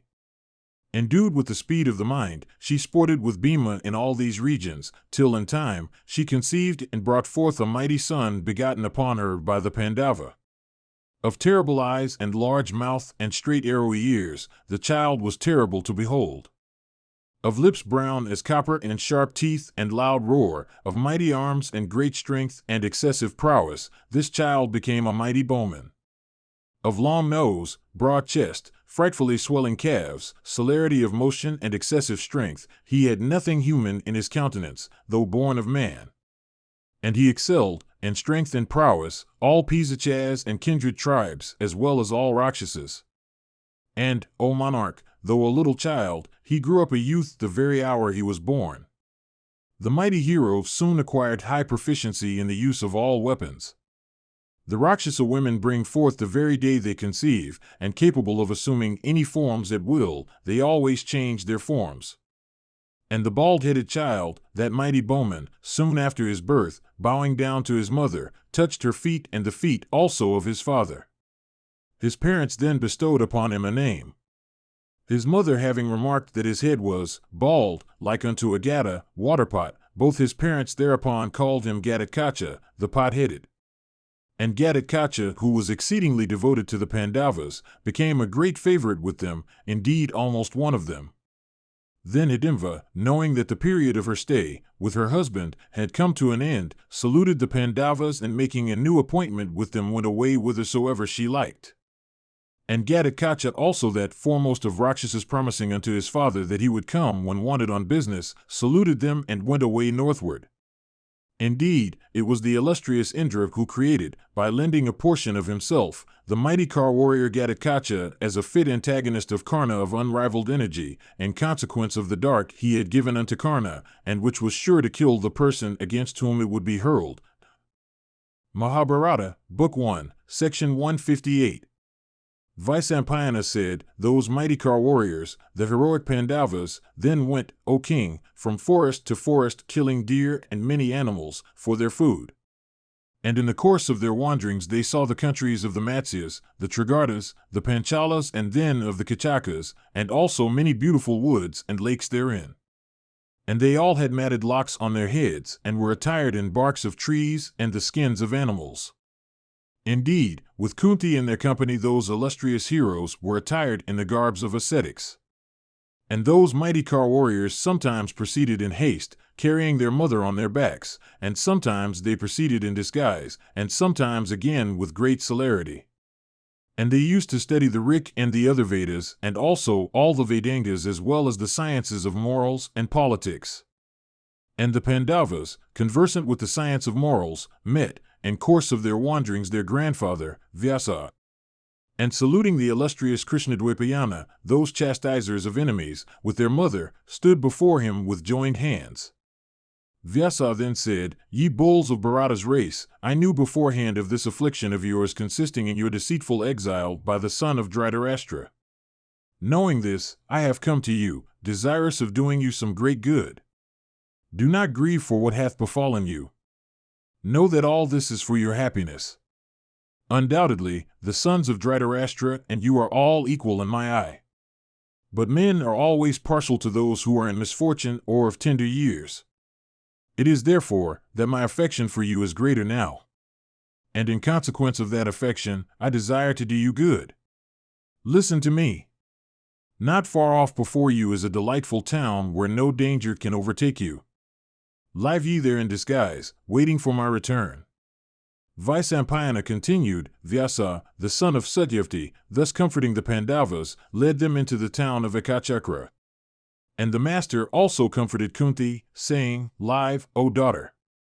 This son of thine, Yudhisthira, ever devoted to truth, this illustrious bull among men, having by his justice conquered the whole world, will rule over all the other monarchs of the earth. There is little doubt that, having by means of Bhima's and Arjuna's prowess conquered the whole earth with her belt of seas, he will enjoy the sovereignty thereof. Thy sons as well as those of Madri mighty car warriors all will cheerfully sport as pleaseth them in their dominions. These tigers among men will also perform various sacrifices, such as the Rajasuya and the horse sacrifice, in which the presents unto the Brahmanas are very large. And these thy sons will rule their ancestral kingdom, maintaining their friends and relatives in luxury and affluence and happiness." Vaisampayana continued, with these words Vyasa introduced them into the dwelling of a Brahmana. And the island-born Rishi, addressing the eldest of the Pandavas, said, "Wait here for me. I will come back to you. By adapting yourselves to the country and the occasion you will succeed in becoming very happy." Then, O king, the Pandavas with joined hands said unto the Rishi, "So be it." And the illustrious master, the Rishi Vyasa, then went away to the region whence he had come. Vakavada Parva. Mahabharata, Book 1, Section 159. Janamejaya asked, "O first of Brahmanas, what did the Pandavas, those mighty car warriors, the sons of Kunti, do after arriving at Ekachakra?" Vaisampayana said, "Those mighty car warriors, the sons of Kunti, on arriving at Ekachakra, lived for a short time in the abode of a Brahmana. Leading an eleemosynary life, they behold, in course of their wanderings, various delightful forests and earthly regions, and many rivers and lakes, and they became great favorites of the inhabitants of that town in consequence of their own accomplishments. At nightfall they placed before Kunti all they gathered in their mendicant tours, and Kunti used to divide the whole amongst them, each taking what was allotted to him. And those heroic chastisers of foes, with their mother, together took one moiety of the whole, while the mighty Bhima alone took the other moiety. In this way, O bull of Bharata's race, the illustrious Pandavas lived there for some time. One day, while those bulls of the Bharata race were out on their tour of mendicancy, it so happened that Bhima was, at home, with his mother, Pritha. That day, O Bharata, Kunti heard a loud and heart-rending wail of sorrow coming from within the apartments of the Brahmana. Hearing the inmates of the Brahmana's house wailing and indulging in piteous lamentations, Kunti, O king, from compassion and the goodness of her heart, could not bear it with indifference. Afflicted with sorrow, the amiable Pritha, addressing Bhima, said these words full of compassion. "Our woes assuaged, we are, O son, living happily in the house of this Brahmana, respected by him and unknown to Dhritarashtra's son. O son, I always think of the good I should do to this Brahmana, like what they do that live happily in others' abodes. O child, he is a true man upon whom favors are never lost. He payeth back to others more than what he receiveth at their hands. There is no doubt, some affliction hath overtaken this Brahmana. If we could be of any help to him, we should then be requiting his services." Hearing these words of his mother, Bhima said, "Ascertain, O mother, the nature of the Brahmana's distress, and whence also it hath arisen. Learning all about it, relieve it I will however difficult may the task prove." Vaisampayana continued. While mother and son were thus talking with each other, they heard again, O king, another wail of sorrow proceeding from the Brahmana and his wife. Then Kunti quickly entered the inner apartments of that illustrious Brahmana, like unto a cow running towards her tethered calf. She beheld the Brahmana with his wife, son, and daughter, sitting with a woeful face, and she heard the Brahmana say, Oh, fie on this earthly life which is hollow as the reed, and so fruitless after all, which is based on sorrow, and hath no freedom, and which hath misery for its lot. Life is sorrow and disease, life is truly a record of misery. The soul is one, but it hath to pursue virtue, wealth, and pleasure. And because these are pursued at one and the same time, there frequently occurs a disagreement that is the source of much misery. Some say that salvation is the highest object of our desire. But I believe it can never be attained. The acquisition of wealth is hell, the pursuit of wealth is attended with misery, there is more misery after one has acquired it, for one loves one's possessions, and if any mishap befalls them, the possessor becomes afflicted with woe. I do not see by what means I can escape from this danger, nor how I can fly hence, with my wife to some region free from danger. Remember, O wife, that I endeavored to migrate to some other place where we would be happy, but thou didst not then listen to me. Though frequently solicited by me, thou, O simple woman, said to me, I have been born here, and here have I grown old, this is my ancestral homestead. Thy venerable father, O wife, and thy mother also, have, a long time ago, ascended to heaven.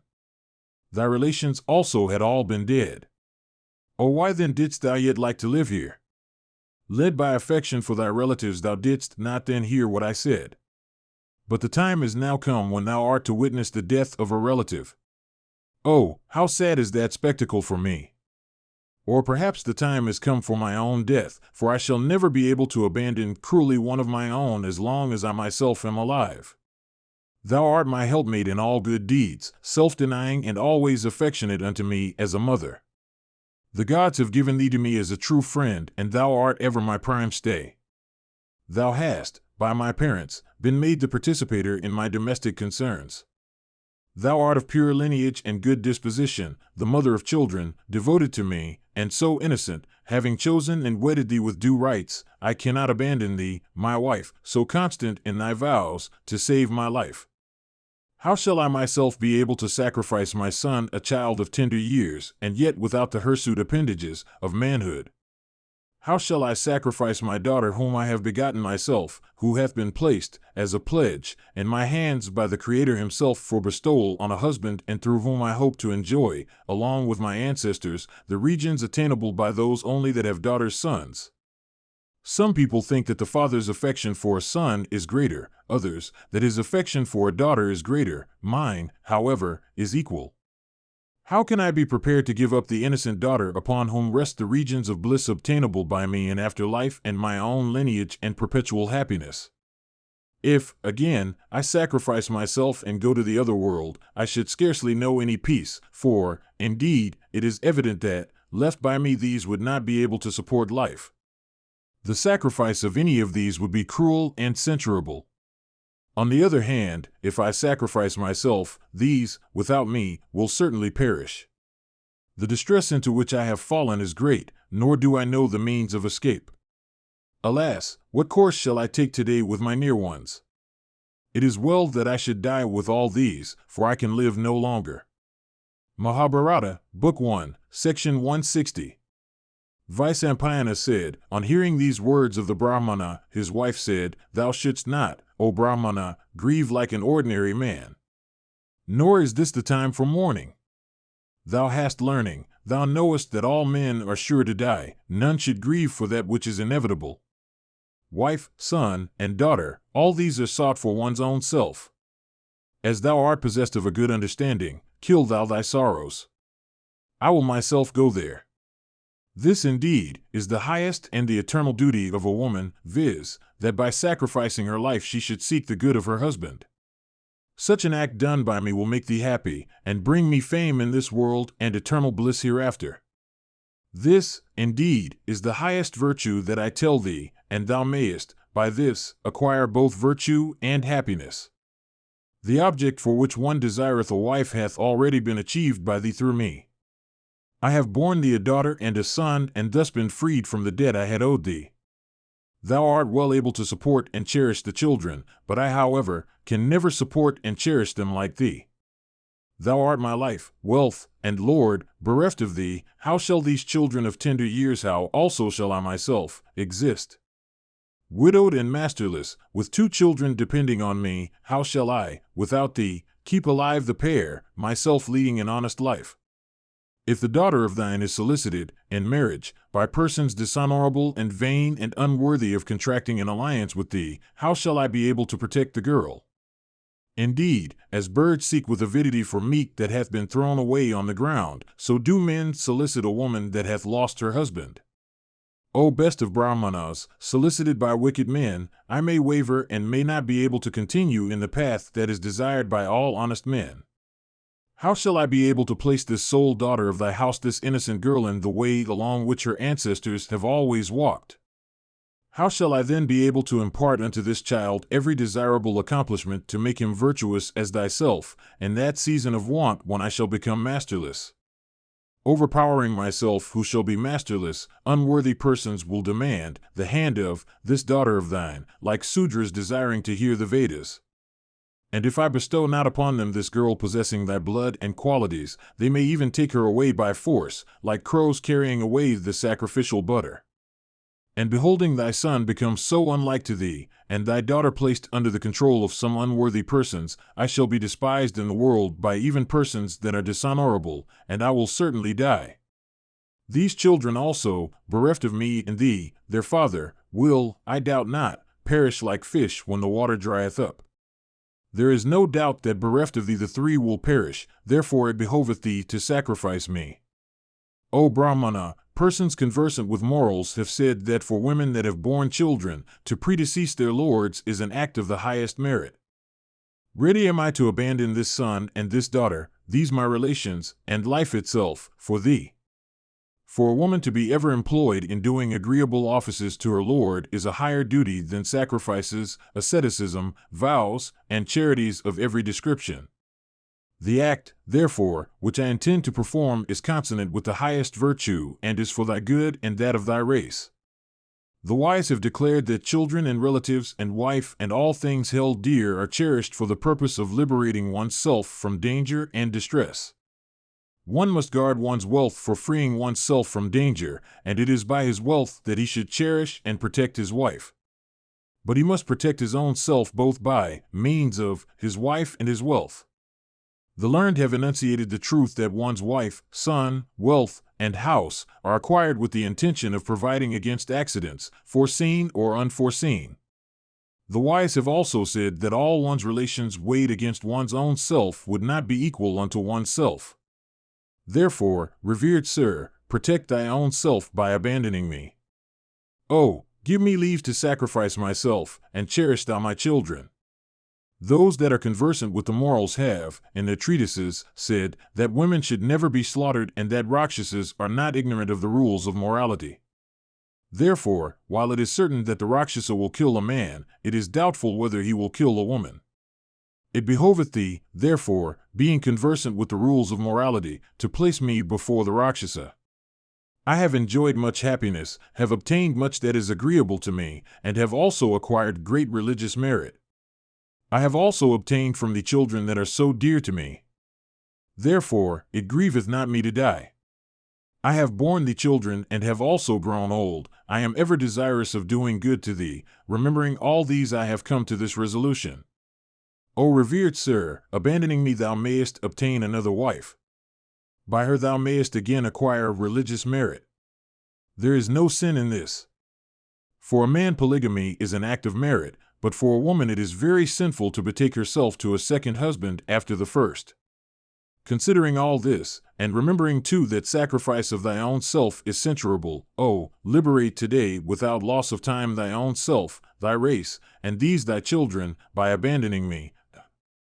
Vyasa continued, thus addressed by her, O Bharata, the Brahmana embraced her, and they both began to weep in silence, afflicted with grief. Present you by HinduMonastery.com